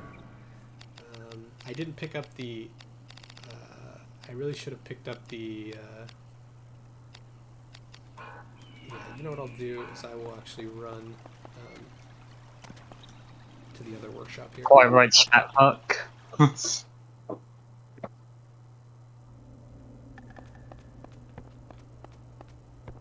can get some guaranteed fairy wings in that chest if you've picked up the chest key. When people compare Ashley Riot to Solid Snake, they aren't joking.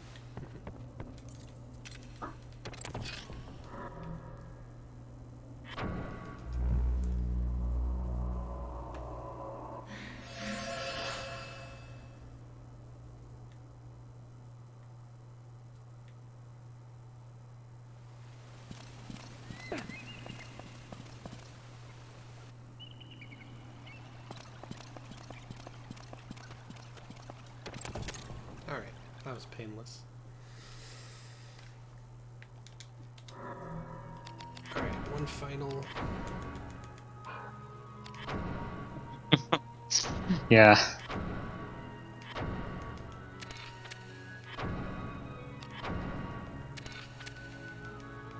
Excuse me 1 second. Sure.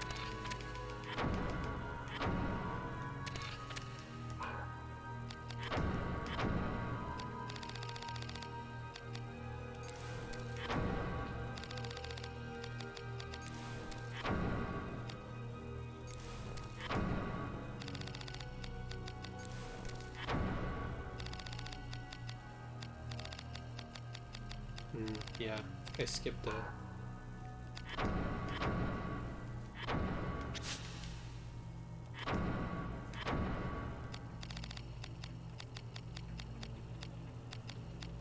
I'll just use that.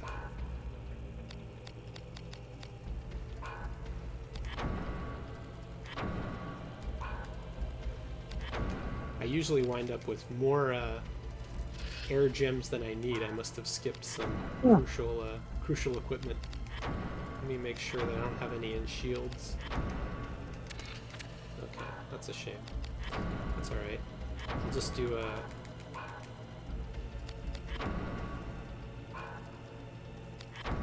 Alright, I'm back. Oh, welcome back. I don't have a Sylphan Amber to put in here, unfortunately, so let's do Braveheart number 2. Screw it.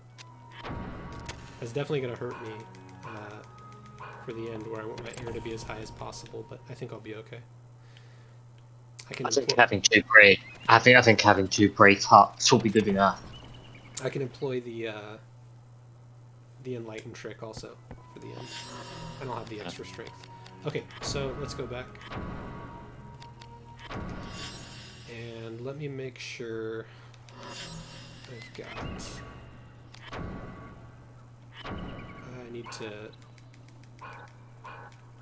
instill this thing.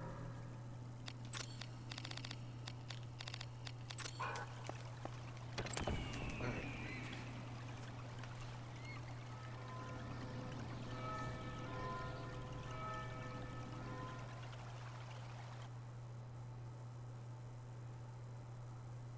I had to bring up Ash. I had to go into detail about Ashley's design at some point in the stream.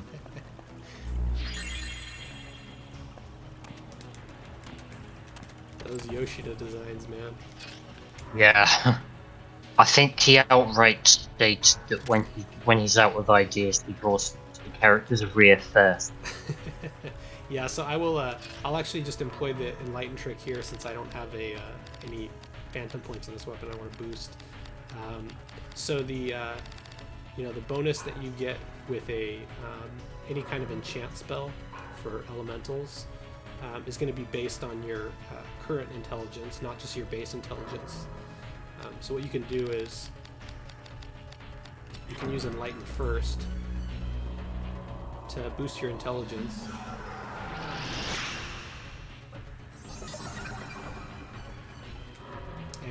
And then I'll put on my elemental buff here. And then I'll switch over to strength. Use a little bit more MP, but... That's a really cool little trick.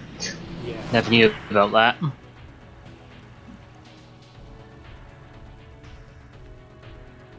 Just gives you a little bit extra.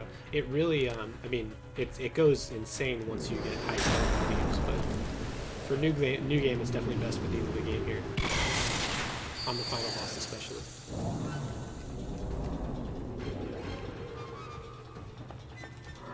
Alright, so my damage is probably still going to be a little bit low on this guy, because I don't have Phantom points. Oh.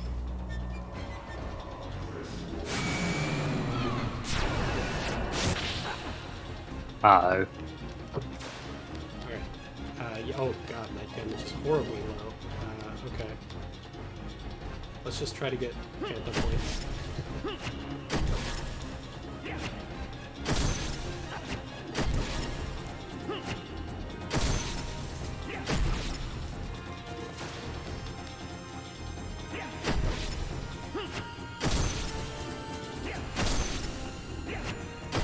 Doesn't help that these guys have good chain of aid. Yeah, it's going to make your job quite tricky. For... Right. I'm looking good. I'm looking good here on damage. I think am I full? Yeah, I'm full. Okay.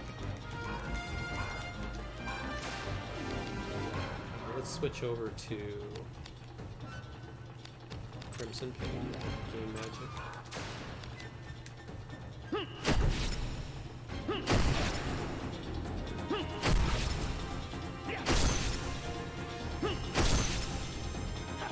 If I'm fast about it, should be able to carry these buffs.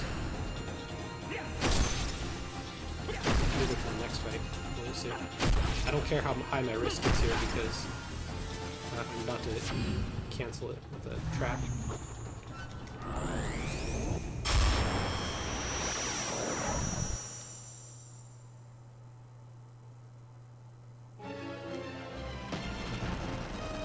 Trio. A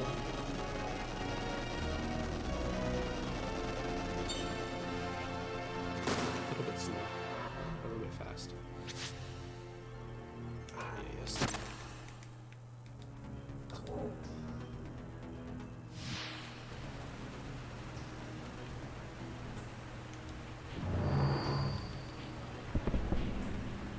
I love the setting in this room, by the way. Mm-hmm. It's very pretty for PS1 visuals. Oh man, could be said of the whole game, but yeah.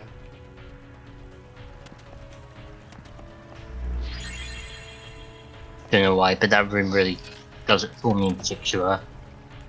Well, it's also you also get Oh, that's in the neighboring room. You also get the crab, which is quite possibly the greatest boss intro. Oh,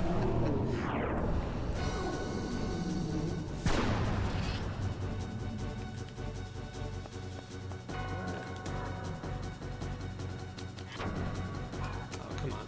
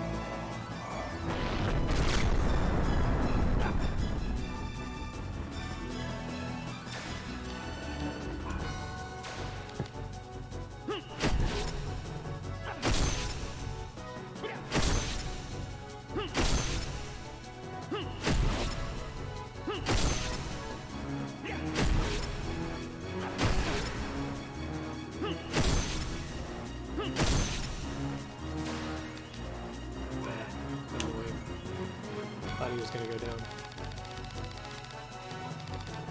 It's a little bit dicey. Maybe I should heal first. I don't think he can do a multi-target attack right now because I hit his head so much, but just to be on the safe side. Let's fix this risk. Can't believe these buffs have not worn off.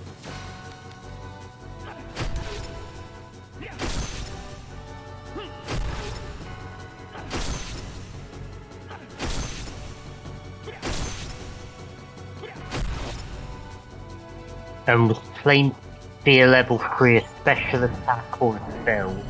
It was Can he do Flame Spear? I thought if you damaged his head enough, he couldn't do that. Maybe I'm wrong about that. I don't know what special attacks work off.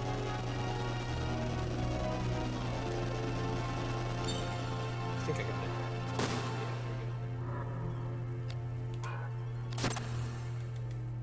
Whoa.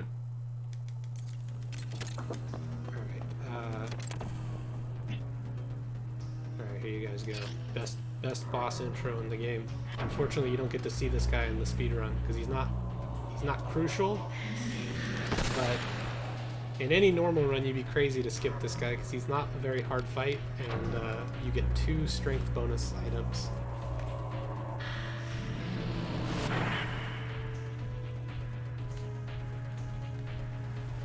And it's super cute when he pops up.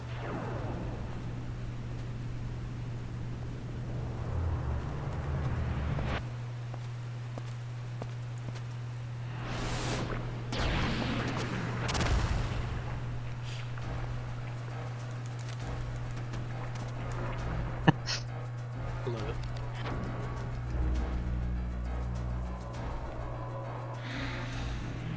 The camera work in this game, and this game's cutscenes can be really good. Especially when you get fake outs like that. He pops up in literally like a single frame.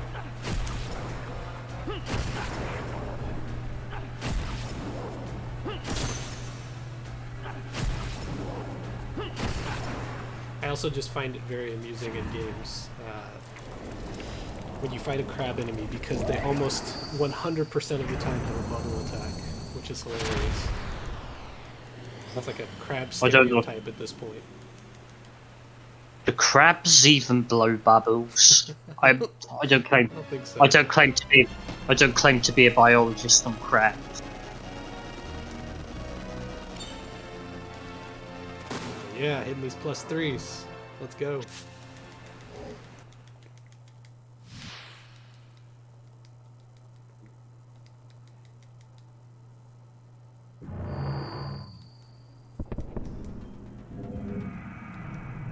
I've just been told that they can actually blow bubbles.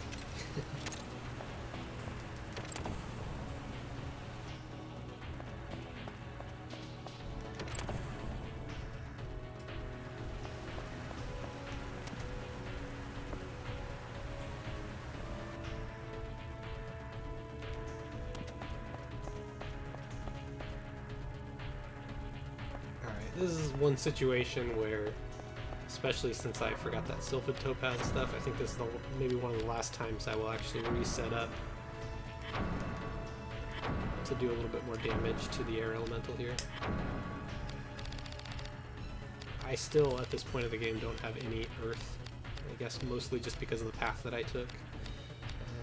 So, do I have anything that will be Phantom? I don't think so. No. So, slim pickings here. Guess we'll just go with, what, like a Mana Breaker or something. Who cares? Wait, does Mana Breaker not have strength? No, it doesn't have strength. We want something with strength, at the very least.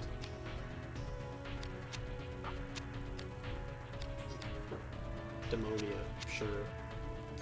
It's not hurting us. Alright. And we'll employ the trick here.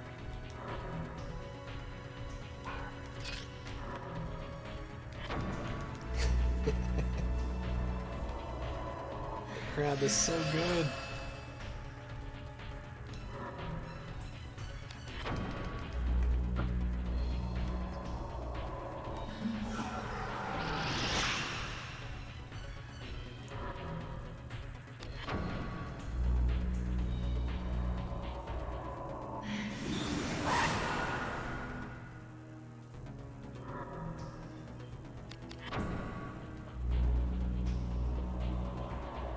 Something I posted in your chat? What is it? I don't remember.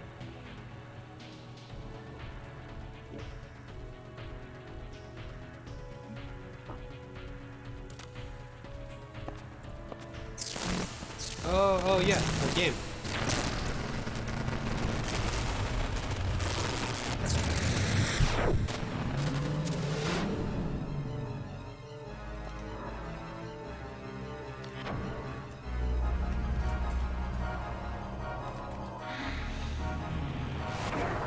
We do plan to have a crab enemy in the game.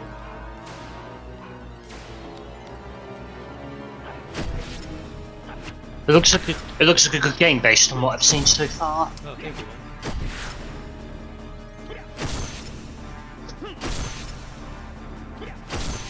Does this guy have higher than usual chain evasion, or am I just getting unlucky? I thought these guys all had the same chain evasion type. I don't think I've ever seen a crab in the flesh.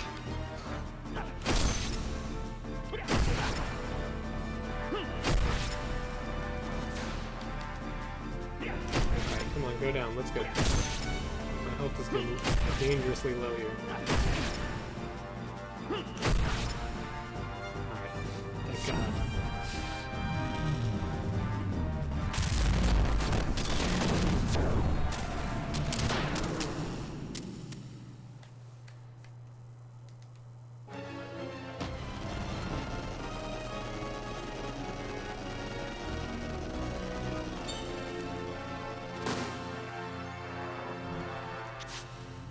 I'm just gonna skip all the chests in here. I'm not gonna spend the time. Very easy way to get like in-game armor set by just picking these chests up, but like I said, it's a trap. I think you don't need it. And then, if it's armor, didn't you say that they usually lowers your accuracy half the time, agility half the time? Yeah, the better it is, the more agility penalty you're taking, basically. So, and it really adds up.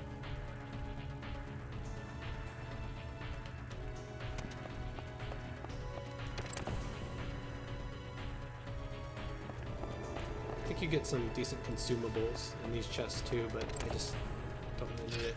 I'm fine. Alright, let's go back to what we had with the air setup.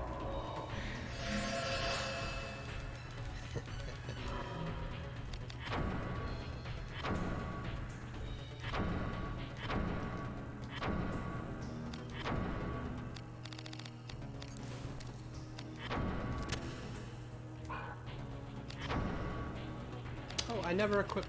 You know what? I never re-equipped my Sylphid ring after all this, so I've been fighting at a penalty even.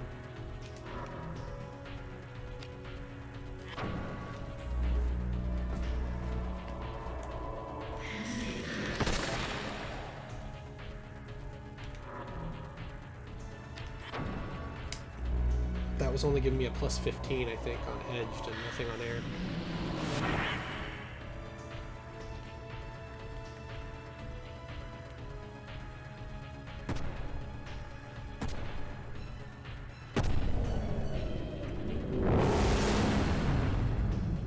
I think it's some discrimination that these dragons aren't really classed as full bosses anymore. You don't get stat Yeah. ratings. They're just as hard as the Deva.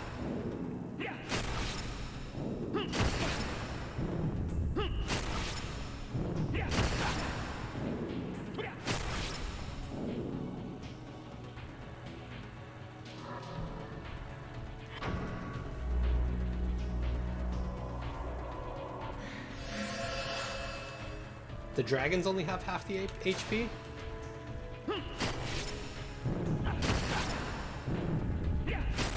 Seems like Oh, nice. I didn't realise you were a Brit, D-Glow.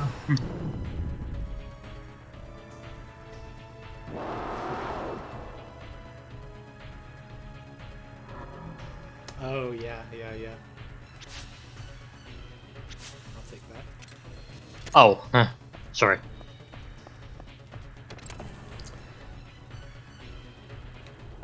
Alright. How is it there anyway?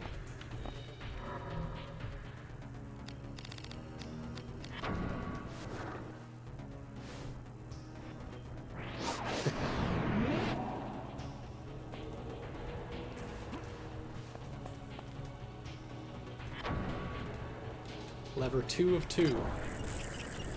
And a very easy thing to forget about that you have to do here and get to the top and have this stupid stone, or the stupid door not unlocked. I don't know how many times I made that mistake. So my trick in here is always just remembering to basically make rights every time to clear all these rooms out.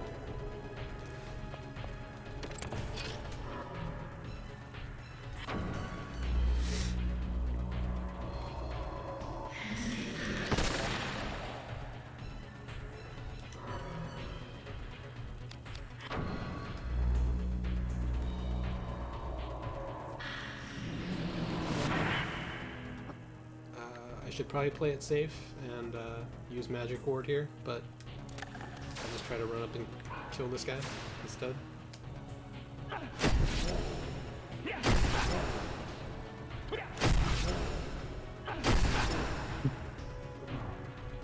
That's what I've heard about it.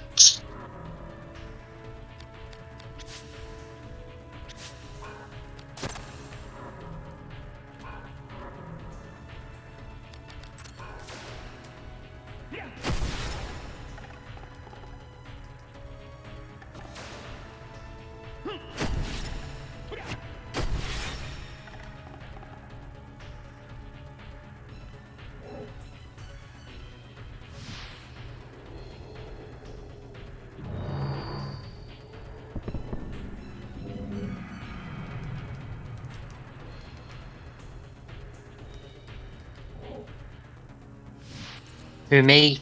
I was born in the south in the UK. I was born in Sussex in the UK, but now I live in the south of France.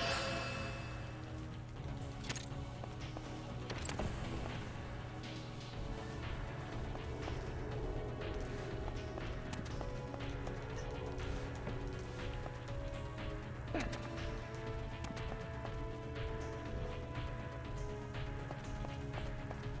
one more lich here.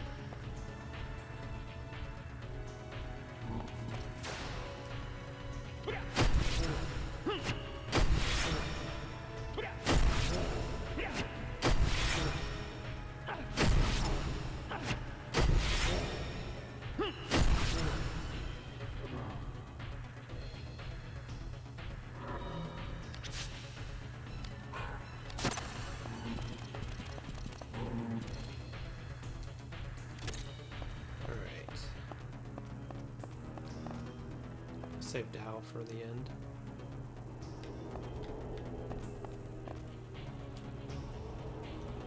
Oh, come on.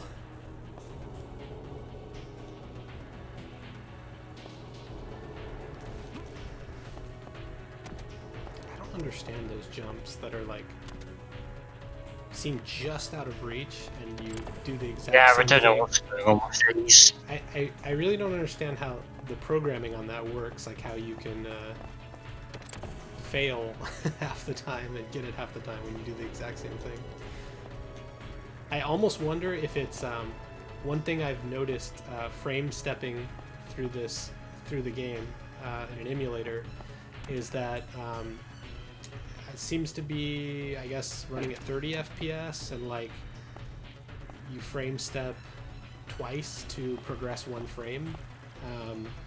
I wonder if it's a matter of like jumping on the odd versus the even frame, and so you get like one less frame of distance or something. That's my best guess. Let's go this way. They're not too far off the mark.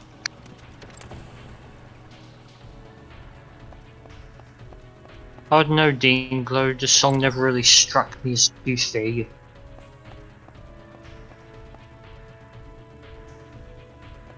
Might just be my interpretation of it now. Oh, come on, get up there. So yeah, this is the dragon Spatmark was talking about earlier. Very, very diabolical that it puts you so far back in this room, makes it hard to avoid that initial breath. The only enemies in the game that is good to have dark on. Is that my only dark? Okay, we'll go with that. Just use Prostasia for this fight.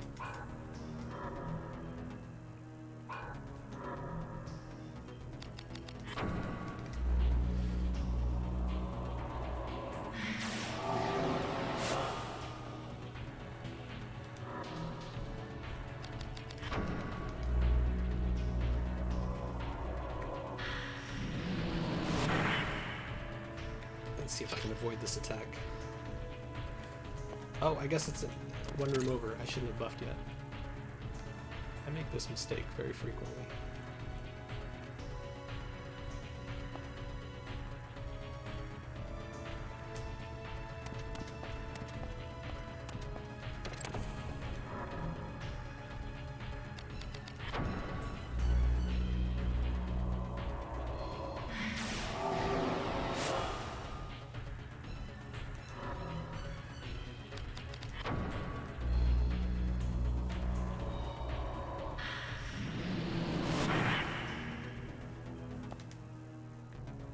Should have my sword out. Makes more difference entering a battle without your equipment out if you're using a one-handed weapon with a shield, because the shield will not defend you unless you have it out.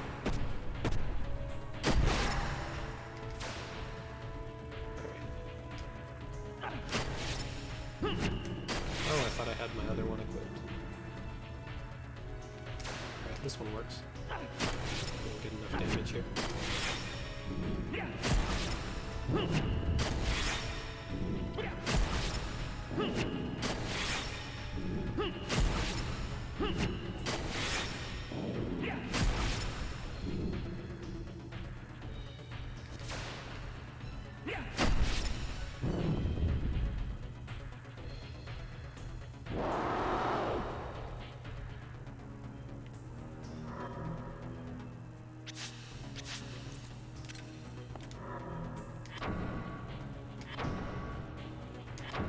I'm going to assume that these dragons don't have they don't give you reels so that they don't have to make death animations for each of them. Yeah, probably.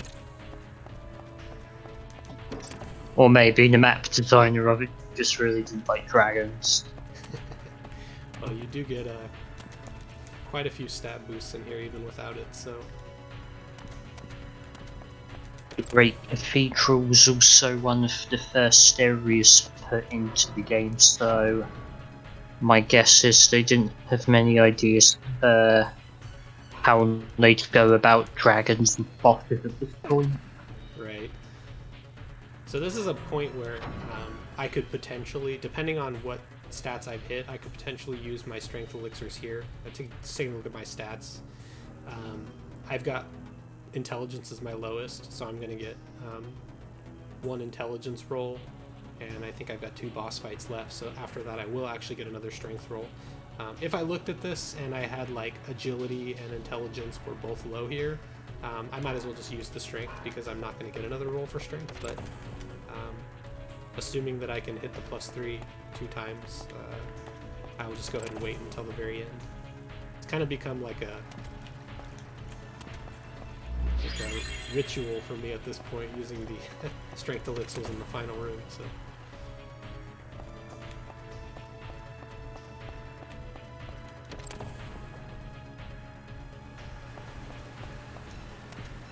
Alright, just can't forget to do Tao.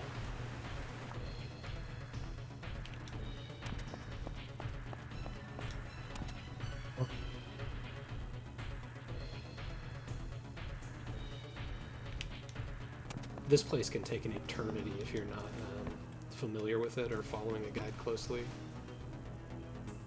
It's one of those sorts of places that can either be arguably the shortest area in the game or the longest.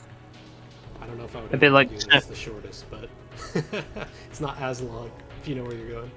Oh, a bit like Snowflake Forest in a way, but Right, I'd say this is probably. I think this is probably longer than Snowflake Forest on both of them on a good day. Yeah. This guy's super annoying. He runs away from you.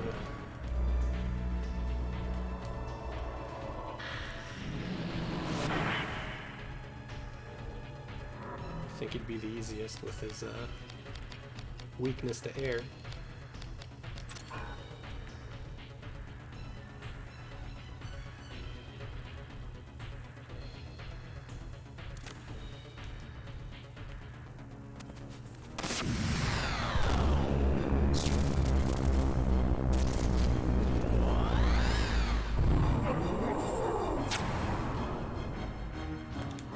Oh, he ran right at me. I like it.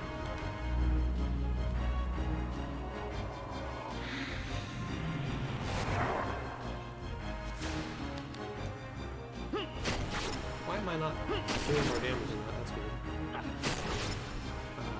Let me check my equipment. Make sure I'm set up properly. Quite interesting how the first boss theme you hear in the game isn't used much throughout, but they choose to use it on a Great Cathedral possible thing. Don't know what's going on with the sound direction in this dungeon. Watch out for these guys' attacks with that Sylphid ring on. It's giving me negative earth.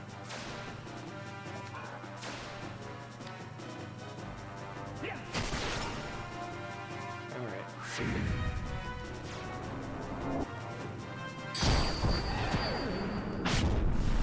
Despite looking quite chunky, he doesn't take hits that well.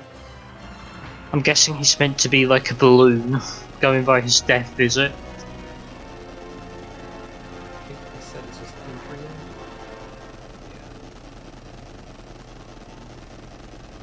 Yeah. Gotta try to hit both of these. There we go.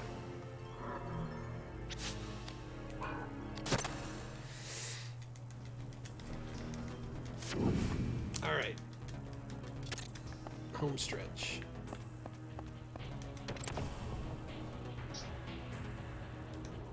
Oh. Oh no, that's not what I want.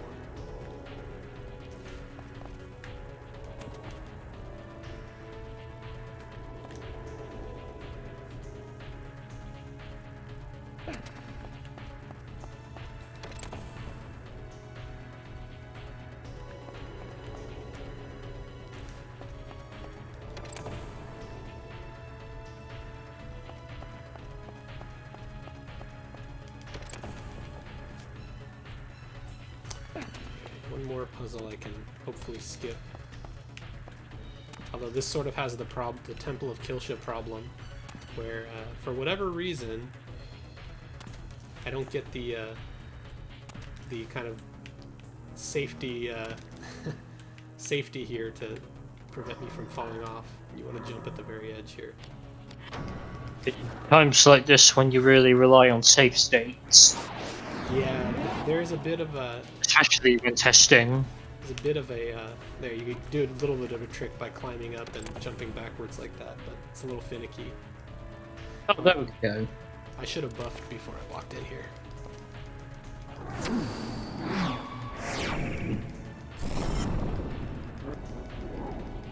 Was this the last boss before Guildenstern? Yep. This is it.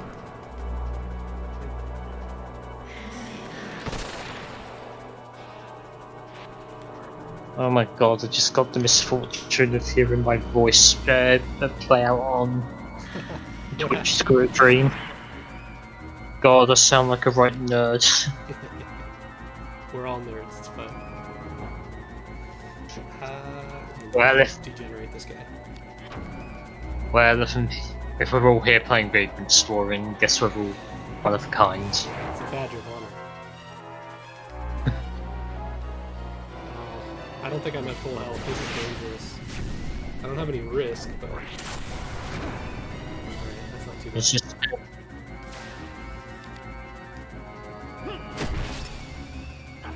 I really think I need to check my setup here. I feel like I'm not doing enough damage. It could just be the missing Sylphid Topaz, but... Let me switch over to Temper, just to be safe.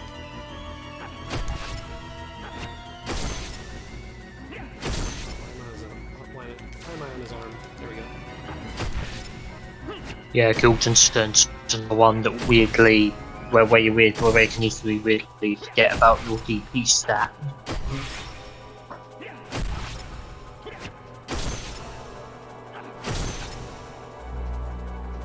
It should be a crying shame if you were to get a game over here. It has happened. I have game over in the Cathedral. On these And runs. you haven't made a save? No, but it's okay. I mean, I've played through this game so many times. I think I probably thought it was a good thing because I could go to the bathroom or something. Yeah, it's not really Big a big deal. mistake. One of my other favorite games is NetHack, which is permadeath and can last like 15-20 hours for a playthrough. So I'm not too concerned about dying late in the game. I better reduce my risk actually.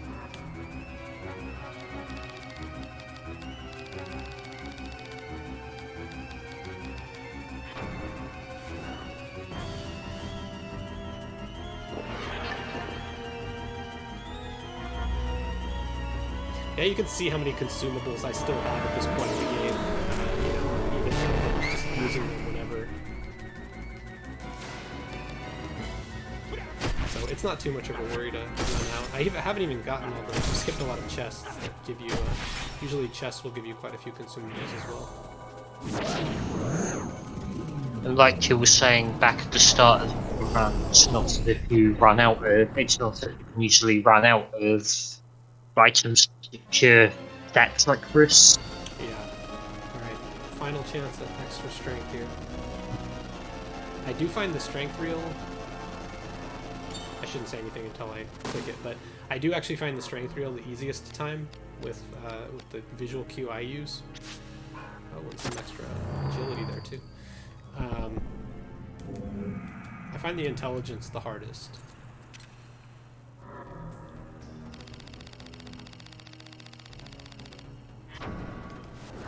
I've never actually tried out gambling for the reels before. Sucks. The easiest Maybe way should next time. the easiest way to practice it is with frame stepping in the emulator. You can just see exactly where you have to press it, and then look for that, like, use a visual cue so you know exactly where it needs to go. I think there's a good FAQ on it though too that tells you, like, shows you the whole reel readout. I have a paste for it here. I'll share it on the chat. Yeah, Stat Wheel Guide, Redefiner. Really good resource.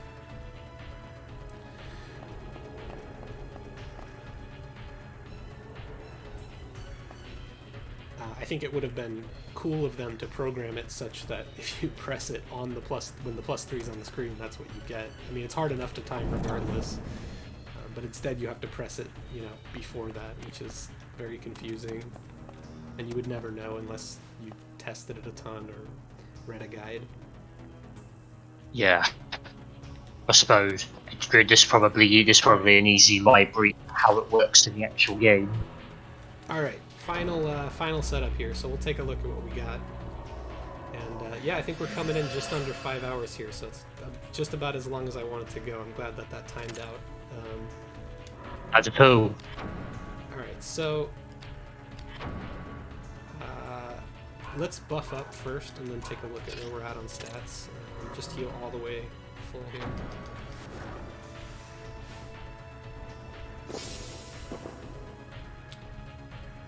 You want to check the gear first before I buff? So, I never bothered to change my armor with the exception of the wizard robe that you get as a guaranteed drop from Duane. It's not necessary, but it is a good piece. The Sylphid Ring is amazing. It is one of the accessories. There's some that you can get in New Game that have 5 strength instead, but I don't find them to have the best cocktail of kind of class affinity and type here. If your goal is to not switch a ton, like if you don't care about switching, you can switch up all the time and really boost your damage.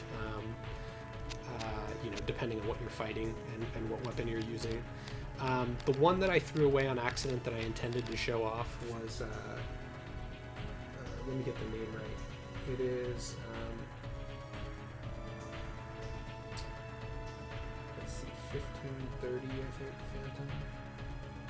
It's Rusted Nails, actually. You get 30 Phantom and 15 Blunt from that. So basically a plus 45 on a majority of the enemies that you fight in here. All the Deva are Phantom type. And if you're using that, I disassembled it, I believe. Yeah, but if you're using the weapon that you get from the temple here, the Mjolnir, it just plows through them, especially with that. With that accessory. So yeah, that's pretty much where I'm at. My stats are at, you see out here I'm a little bit higher on strength, and then let's go ahead and use all of the strength items that I've built up. So I think I'll have maybe just 4 of them. I might have 5 or 6 of them if I were to have gone through the Iron Maiden. My stats would be quite a bit higher if I actually fought all the bosses. I skipped quite a few optional bosses. Wonder how differently the ending would have turned out if you could use cheat codes to save Samantha.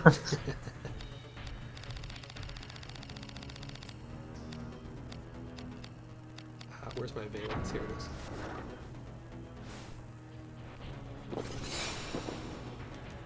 Horrible rolls on my elixirs. Some of the worst that I've ever gotten, I think, total.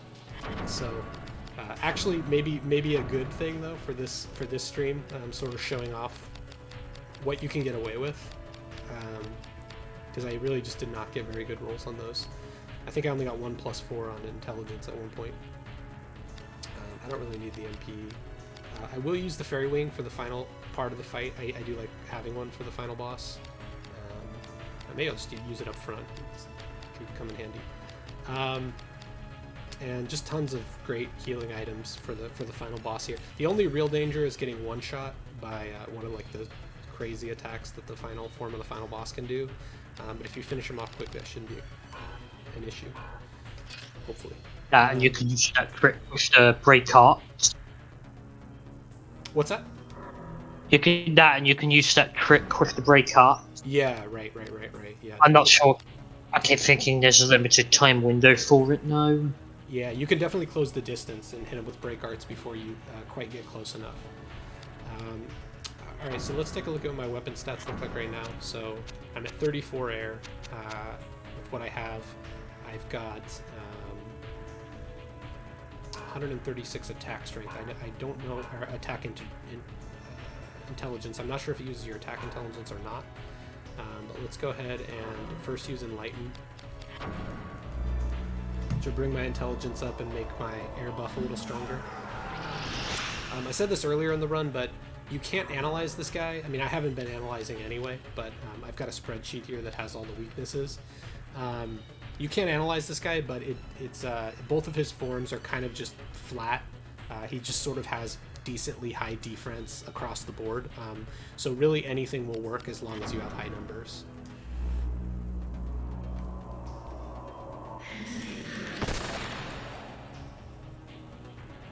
Throw strength on. I should have just enough to add a magic ward at the end.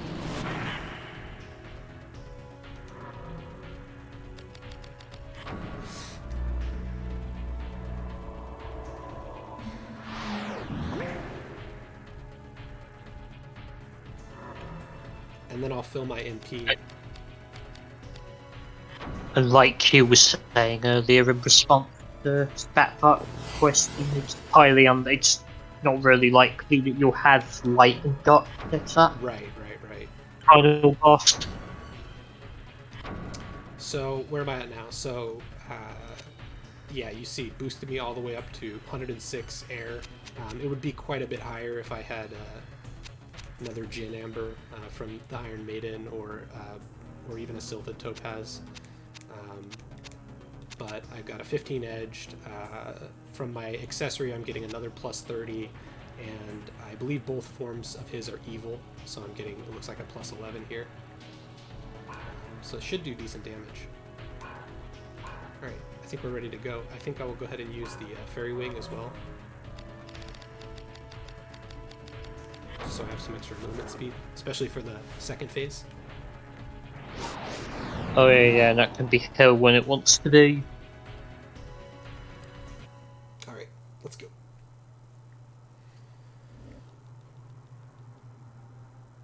If you skip the cutscene, Samantha makes it out okay. Yeah, she just flies out with flame arms. So, rule of thumb for this guy, for both phases, is like his body, chest and body are the chainable ones. I'm not sure what chaining ability I have equipped. I think I have Temper.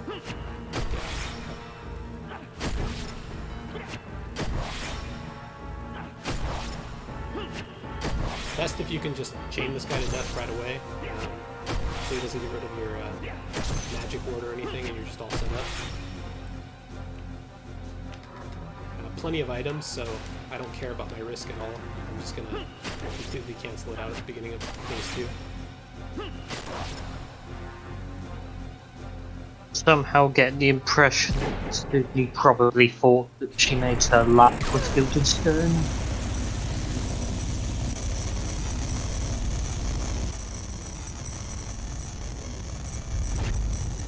You're gonna have to go to Iron Maiden V3 if you want that thing. It's a really sick weapon. It is. It's quite gratuitous. Oh yeah. Quite gaudy, but effective.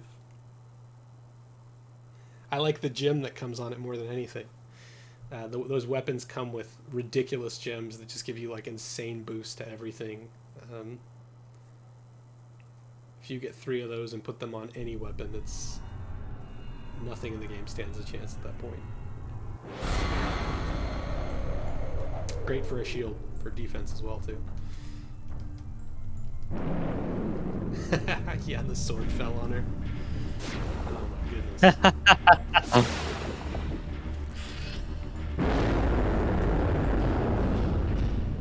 goodness. If she did survive the fall, she must have pretty damn good superhuman strength.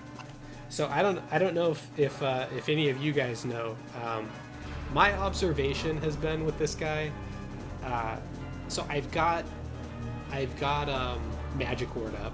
I think he almost always with his AI will open up with just casting some kind of spell on you. If you just run up and you don't do anything, I think you can like just tank the spell cast with your Magic Ward and then just chain him to death. When I try to play it really, really safe and get like break arts, like we were saying, off at a distance as I'm approaching, he seems to be a little bit wilder, like just circle more and not really just chill out and let me chain him. So I don't know if there's a lot of randomness to it, or if that's kind of like if you're pushing his AI in one direction by hitting him on your approach. This time I'm just going to cancel my risk, and I'm just going to try approaching him and chaining him. See what happens. Hey Arlen, how you doing? You're catching us at the very end of the stream here. So yeah, he's going to. Hope you're enjoying the exciting climax. Well, my hope is to never see the special attack. My hope is to kill him right now. So I'm going to throw on. It's quite a kill or get killed kind of fight. Yeah. I'm going to throw on Crimson Pain, just do the most damage possible. Again, I don't care how high my risk gets or how low my HP gets, because I have items that can just heal me up full. So the body and chest are both good chaining targets.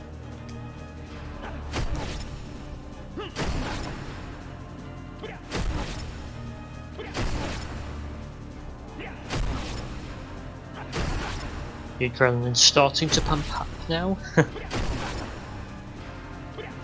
See if I can kill him in one chain.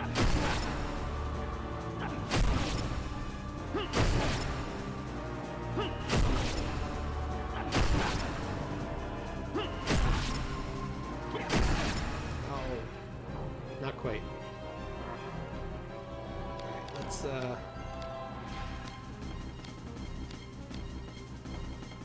50 risk, 50 HP. I think I just...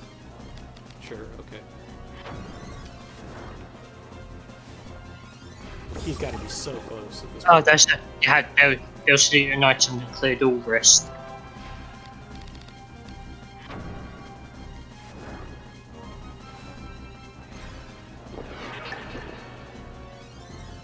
Alright, he might be too far to chain at this point, but maybe I can break art him. He's got to be close.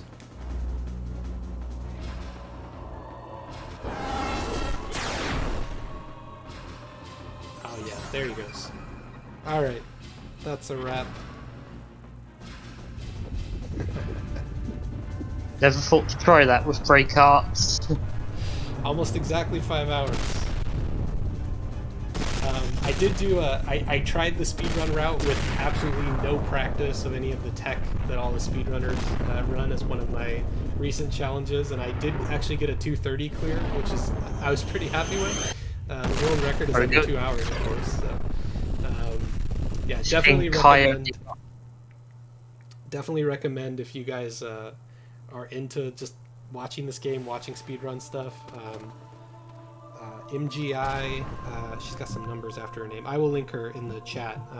Japanese streamer who's actively working on world record attempts right now. Really cool stuff. But yeah, hopefully, thanks so much for joining me on the stream to talk about this stuff. Hopefully, my big hope for this was to sort of just talk about what the game gives you and what options you have. Obviously, conversation gets a little bit sparser later in the game because your options are just so strong. After Snowfly Forest especially, there's not really a whole lot to talk about other than parts where you're switching up. I didn't go into every room, but most of the stuff that I avoided... Yeah, go ahead. a lot of the big points of contention with the game seem to be a lot of the beginner traps that the player Yeah. might run into. Yeah, even just I am. what I hear all the time is, especially the advice to like, oh, always carry a piercing weapon, always carry an edged and a blunt, and kind of switch between them. Which I think like it's not bad advice, of course, especially if you're new to the game and you're trying to figure it out for yourself. I think it's probably more interesting advice than like just use edged air for everything, but it does basically, I think, put some people into a position where they just find themselves in the menu so often and feel like they have to like every screen switch their weapons around, and I think if that's a turnoff, you don't really need that. I mean, especially after you really start getting some strong ways to just build numbers, and it just doesn't have to be edged air. I mean, that is obviously a very, very good option, like I showed. But once you get accessories and gems, and you build a weapon that has a hilt that is preferable to kind of its damage type, and you can just start building up a big sum of numbers for any option, it can work really well and just overpower even the strengths of enemies that are not supposed to be weak to it. So, yeah. I am afraid I'm probably going to have to make my leave now. Cool. Yeah, no, Thank I you. really appreciate you sticking around. I know you're quite later over there than I am here, so. It was fun, but it was a fun experience, and thanks for having me on there. Cool. I'm sorry if it seemed quiet at points. No, man, I appreciate it. Used to that kind of thing. So, but nope. You have a great night, and I hope I hope you all had a good time on the stream, and hope to maybe one day catch you all again. Cool. Yeah, So definitely. long. Hey, before you go, make sure to put your. If I was more professional, I would have put like Twitter links and GitHub links or something on the stream. But if you could post that in the chat, so people can find you too and find the randomizer if they're interested in that. Oh, of course. I will just get to doing that. Cool. All right. Thank you guys. Thanks for hanging out. I'm gonna stop the stream now. You guys And thanks again for having me on. You have a fantastic night. And take